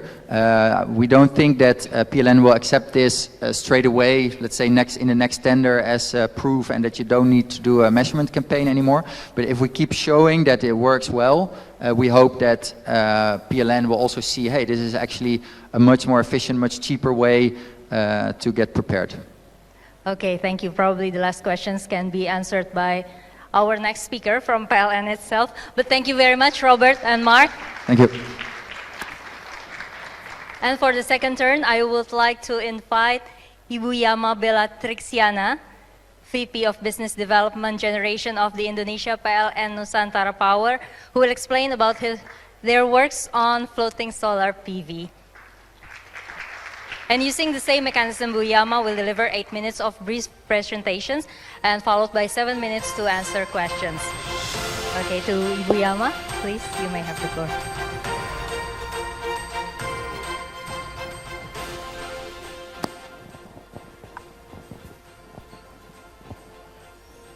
Good afternoon, ladies and gentlemen. My name is Yama. I'm from PLN Nusantara Power. I'm the Vice President, Business Development Generation, and I'm responsible for increasing the install capacity of PLN Nusantara Power. Right now, I will talking about the floating PV power plant opportunities and challenges in Indonesia. As you know, we are now developing the Cirata floating PV, and we expecting the COD in this late October, in the last October, or maybe I believe that the president himself will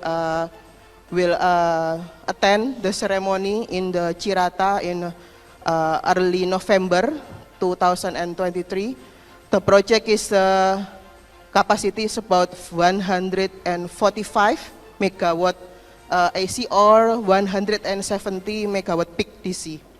The location in the West Java province in the Cirata Dam Reservoir.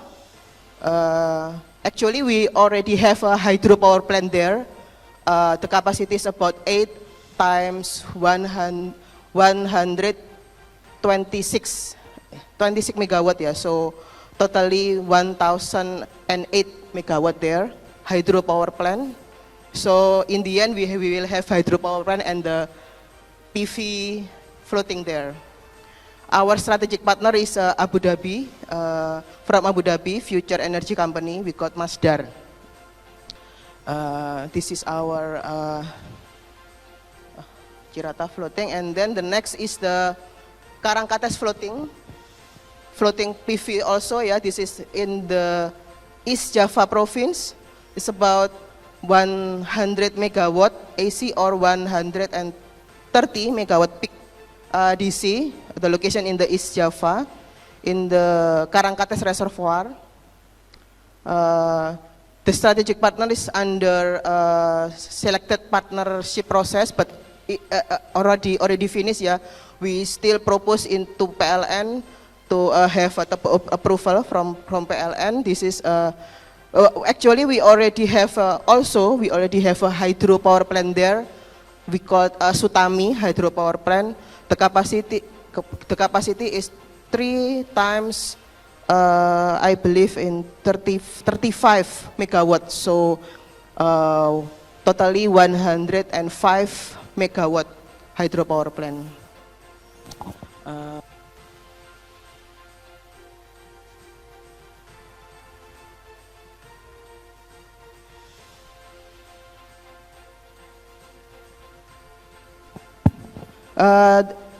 If we are talking about the floating PV opportunities all around the world, is actually quite big. In the Indonesia itself, until right now there is no the floating PV potential yet studied yet in Indonesia, but you know that Indonesia has a lot of lake and a lot of dam, so we can use it for the floating. The regulation for the floating itself is we can use until 20% of the area, but actually it depends on the area itself, because some lake we have challenge for the surface, the condition of the surface. This is the challenge, based on the Cirata experience. This is quite some explain. I will take some time for this. One is for the permit. We are lucky in the Cirata because the Cirata itself is owned by us. So we manage the Cirata Dam, we own the hydropower plant, and then we can use the lake for the PV. But it will be different if the lake is maybe owned by another institution or government or a local government. Sometimes the regulation of the local government will require you to pay some retribution, or we call it a local tax. So we have to study regarding the regulation about the lake. And the second is the scale. We experience from the Cirata that the scale for the floating usually require quite big. Yeah. If we talking about 50 megawatt, under 50 megawatt, I think the tariff and the IRR is quite challenging, yeah, for fulfilling the regulation from the government. So until now, we still think that we have a scale over 50 megawatt, say 75 or maybe 100 for the scale. And then the area of the floating is also require a large area, yeah, up to 100. So actually it's the same with the ground mounted, yeah, 1 megawatt for one area, for 1 hectare, So it means that if you want to build the floating PV, you have to prepare the land or the infrastructure or the lake itself. So we know that if we want to build the power plant, we also need the transmission, right? So the lake should be near the transmission connection, or we have to build the new one for the transmission. And the transmission is quite challenging in Indonesia, big cost in the transmission. Number 4 is local content. I think you already know all, yeah, regarding the local content regulation. Right now, there is no local manufacturer that can meet the local content requirement. The government regulation is in the 60% for the PV itself, but totally project is on 40 point something, yeah, percent. So it means if we fulfill the regulation, that no manufacturer in Indonesia can fulfill this. And also, if we want to PV specification that bankable, that we can fulfill it, but in the old technology. The new technology always cannot be able to fulfill this requirement. So it means if we want to fulfill this local content, then somebody has to build a manufacturer in Indonesia for PV. That can be quite challenging too, yeah, in my thought, because if somebody build a PV manufacturer in Indonesia, the volume of the demand should be commercially fulfilled, right? Right now, I think the all plan for building PV solar in Indonesia cannot meet the scale. Other is construction mobilization. In Cirata, actually, we need intensive logistical process that need a lot of area, yeah, beside the lake itself.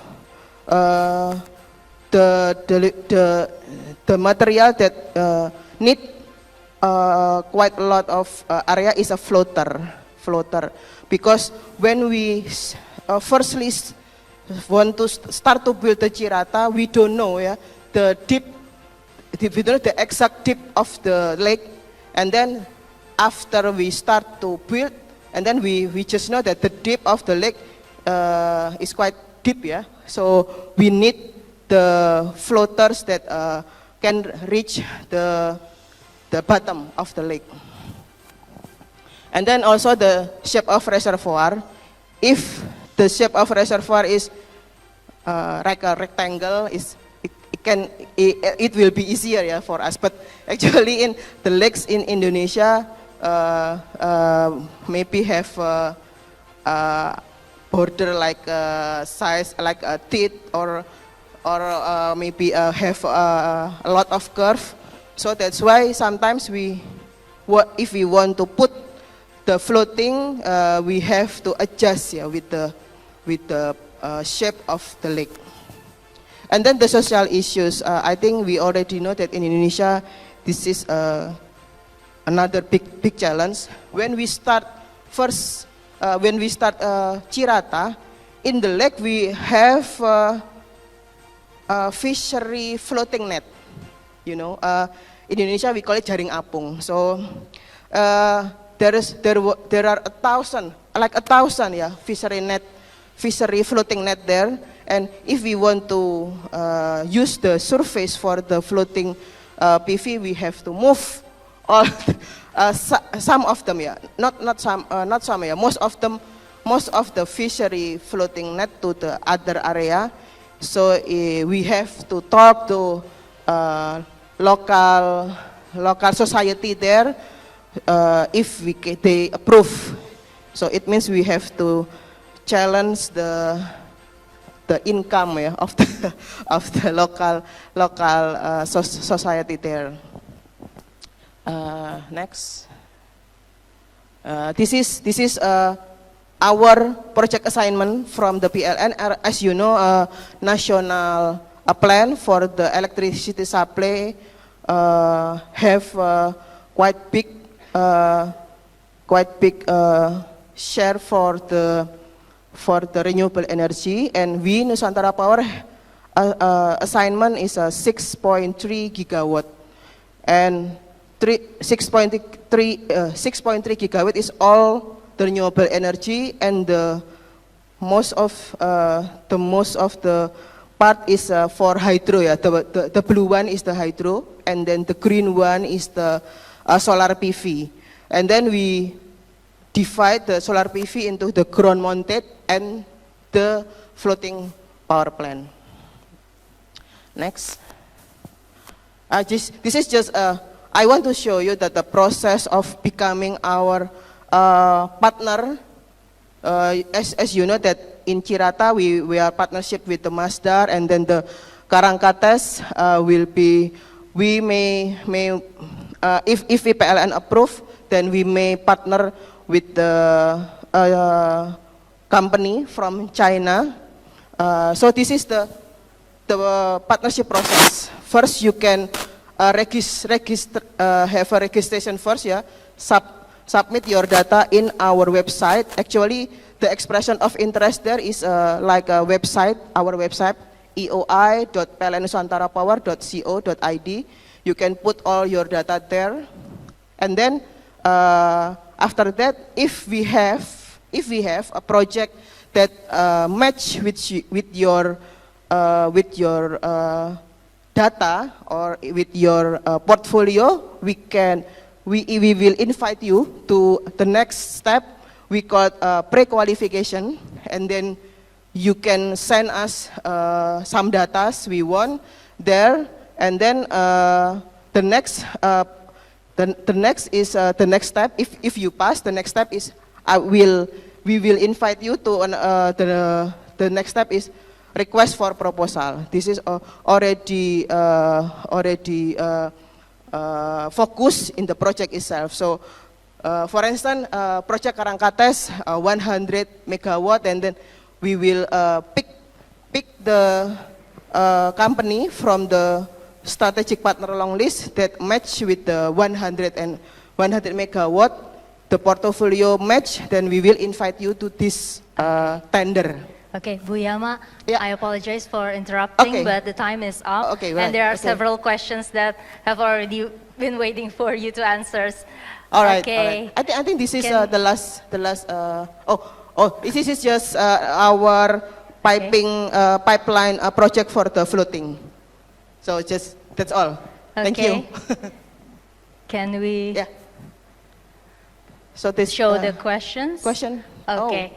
Okay, Bu Yama, here we have 3 questions, but okay. due to the tight durations, probably you can choose just one of the questions that you would like to answer now. Yeah. One for first question, I already answered in our last in my last slide, and then remote area such as Nusa Tenggara, most of the challenging aspect. First of all, we have to see is there any demand?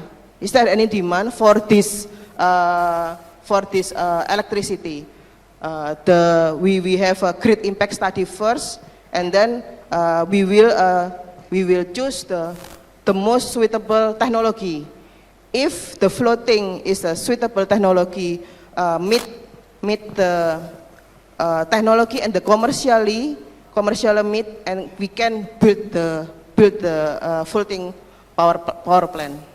Because, because you have to meet all the requirements. Yes. That was a pretty challenging also. Yeah. But basically, we can build in all lake, right? But there is some steps we have to fulfill first. If all steps can be met with the requirement, then we can build actually with the project. Okay, thank you very much, ladies and gentlemen. Ibu Yama Bella Trixiana Thank from you very much. PLN Nusantara Power. And for the next turn would be Bapak Saifuddin Suaib, Business Development Manager of HDF, who will let us know about his green hydrogen projects. Pak Saifuddin, please come up on stage. Okay, and once again, I would like to inform to all participants, you can raise all your questions via Slido, and the questions will be shown on the screen. Mr. Saifuddin Suaib. Thank you. Hello, everyone. My name is Saifuddin Suaib. You can call me Chipu. I'm the Business Development Manager of HDF Energy. Sorry. Okay. So HDF is a hydrogen infrastructure company. So we're focusing on hydrogen to power, but we're also doing several other activities. For example, seeing the applications of hydrogen for marine and also for railway.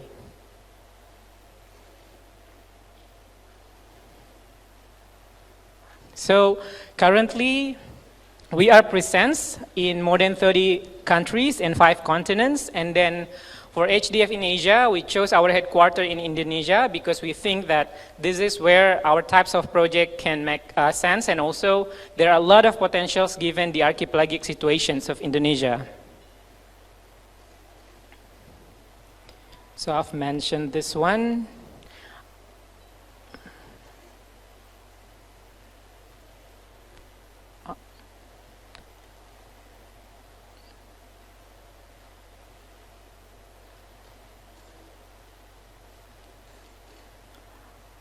Can you operate it from there? Next slide, please. Next slide. Next. So these are our flagship solutions. So we call it renewable. Why we call it renewable? Because it is renewable that we believe stable. So here, what we are trying to do is trying to combine the intermittent power like solar PV and or wind power plants with battery and hydrogen. So hydrogen here means we are using hydrogen as a storage system where we have electrolyzer and also we have fuel cell. So the way it works is that we're trying to oversize the solar PV in order to be able to supply the grid with the firm power and dispatchable power during daytime. And then at the same time, during daytime, we are charging the battery, and then we are also converting water into hydrogen. And then when the PV is no longer producing, that's when we're using the battery for peak load power. And then at the same time, the hydrogen that we produce during daytime will be used also, will be converted back to electricity, and then to produce non-intermittent power during nighttime. So our solution, by combining solar PV, battery, and hydrogen, we are trying to provide a non-intermittent power daytime and nighttime. But for our solution right now, the daytime capacity is still higher than the nighttime capacity. Next slide. So this is how it looks like. So on the right, on your left side, you see the PV production will be like that, and then there will be like variations, depends on the weather, and then depends on the month where you are trying to see the PV. But then on the right side with our solution, we are trying to tame this intermittency by combining battery and hydrogen as our storage to provide short-term and also long-term storage. Therefore, we could give an electricity that is firm, stable, 24 hours. So this is how it looks like when the power that we're going to supply to the grid. So from the grid operator's perspective, they have much more assurance on what is coming to the grid. So the risk of intermittency will be handled by HDF itself before we transfer it to the grid. Next. So our flagship project is called Renewable. So right now, if you see, the first project that we have is in French Guiana. So this is, I think, among the first commercial hydrogen to power project that receive a PPA from EDF, the utility there. And then the financiers as well. We have SMBC, we have AFD, and also we have BNP Paribas as the financiers for this project. And then the EPC itself is Siemens Energy. And then currently the project is under construction, and then we expect that the COD will be next year. And then we are currently replicating the project through several countries, including Indonesia. So our first project in Indonesia will be in Sumba. So why Sumba? I'll explain later why we chose Eastern Indonesia as the place where we developed this project. Next slide, please. So this is the map of Indonesia, and then if you see, there is a line between the western side and the eastern side. If you see the western side, this is where the large power plants like coal, gas, hydro, geothermal are operating, because they have like a big power plants operating, then the price can be very low in this area. So this is where we don't go, because we believe our solution is not competitive in those areas. While for Eastern Indonesia, there are a lot of diesel power plants, and then the demand is too low. That's why coal and gas is not competitive, because it requires a huge infrastructure cost.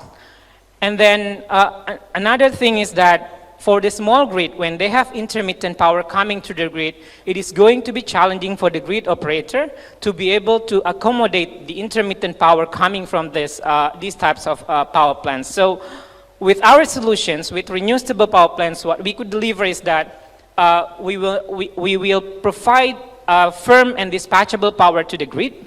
So the risk of intermittency is within HDF. And then also here we're providing green hydrogen and battery storage suitable to cater the PV variability and intermittency. So that's our proposal for Eastern Indonesia. Next slide. Because I only have 8 minutes, so I'll spend the last minute on how do we progress in Indonesia. So for the projects right now, we're developing a project pipelines in Indonesia. So we're looking at the area that depends on diesel power plants, and they don't have enough resources other than solar PV to be developed. And then also right now, because HDF is new in Indonesia, we're just here for more than 2 years, 3 years, and then we are trying to discuss with a lot of, let's say, international organizations. So we receive technical assistance from international organizations like GIZ Explore, UKFC Diomentari, ADB, and also UNDP M3 to do several studies with them, especially in the grids that we are interested in. And then, of course, because what we are trying to do is trying to sell the electricity to the grid, we need to also have like discussions with PLN. So from HDF perspective, we've signed the MOU with PT PLN on hydrogen business development. So we're discussing on several schemes and also several projects that can be pushed together. And then also, apart from PT PLN, also with Bu Yama's team in PT PLN Persero, we've signed MOU for joint study together to see the feasibility in terms of technical and economical of our solutions.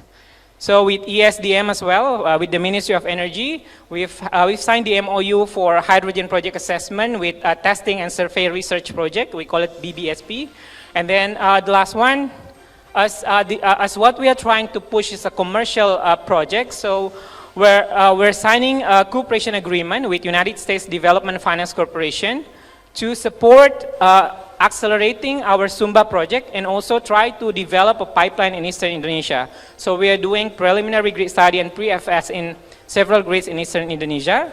And then the last one, because we are trying to push for the first commercial hydrogen project in Indonesia, we also received several LOIs from both development and private finance institutions. So that's all in a nutshell about HDF. So if you have further questions, you can ask me in the Q&A session. Thank you very much.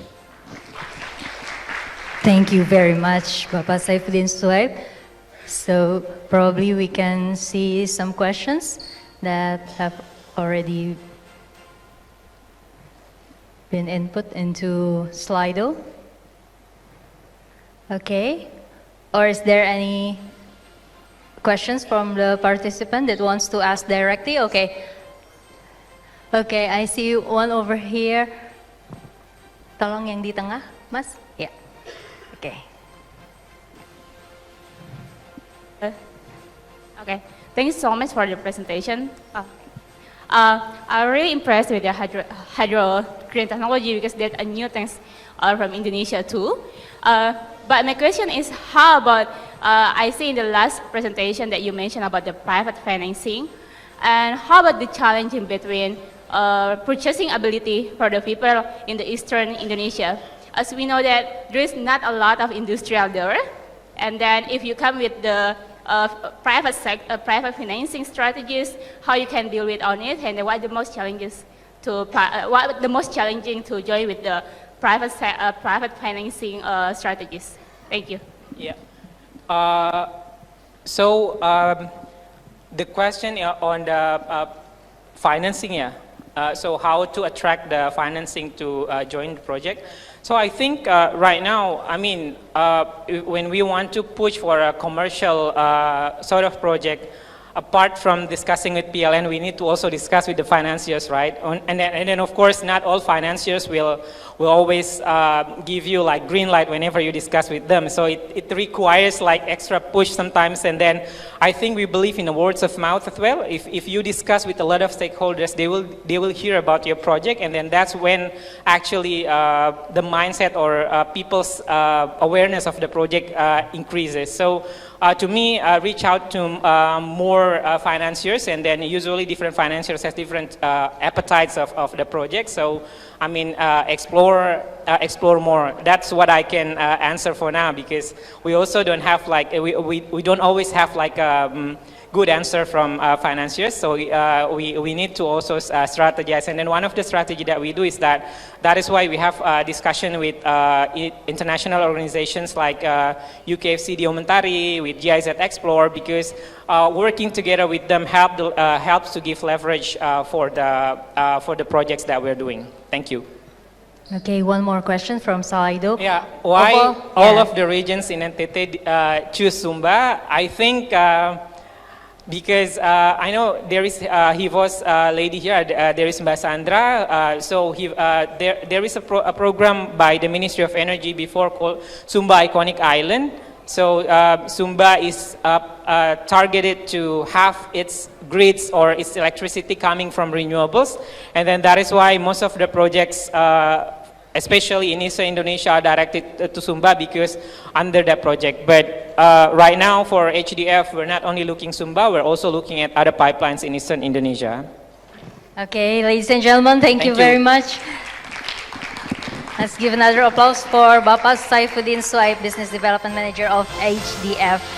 And for our fourth speaker, our last but definitely not the least one, I would like to invite Bapak Latif Gau, Managing Director of Tidal Bridge Indonesia, who optimize ocean waves as new source of energy. Using the same mechanism, Bapak Latif Gau will deliver brief presentation within 8 minutes, followed by 7 minutes Q&A session. Bapak Latif Gau, the stage is yours. Okay, terima kasih. Good afternoon. Hope everybody's still awake. I'm the last presenters for this afternoon. Tidal power plant. As a colleague from Pondera mentioned about the wind potential, energy wind potential in Indonesia, I have also here a map about the tidal potential in the world. So you can see here it's huge. Next aja Pak. Next slide. Okay, now we focus on Indonesia. As you see, Indonesia lies between two big oceans, yeah, Indian Ocean and Pacific Ocean. During the tide, because of the gravity, moon, sun, and the earth, then we have high tide, low tide. And during the high tide, low tide, the water of the ocean moving through the small strait of the archipelago. And there you can see we have a lot of potential. Oh, sorry, kecepatan ya. Go back please. So you see a lot of potential between the small strait of Indonesia. Yeah, but why is this technology? Why is this energy not fly? While we have a lot of technology, a lot of money available for the renewable energy. Next. The reason why, and I'm exaggerating a little bit, actually exaggerating a bit, because the technology available is this kind of things. Seabed, big, very expensive. You put it under the seabed, it costs you a lot of money. It's very expensive. Yeah, next. And if you put it, make a park under the seabed, and you know, seabed is not flat. Seabed is also, yeah, shallow, cliffs and everything. So you can get this one. Next one. Now, a tidal bridge have an idea to put this bridge and put turbine underneath. Yeah. Next. So what we have done in the Netherlands, in the Oosterschelde-Kering in the Zeeland province, the existing bridge, we hang turbine underneath the bridge, and you know that the highest speed of the current is in the top of about 10 meters, not below the seabed. So that's why this technology is very well work. Next book. So this is the impression in the landing. Next. This is the project that we have in the Netherlands from the existing bridge. Again, the existing bridge in the Oosterschelde-Kering is not designed for the horizontal force. So that's why we have very limited capacity allowed by the government of the Netherlands to install turbine. Next. This is the area. Actually, you can see here we have a few kilometers long of the bridge, yeah, existing bridge. But this one in the Netherlands is water defense because of flooding. So they put this bridge in between the island, and that particular bridge, we put our turbine under the bridge in this area. Actually, we can put all along the bridge turbine underneath, but the Dutch government doesn't allow us because they say it's too dangerous. Yeah. Next. This is again this 2 kilometer bridge. You can see in every segment we can put turbine underneath, and the speed of the current is very high. We can produce 100 megawatt only for that particular bridge. Next. So then in 2015, our team, my team, came over from the Netherlands. We went through the archipelago of Indonesia to Papua, to Sulawesi, to Sumatra, Kalimantan, Selat Sunda, and also to Sunda Island. I mean, we call it Small Sunda, yeah, to Lombok, Nusa Tenggara. And in that time, we came into the Larantuka in East Timor. In 2015, next, the government of NTT, the Pemda of NTT, already planned to build how you call it, this Golden Gate type of bridge connecting two islands, Flores and Adonara. In the newspaper at that time, they put these numbers about $400 million, 5 trillion rupiah. It's very expensive, only for bridge designed by ITB. And when we came to the governor, we said, Pak Gubernur, this area is very potential to have tidal power plant, and we can build a bridge free. So we informed the governor, this cost half of it, you get the bridge, you get the power plant. Then he said, no, stupid, I don't believe. So then we invited them to come over to the Netherlands, and he see himself the pilot project that I saw you. Next. So then we make a study. We do the AMDAL feasibility study, connectivity study, you name it. We have all done the study on the side. Next. So at the end, we have these images, connecting to island. So in the left side, connecting to Flores Island, fixed bridge, and the other island is Adonara, also fixed bridge. In the middle, where the current high, then we put a floating bridge where we put the turbine underneath. Next.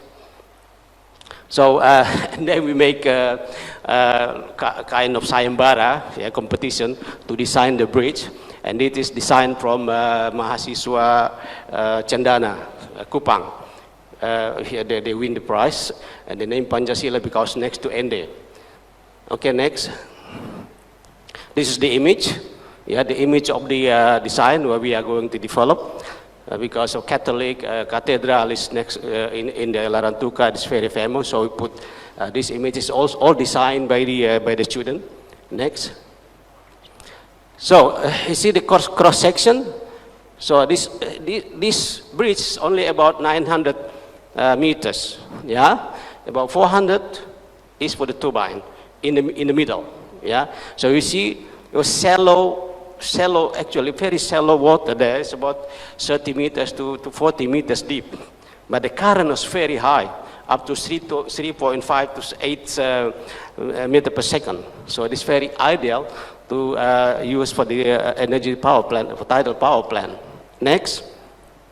So this is our design, just to see how we design this in the turbine implementation. Next. So this is the look like, the images. So we use the different turbine. Also the fact that there is a mammal, whale, ikan paus, are migrating every, like September to February, every year. So we may not destroy the life of the mammals there. So when I spoke about this project to Greenpeace, they said, Latif, you make a sushi factory there, I will make you sushi as well. So that's why we say, we have to look for the technology, correct technology for the turbine. So next. So this is the turbine. Can you, this is image, can you play this, please? Because this bisa diputar. Yes, this is the images. So this is a screw turbine. So even us, I can swim in. The diameters of this turbine is 10 meters long, high, sorry. The diameter is 10 meters. So if you look at only for the fish, it's only 2 meters, so it doesn't matter. And actually, when we put one sample in Scotland, the whale there like to flay because they're they're pushing and pulling. So actually the fish are playing in our turbine. Okay, next. The maintenance. This also because underneath the turbine, we put easy install and easy maintenance. We take out, we install it. We can, it's modular. If you want to have 100 megawatt, we can add turbine, 1 megawatt or 2 megawatt per turbine. Maintenance every year cleaning and every 5 years overhaul. So bisa play, can you play? So this is the maintenance, or install maintenance. You can install like this. We use both. we can take out. So compared to the seabed technology, is a simple way, easy and cheap. Yeah. Okay. Next. Okay. Summary. Project profile. We have set here about 4 megawatt installed. Yeah, because it's intermittent, it's about 100 gigawatt per year.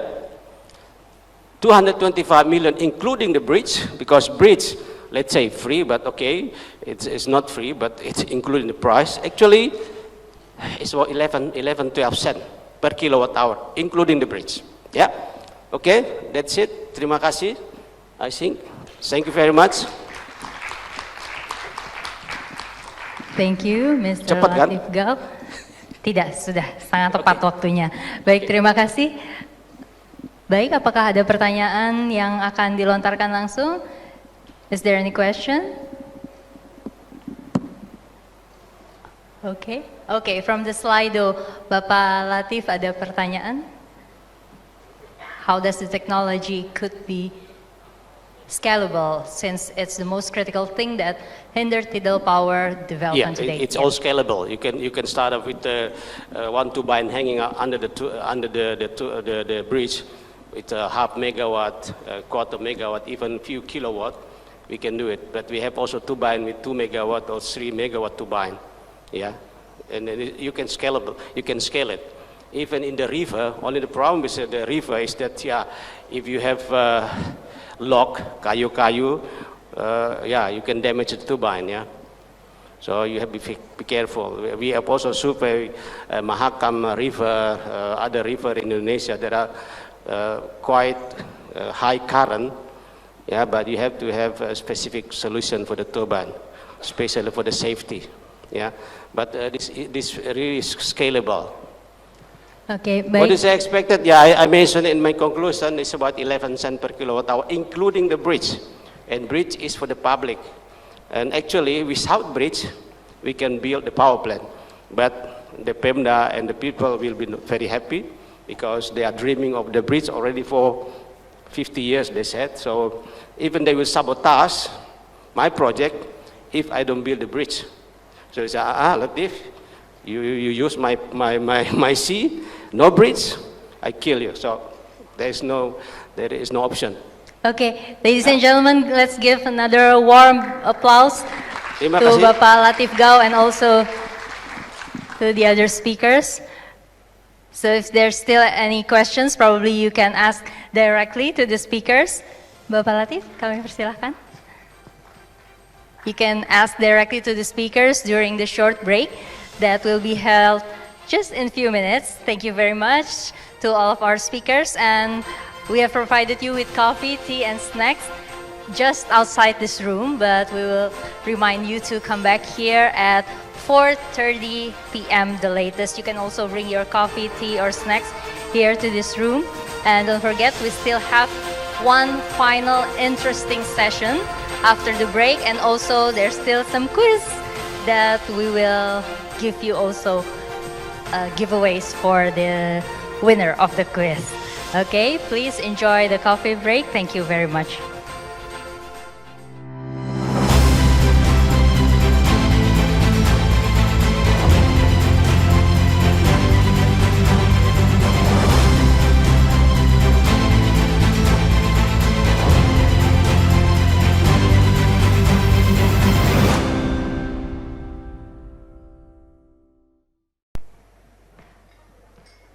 Welcome back, Bapak dan Ibu, ladies and gentlemen, our distinguished guests. And in a few minutes, we will continue to the final session to learn from young activists who have made changes through their respective programs. But before that, I would like to announce the winner of the wind turbine competition. So,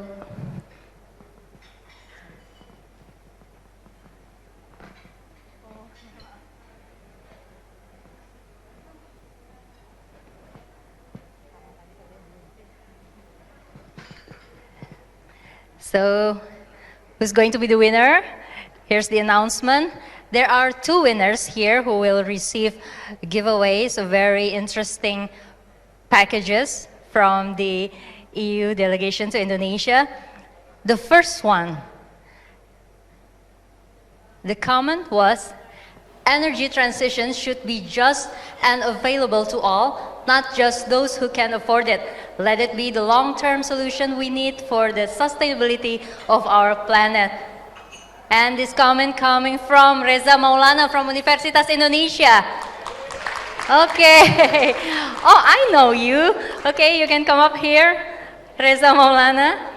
And the next one, Mother Earth is not enough.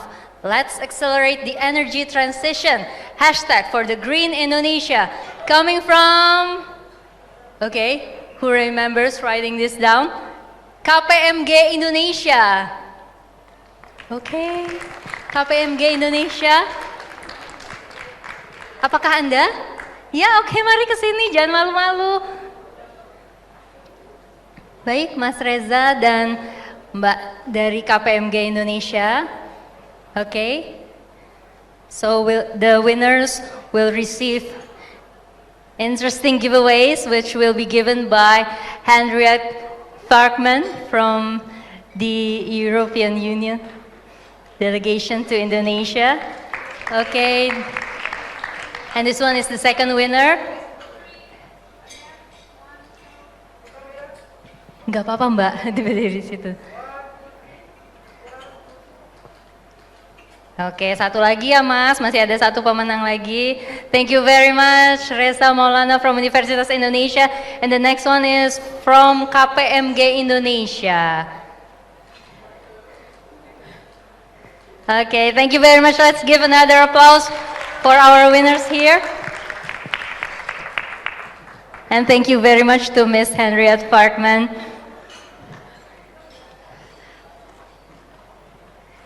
Okay, so after this session, there's still be one quiz for you to participate. There's also some interesting packages that you can bring home if you win the quiz, okay? So to lead this session on view on just energy transition from NGOs and think tanks, I'm very happy to call Kak Zagi Berian, founder of the Society of Renewable Energy, or SRE, to step forward to the stage. Kak Zagi, silakan.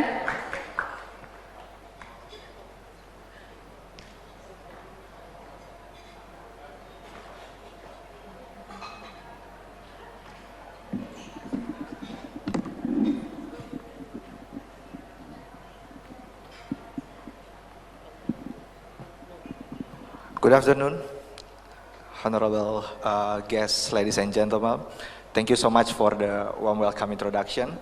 So, my name is Zagia Kanaberian. I'm from Society of Renewable Energy. This session entitled by View on Just Energy Transition from the youth and also from the NGOs. So, there will be three speakers in this session. I will introduce each speakers. The first speakers will be Miss Rebecca Angelin.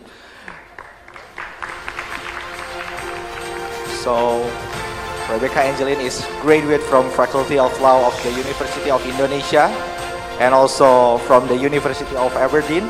She currently serving as the Executive Director of the Yayasan Rumah Energi, and yes, Yayasan Rumah Energi is one of the leading movement in Indonesia in terms of the grassroots level. Thank you so much, Mbak Rebecca. Please join with me. The second one will be Miss Sandra Winarsa. Sandra is Development and Project Management Specialist with over 10 years of professional experience working with the government, civil society organization, business, and also social enterprises. Please join us, Mbak Sandra Winarsa. Thank you. And the last one, joining from Paris, Miss Chandra Sri Sutama. Please give applause. Good afternoon from Jakarta. Selamat pagi. Selamat pagi. Selamat pagi. Yeah. Miss Chandra has more than 20 years experience in the traditional energy industry, including in operation, management, business development, technology deployment, and human resources. And currently, she works in several countries in Asia, Middle East, Europe, and also US. and now focusing on energy transition and sustainability through her work in Ekadin as COO. Thank you so much for joining us, Ms. Chandra or Mbak Chandra. So, yeah, I will give the first phase of this session to give your perspective within 3 to 5 minutes to share about your work, and we'll begin from Ms. Rebecca. Without further ado, I will give the floor to Ms. Rebecca. Thank you. Thank you so much, Mas Segi, and hello, good afternoon, everyone. So I'm just going to do, my name is Rebecca Angelin, I'm the Executive Director of Yayasan Rumah Energi, or YRE. I'm just going to do a quick intro on the work that we do so far. Can we please put the slides up? All right. Sure. So we are an Indonesian NGO, and our founders gave us the mandate to work together directly, work for and with the community at the grassroots level for poverty alleviation, adaptation and mitigation of climate change, and disaster risk reduction. We have 3 major programs, the Renewable Energy, Renewable Energy, Food Security, Water Conservation, and Social Business Incubation. And our biggest portfolio, as you can see here in the slide, is the Indonesia Domestic Biogas Program, or IDBP, which in Indonesian we call it BIRU. So per this year, we have built about almost 30,000 units across 19 provinces in Indonesia. Thank you. So we are the biggest installer of biodigester, and we are not the one who construct these digesters, but what we do is, our role in the IDBP is to be the market ecosystem enabler. So what that entails is that we are helping, we train local SMEs on how to do biogas business, small scale biogas business. Sorry, can you please go back to the previous slide? So we train them on how to do biogas business, and this includes on how to build a high quality biodigester, how to do sales, how to do after sales service, how to do promotion, and we also facilitate the financing. So we've done this blended financing at a grassroots community. So we've been selling carbon credits since 2013. So our biodigesters, the financing for our digesters combine carbon credits and microloans from local cooperatives. Because the ecosystem, it's not perfect, but it's going quite well. This year we expanded our portfolio to solar PV, but again, being true to our mission, we work with women coffee farmers. Next slide, please. Women coffee farmers on how to use renewables for their productive use, which in this case is for drying coffee. So as you can see here, it's not about just installing these renewables, but what the essence of our work is to really bring accompaniment to our beneficiaries. 98% of our beneficiaries are farmers and livestock farmers. We have women entrepreneurs as well. So our focus is to help them understand, to help them get the information on the variety of renewable energy technologies that is close to them. So it's not, the big power plants, but it's more on how solar PV can help their coffee drying process, and also to give them, to help them in access to finance. So next slide, please. This would be my last slide. So we've been working with, initially we work with 100 local cooperatives in Indonesia, but now we work with 27, but they're very strong cooperatives to provide the financing for all of our interventions, including the solar PV and the domestic biodigesters. And this will become our strategy in the next years, where we want to empower local cooperatives to mobilize their own financing and also tap in international climate funds to really speed up the adaptation and climate and mitigation activities to the grassroots level. Maybe I'll just stop there, and thank you very much for having me. Thank you so much, Ms. Rebecca, for the fruitful insight from the Yayasan Rumah Energi. And I will give the floor to Ms. Sandra to Yes. To share the perspective about the HIFOS project. Yeah, thank you so much, and thank you for the invitation for the EU committee for having me here. Just a little bit of background. Maybe can I help for the PowerPoint to be up? Yeah. So a little bit of introduction. Humanis is a national spin-off of the HIFOS Southeast Asia. It is a Dutch development organization that works on gender equality and diversity, climate justice, and civic rights in digital age. So in Indonesia, we have operated for over 2 decades. And just recently, over 3 years, we have been transforming to a national entity called Yayasan Humanis dan Inovasi Sosial. So I was being asked to give some insights on the role of NGOs and think tank in just energy transition. So I put there as a title, but I would like to emphasize why we as as a usual common people need also to aware about just energy transition, because it is not about the homework of government or the financiers, moreover the private sector.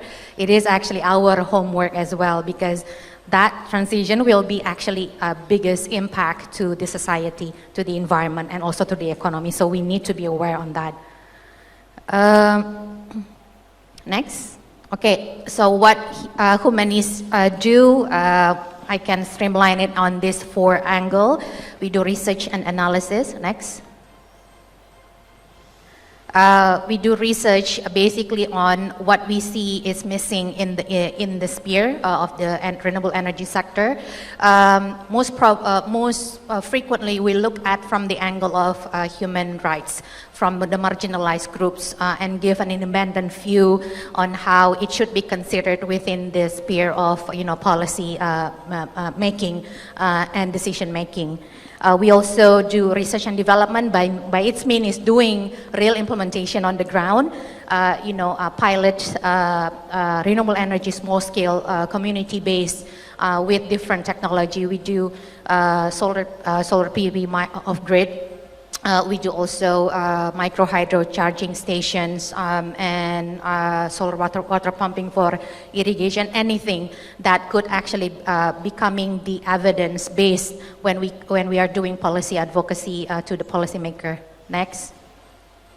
On the policy angle, like what I said earlier, in our opinion and our experience, having only a research, it can be it can be tackled with a counter research that says the other way around. But if we equip that with an additional evidence-based case from our experience from the project implementation on the ground, it provides a solid argument on the things that we want to argue for the government. For example, on improvement of community, improvement of the business model where community can actually strive and took part that actively, not as beneficiaries. So we influence local, subnational, and the national level as well. On the public awareness, next.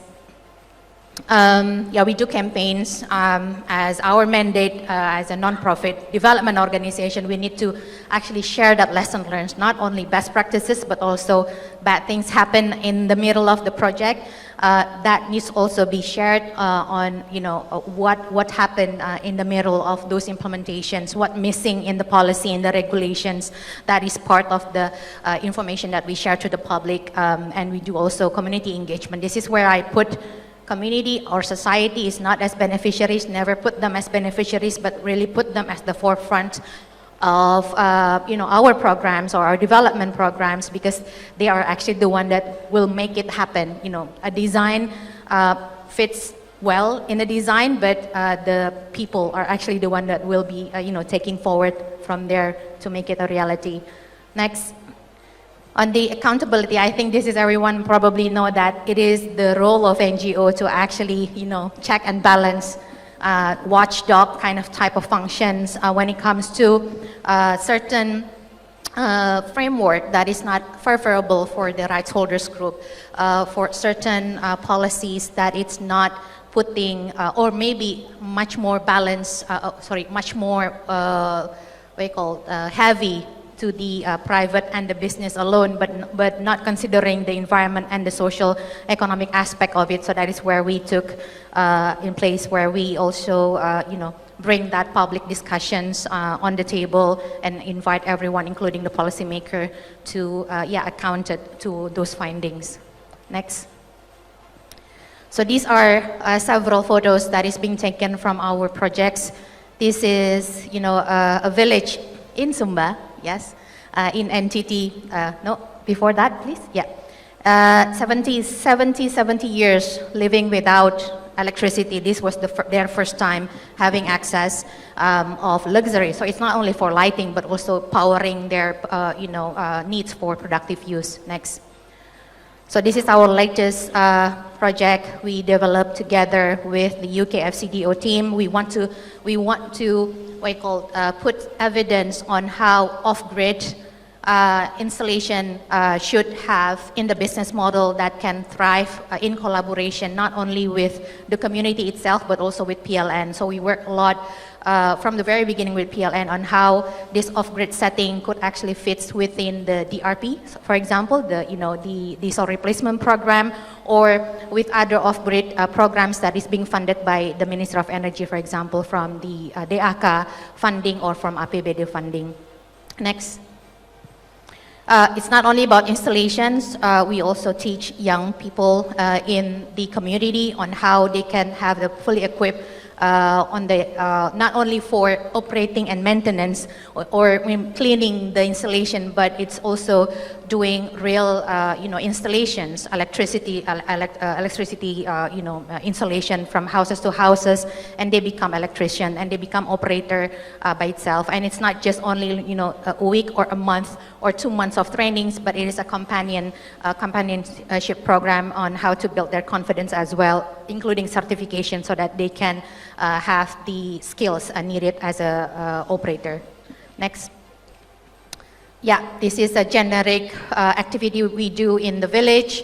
Participation, improving, not only male, but also female there to, give thoughts, give opinion on how they see their needs of electricity, because in the long run, or maybe in current reality in Indonesia, women are actually the most, the most user of electricity. So we use more electricity compared to men, but we are not regularly being checked or asked what do they need when it comes to electricity at hand. Next. And this is also, so our approach is that off-grid electricity is not mere only giving access, but it is an entry point for economic development. So this is where in our business model it always being attached a productive use of energy element in it, on how these women, for example, they can produce essential oil from ginger and from Sarahwangi, if I forgot the English. So we also do a matchmaking with an off-taker that could actually receive those products, so that after they produce it, and then the off-taker can actually, turn that products around to the market. Next. Yeah, this is one of the drying facilities of the ginger. Next. What I mentioned earlier, so it's not about installations, productive use of energy, but also how to improve the regulation. This is where we sit together at the local subnational government saying that, okay, we found this is a progress, but we cannot do that due to some hurdles in the policy or within the regulation. So this is where we having dialogue with the local government on how they can improve those in order to have, these practices as a lab, we can call it that way, as a lab can actually be repeated in other places using different funding. Next.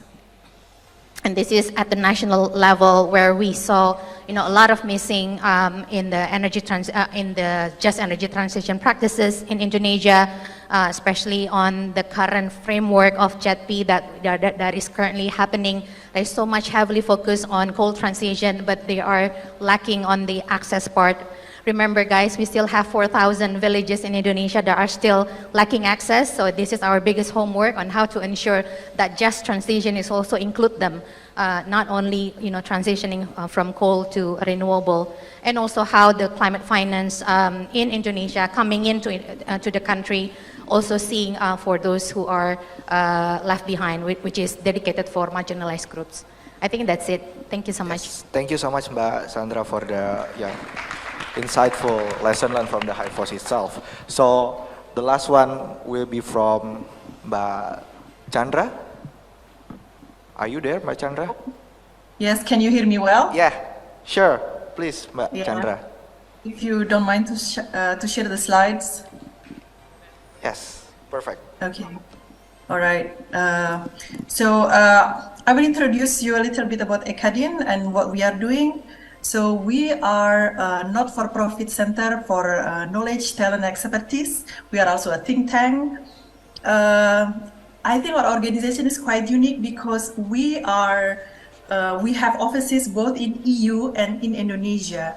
So we were founded in 2017 by Indonesian intellectuals and professionals who are based in the EU, and our network consists of more than 70 experts now across 12 countries. Most of them are Indonesian professionals and Indonesian intellectuals who wants to always contribute to Indonesia, particularly in energy transition and sustainability.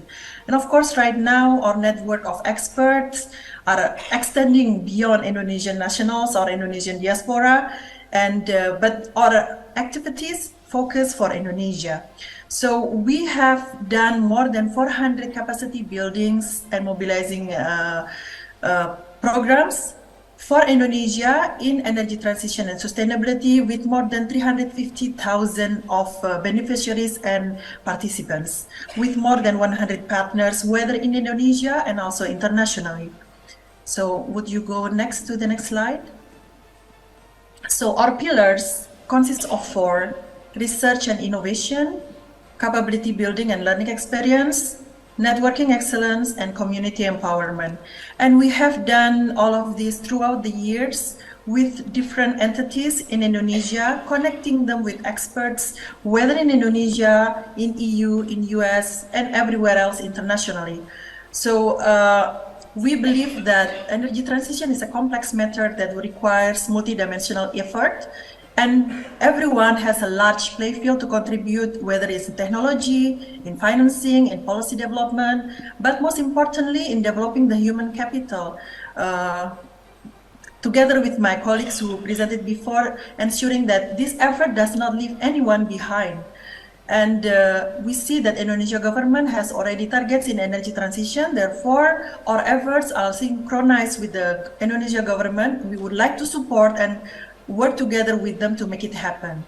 Again, we as an organization, we are quite unique because of our geographical spread all over the world.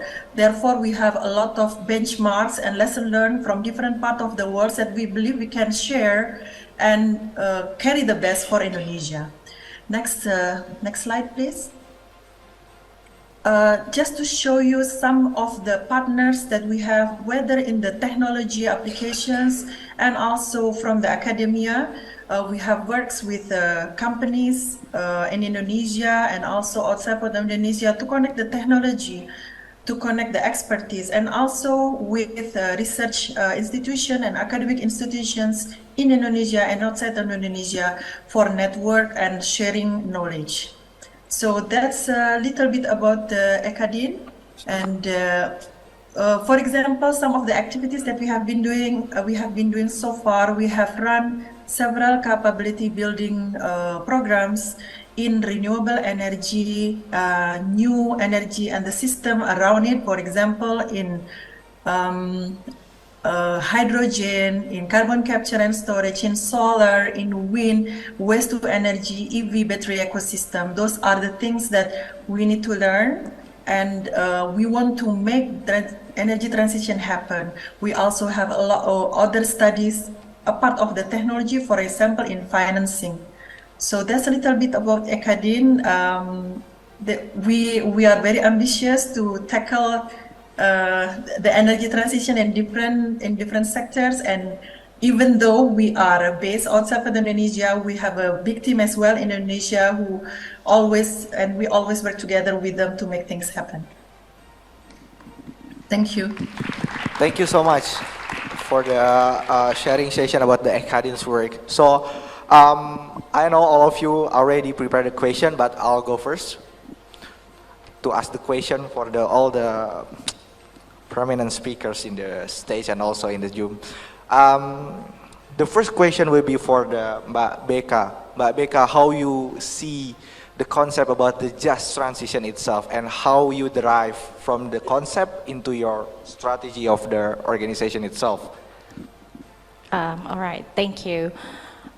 Just a heads up, unfortunately, I cannot give you a definite answer on that because it's still an abstract concept for us, especially for our beneficiaries. I'm sorry, Masanda, I know that we're not supposed to say it's beneficiaries, but unfortunately to our partners on the ground. Moreover, for our partners on the ground. But here are some. I think our team have some thoughts. Because nowadays we are getting involved into the discussion about just energy transition, about JETP, and 3 things that we realize. One is that all of the discussion, all of the research, they're focusing on electricity sector, which, looking at our own work, we are not doing electricity, right? We're doing direct energy use. So we're thinking, okay, so just energy transition means that, and second is that it's mostly focused on coal, early retirement, and this large-scale power system. That's also not our part. And third is about scale. So we get this a lot, that it's too small. It's household. It's a household technology. It's small scale. So I think our question is about. So where are we? Are we part of this just energy transition? So that's the big question. So our job now is to advocate that this just energy transition has to be inclusive. It's as simple as that. It has to be inclusive. It's not, we obviously know that you need strategic intervention, right? With this policy that's strategic and you can create bigger impact with it. But also like what Mbak Chandra mentioned, that the principle behind it is no one gets left behind. So I think that's my thought. And how do we, I think if we try to connect it with our work, it's basically business as usual. For us, right? Their shift, like the IDBP program, it's been around for 14 years, and I have to thank Mbak Sandra, used to be a part of HIFOS, and still, Humanis also play a pivotal role in creating this ecosystem for 14 years. So it's basically business as usual because they used to use this fossil fuel, the LPG for cooking, and now they're using renewables, right? But looking at our project, the second slide that you saw there, we noticed that, so in that project, we are working with 100 partners or 100 beneficiaries. So that project emphasizes on access to renewables, focusing on solar PV, small-scale solar PV and domestic biogas, on women empowerment, and access to finance, right?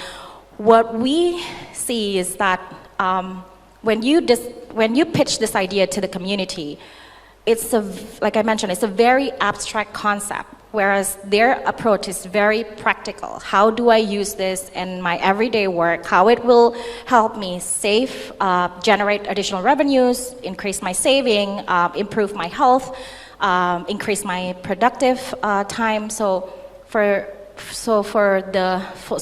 when we did the accompaniment to introduce them about renewables, to introduce them, okay, if you want to access this, if you think that this is important for your productive use, then we'll help you manage, we'll train you to manage your finances so you can apply to our cooperative partners for loans.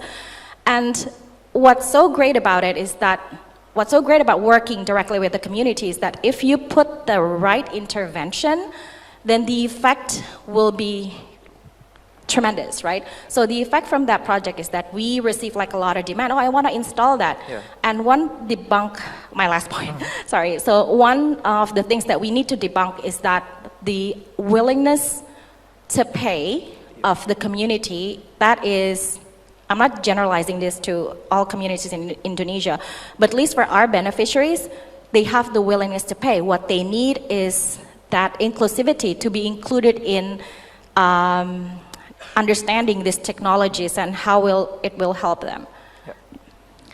Thank you so much, Mbak Beka. I will underline, it needs to be inclusive.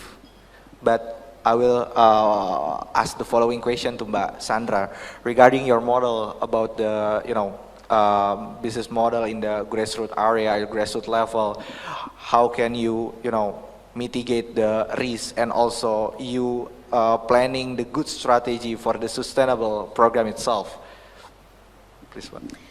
Yeah, sustainability and risk management on the off-grid small-scale projects is actually off-grid is much more expensive because there is no guarantee funds available, so there are risks there. So that's where a lot of grants are actually allocated for these small-scale renewable projects. So how to mitigate them is actually to introduce the business model from the very end and include that business model as part of the overall capex and opex of the installations. Like for example, nowadays the capex is being only calculated only from the infrastructure alone. But for us, it should be included, the additional costs of productive use of energy, for example, because that is where the only inputs or income that the community will be able to pay, basically, if we do not help them in making an entry of how they can sell, on determining on how they can pay, like what Rebecca mentioned, it is crucial. Otherwise, then it will just creating, a bad image of off-grid that is always failing in Indonesia. There are lots of monument, by the way, of off-grid monument that we do not want to having that ever happen again. So in our policy recommendations to the ministry is that for off-grid, please do not separate it between the capex and opex, especially on the productive use of energy. It should be tidied up as one business model so that it can be considered as part of the sustainability plan in the long run. Yeah. Thank you so much. So it's very interesting. May I know what is the price to make it comfortable for the local community to pay for the business model itself? And also from Mbak Beka perspective, I want to know from both of you. So just a quick answer, our domestic biodigester range from $800 to $1,500 US, and they can't afford it, so we give 20% to 30% subsidy from the organization. That's coming from carbon credits, and the remaining is from cooperative loans. Okay, so. Yeah, for off-grid, in our experience, community mostly will be able to pay around 50,000 to 100,000 per month for electricity per household. But, this is the but, we can charge more for the productive use that they do. Like for example, they do drying, they do grinding, for example. So those are being counted as services, electricity services. That is where we can the community, and this case is BUMDes, the village enterprise, can earn more income from selling additional services of electricity apart from the consumption per household. Yeah. Thank you so much. So I will ask for the Mbak Chandra from Ekadin. Mbak Chandra. So what is the lesson learned from the European countries or other countries to make it just transition and easy to implement within our country from Indonesia? So there are a lot of things that we can learn from other countries. Not all of them are applicable to Indonesia, but I can probably give one of the most important points probably that we can learn from other countries, particularly is probably government support.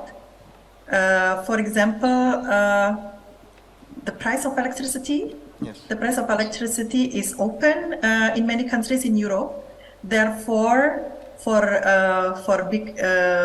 electricity producer, it is very interesting to actually invest, because then they can work on the calculation of their profitability. Therefore, the players in the electricity sectors are a lot. In Indonesia, this is not possible for this time being, but it is also very related to the fact that in Indonesia we want to have a certain price of electricity to ensure that everybody can afford it. So there are a lot of discussion around this, and I'm sure that this is a very interesting discussion that we should keep ahead in the long term. And it is a critical discussion on the price of electricity.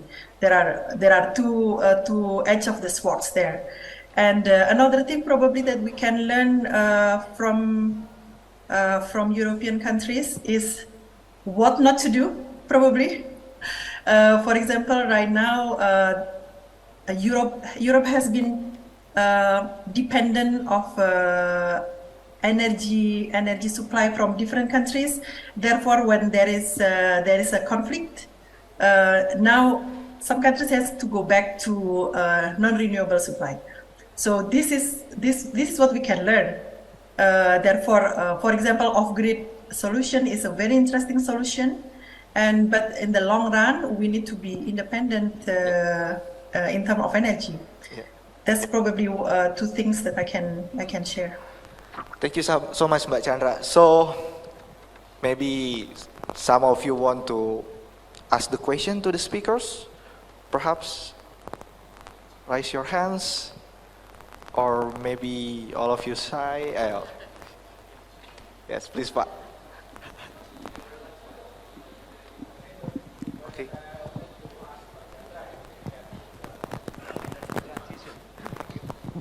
Mbak Chandra. Yeah, okay. Mbak Chandra from Etudiant, France, I think. Well, we know that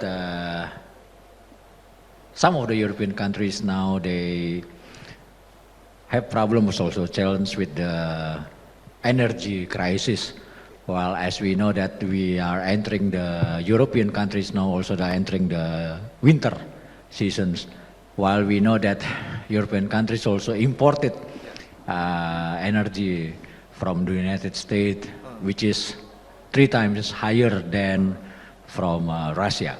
Yep. As we know that, so that what would be the solutions that can be offered from the Etudiant or maybe the scholars from Indonesians, European community regarding to this kind of as you mentioned before, non-renewable energy.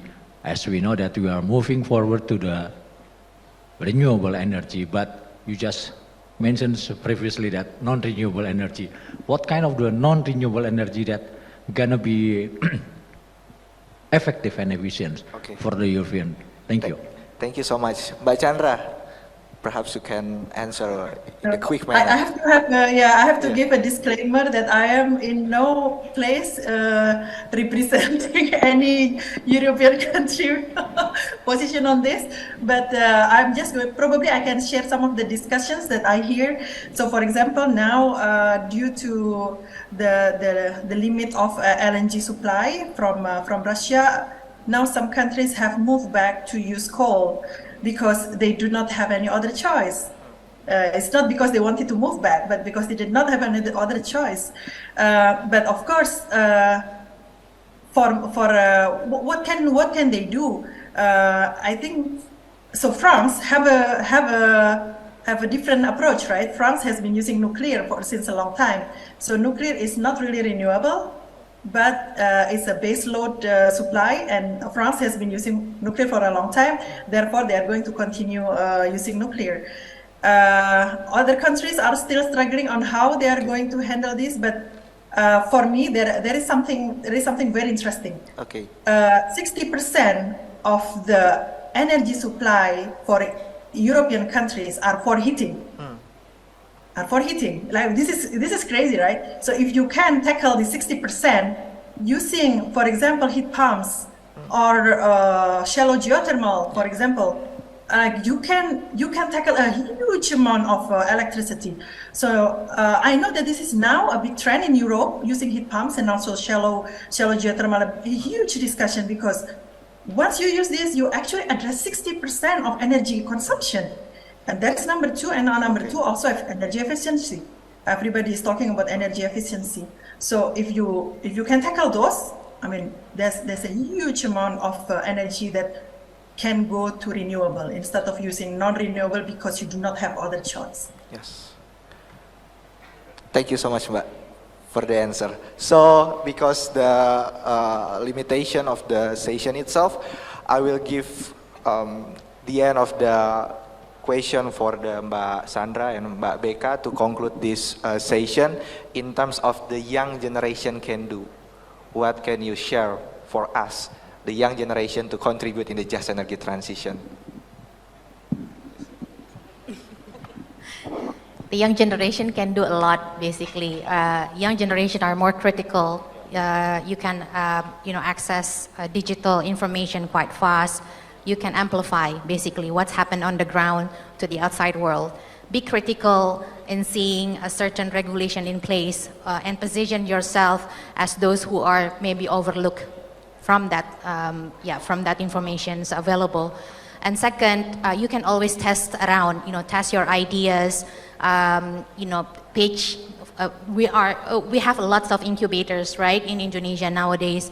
Pitch that solutions, and never, be afraid on maybe failing on your prototype. Maybe it's not bankable yet, or maybe it's not, economically feasible yet. I think those ideas should be nurtured, along your time span. And lastly, I think, give an example to others from your personal, ways of living. I think that's the best, easiest thing that we can do as a young people. I still consider myself as young. Yes, I think for us it's very critical. I mean, Basanda already took everything, but I think relating to with the work that we do, about more than 50%, 60% of our partners, they're over 40, right? So now we're trying to engage young generation in three things. One is to help advocate the cause to the government and to the public, right? So they're coming in fresh with their fresh ideas on how to advocate. And second is to, help our partners on, giving new technologies and simple technologies, not really that advanced, on how to solve our beneficiaries' problems.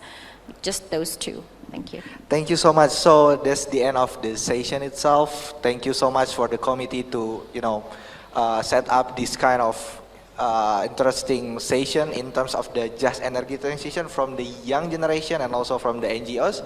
So my name is Zagia Kanaberian. Thank you so much, and I'll give the floor to the MC. Thank you, Mbak. Thank you very much, Kak Zagi Berian from the SRE, and also Kak Rebecca Angelin from Rumah Energy. Thank you, Kak Sandra Winarsa from HEIFOS, and also Kak Chandra Sri Sutama from Ekadin, who participated from Paris, France. Thank you very much. And once again, please give a big round of applause to our speakers of our last session. And now let me guide you through fun quiz here. You may see the Kahoot page address soon will be shown on the screen. You may prepare your gadget. And okay, we will wait soon. Has anybody here ever used Kahoot? Okay, so you are pretty much familiar with Kahoot, yeah? So you can prepare your gadget here, and then you can sign or scan the QR code, which will be shown on the screen very soon. Okay, so here it is. The game pin is 7597918. Okay, so you can join. For those who are not familiar with Kahoot, you can join at www.kahoot.it or with the Kahoot application.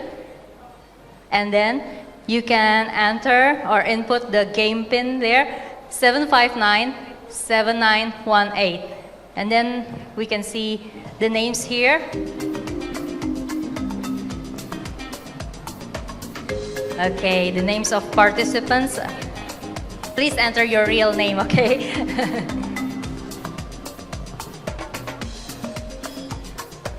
Okay. Okay, I hope you have already input the number or scanned the QR code.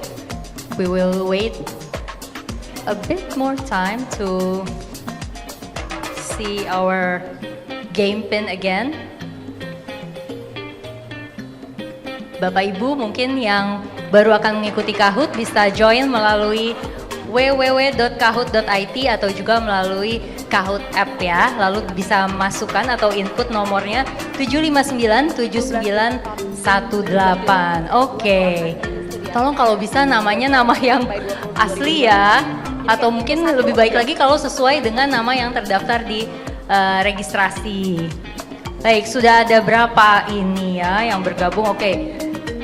Oke, baik. Terima kasih banyak yang sudah bergabung. Ayo, ini ada hadiah menarik loh. Boleh aku bacain duluan gak sih hadiahnya biar lebih semangat ya?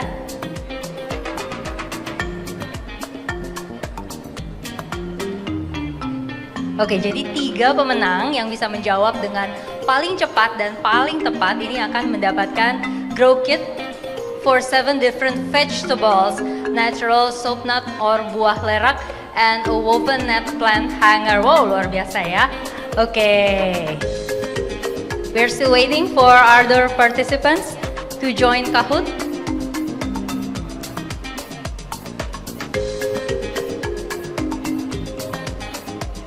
Oke. Putri, Yunan, Kalista, Eliasa, Christine, Firza. Oke. Reza M. Oh, it's you again, of course. Okay, the game is very easy. All you need to do is only choose the correct answers of the multiple choice questions that will appear on the screen over here. You choose the answer and you click it on your gadget, and then we will see, or the computer will choose the best or the best 5 of each question. Okay, there are 44 participants that have joined Kahoot. Will there be more? We will wait for another 1 or 2 minutes. Okay, 45, 46. Make sure that you choose the correct answer, but you have to click it very fast on your gadget. You have to choose fast, so you have to think fast and choose the correct answer.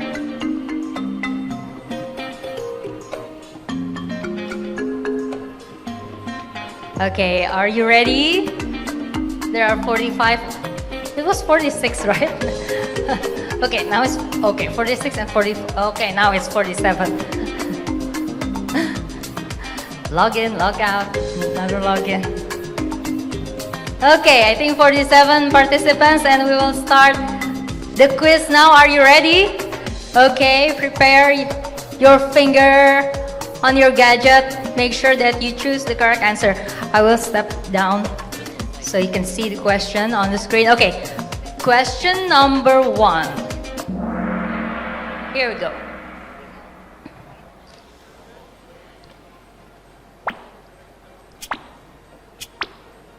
Drum roll. Okay, what is the main objective of the European Green Deal?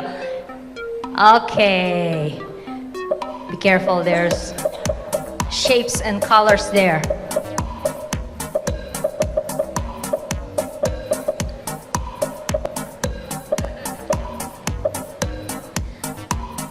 Don't overthink, okay? Jangan overthinking. Pilih yang paling cepat dan paling tepat. Okay, the correct answer is A, or the red or the triangle. 1, to make Europe the first climate neutral continent by 2000. Okay, so Luna here is on the first rank, followed by RM, Olivia, Isha, and Robert. Okay, very good. Now, It still can change, don't worry. Okay, so now we go to question number 2. Okay, to achieve emission reduction targets, Indonesia aims for a 23% renewable energy mix target by 2025 and 31% by 2050. Is it true or false? Okay. 5 more seconds. And time's up. 42 participants answered the correct answer. And okay, Icha is now in the first position, leading the ranks here, followed by Alex, Chandra, Robert, and G. Hi, G. Okay. Okay, now we continue to the third question. Currently, the largest share in the renewable energy mix in Indonesia is from which sectors? Okay, which energy? Is it solar, hydro, wind, or biomass?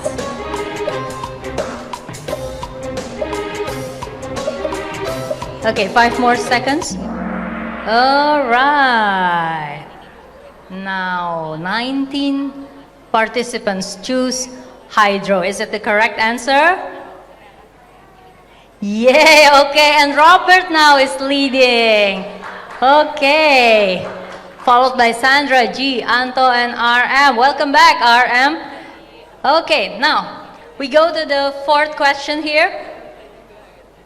Which sector uses the most energy in Indonesia? Okay, agriculture, is it industry, or is it transportation, or households? It usually changes every year. Okay. The position can be changed. Okay. Industry is the correct answer, and most of you answer correctly, okay? So who's leading now? Oh, still Robert. Congratulations, Robert, but not yet. Okay. Semangat untuk Sandra, Anto, RM, dan Yi. Okay. Okay, now, the last question. The Indonesian Carbon Exchange, or IDX Carbon, will be officially launched in 2024. Is it true or false? Oh, this is very easy. Okay. Is it true or false? Okay. 10 seconds. Could be changed. The winners. The best 3 here. Will Robert still be leading? Oh! Okay, that's very tight. The correct answer is false because actually the IDX Carbon has already launched last month, yeah? 26th of September, if I'm not mistaken. Okay, wow! Robert, I'm very sorry to see this. You're now in the 3rd position. Congratulations to Sandra, Anto, and also Robert.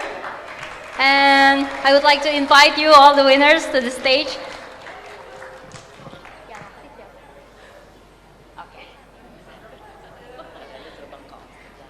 Okay. Congratulations once more to Sandra, Anto, and Robert. Okay, the 3 winners will receive a box of seedlings that consists of grow kit for 7 different vegetables, natural soap nut or buah larak, and a woven net plant hanger made by Demi Bumi. Please give your biggest round of applause for the winners.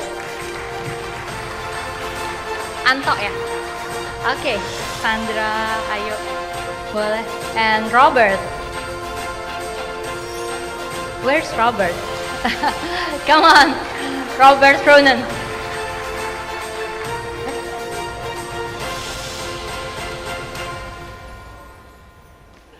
Okay, and I would like to invite Miss Henriette Parkman.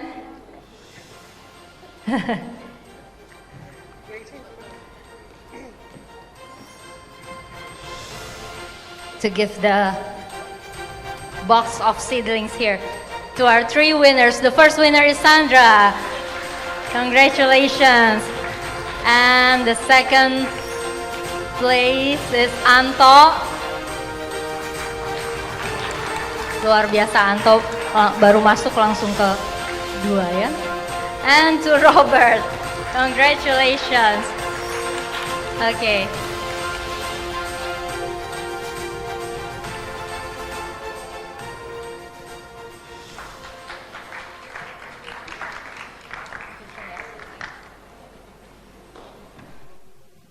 Thank you very much. And ladies and gentlemen, before we end this event today, allow me to read you the overview of day 1 and also a brief outlook of day 2. It's actually a long list here, but I'll try to deliver it as brief as I can, okay? From session 1, we learned that the European Union and its members countries stand ready to offer comprehensive support and assistance to facilitate Indonesia's transition to sustainable energy through collaboration and partnership, where Indonesia can glean valuable insights from the EU's own journey towards energy transition, including both successes and lessons learned. And I would like you all to give another round of applause for our speakers and also moderator in session 1. From the session 2, we learned that the first Indonesian law regarding energy transition is expected to be finished by the end of this year. And to accelerate the energy transition, Indonesia must implement complicated technology, such as nuclear, as well as simple technologies that are easily deployed. Once again, let's give another big round of applause. In session 3, we heard that implementing energy transition in Indonesia necessitates a multi-faceted approach, with investment being a key component. It is important to recognize that energy transition is a complex undertaking that requires a significant investment of time and also resources. Thank you very much for all of our speakers in session 3. Okay, and from session 4, we learned that recent advancements in technology offer promising avenues to facilitate energy transition. For example, GRASS, a computer simulation tool, which can be utilized to identify viable locations for wind energy projects without the need for on-site physical measurements. And also Indonesia, with its abundant reservoirs and lakes, presents significant potential for floating PV initiatives, and the synergy between green hydrogen power and battery storage can also yield substantial benefits. And additionally, tidal bridge emerged as a practical and cost-effective alternative to underwater turbine power systems. Let's give a warm applause once again to our speakers in session 4. And for our last session, we learned that new NGOs utilize energy transitions to empower local communities. Thank you very much for our moderators and also our young speakers on our last session. And here's the second day's outlooks, where the second day will look at the concrete opportunities which the energy transition can bring to Indonesia. How can the Indonesian government, the EU and EU member state governments, Indonesian companies and European companies work together to generate affordable electricity, to create high-quality jobs, improve the air quality, etc. Sessions will look into concrete opportunities, for example, in offshore wind, and also lowering fossil fuel subsidies, and how to best navigate the just energy transition in such a manner that no one is left behind. Okay, so I hope that you will benefit with more information and will also get case studies and best practices, which will be exchanged on the second day of Team Europe Green Conference tomorrow. And Bapak dan Ibu, ladies and gentlemen, our distinguished guests, and all participants, we thank you very much for your participation on this first day of Team Europe Green Conference 2023. And we hope we will see each other again tomorrow, when we hope today's event benefits you, and we wish you a safe trip back home. Mencari kekasih sampai ke pelosok. Terima kasih dan sampai jumpa besok. Wassalamualaikum warahmatullahi wabarakatuh.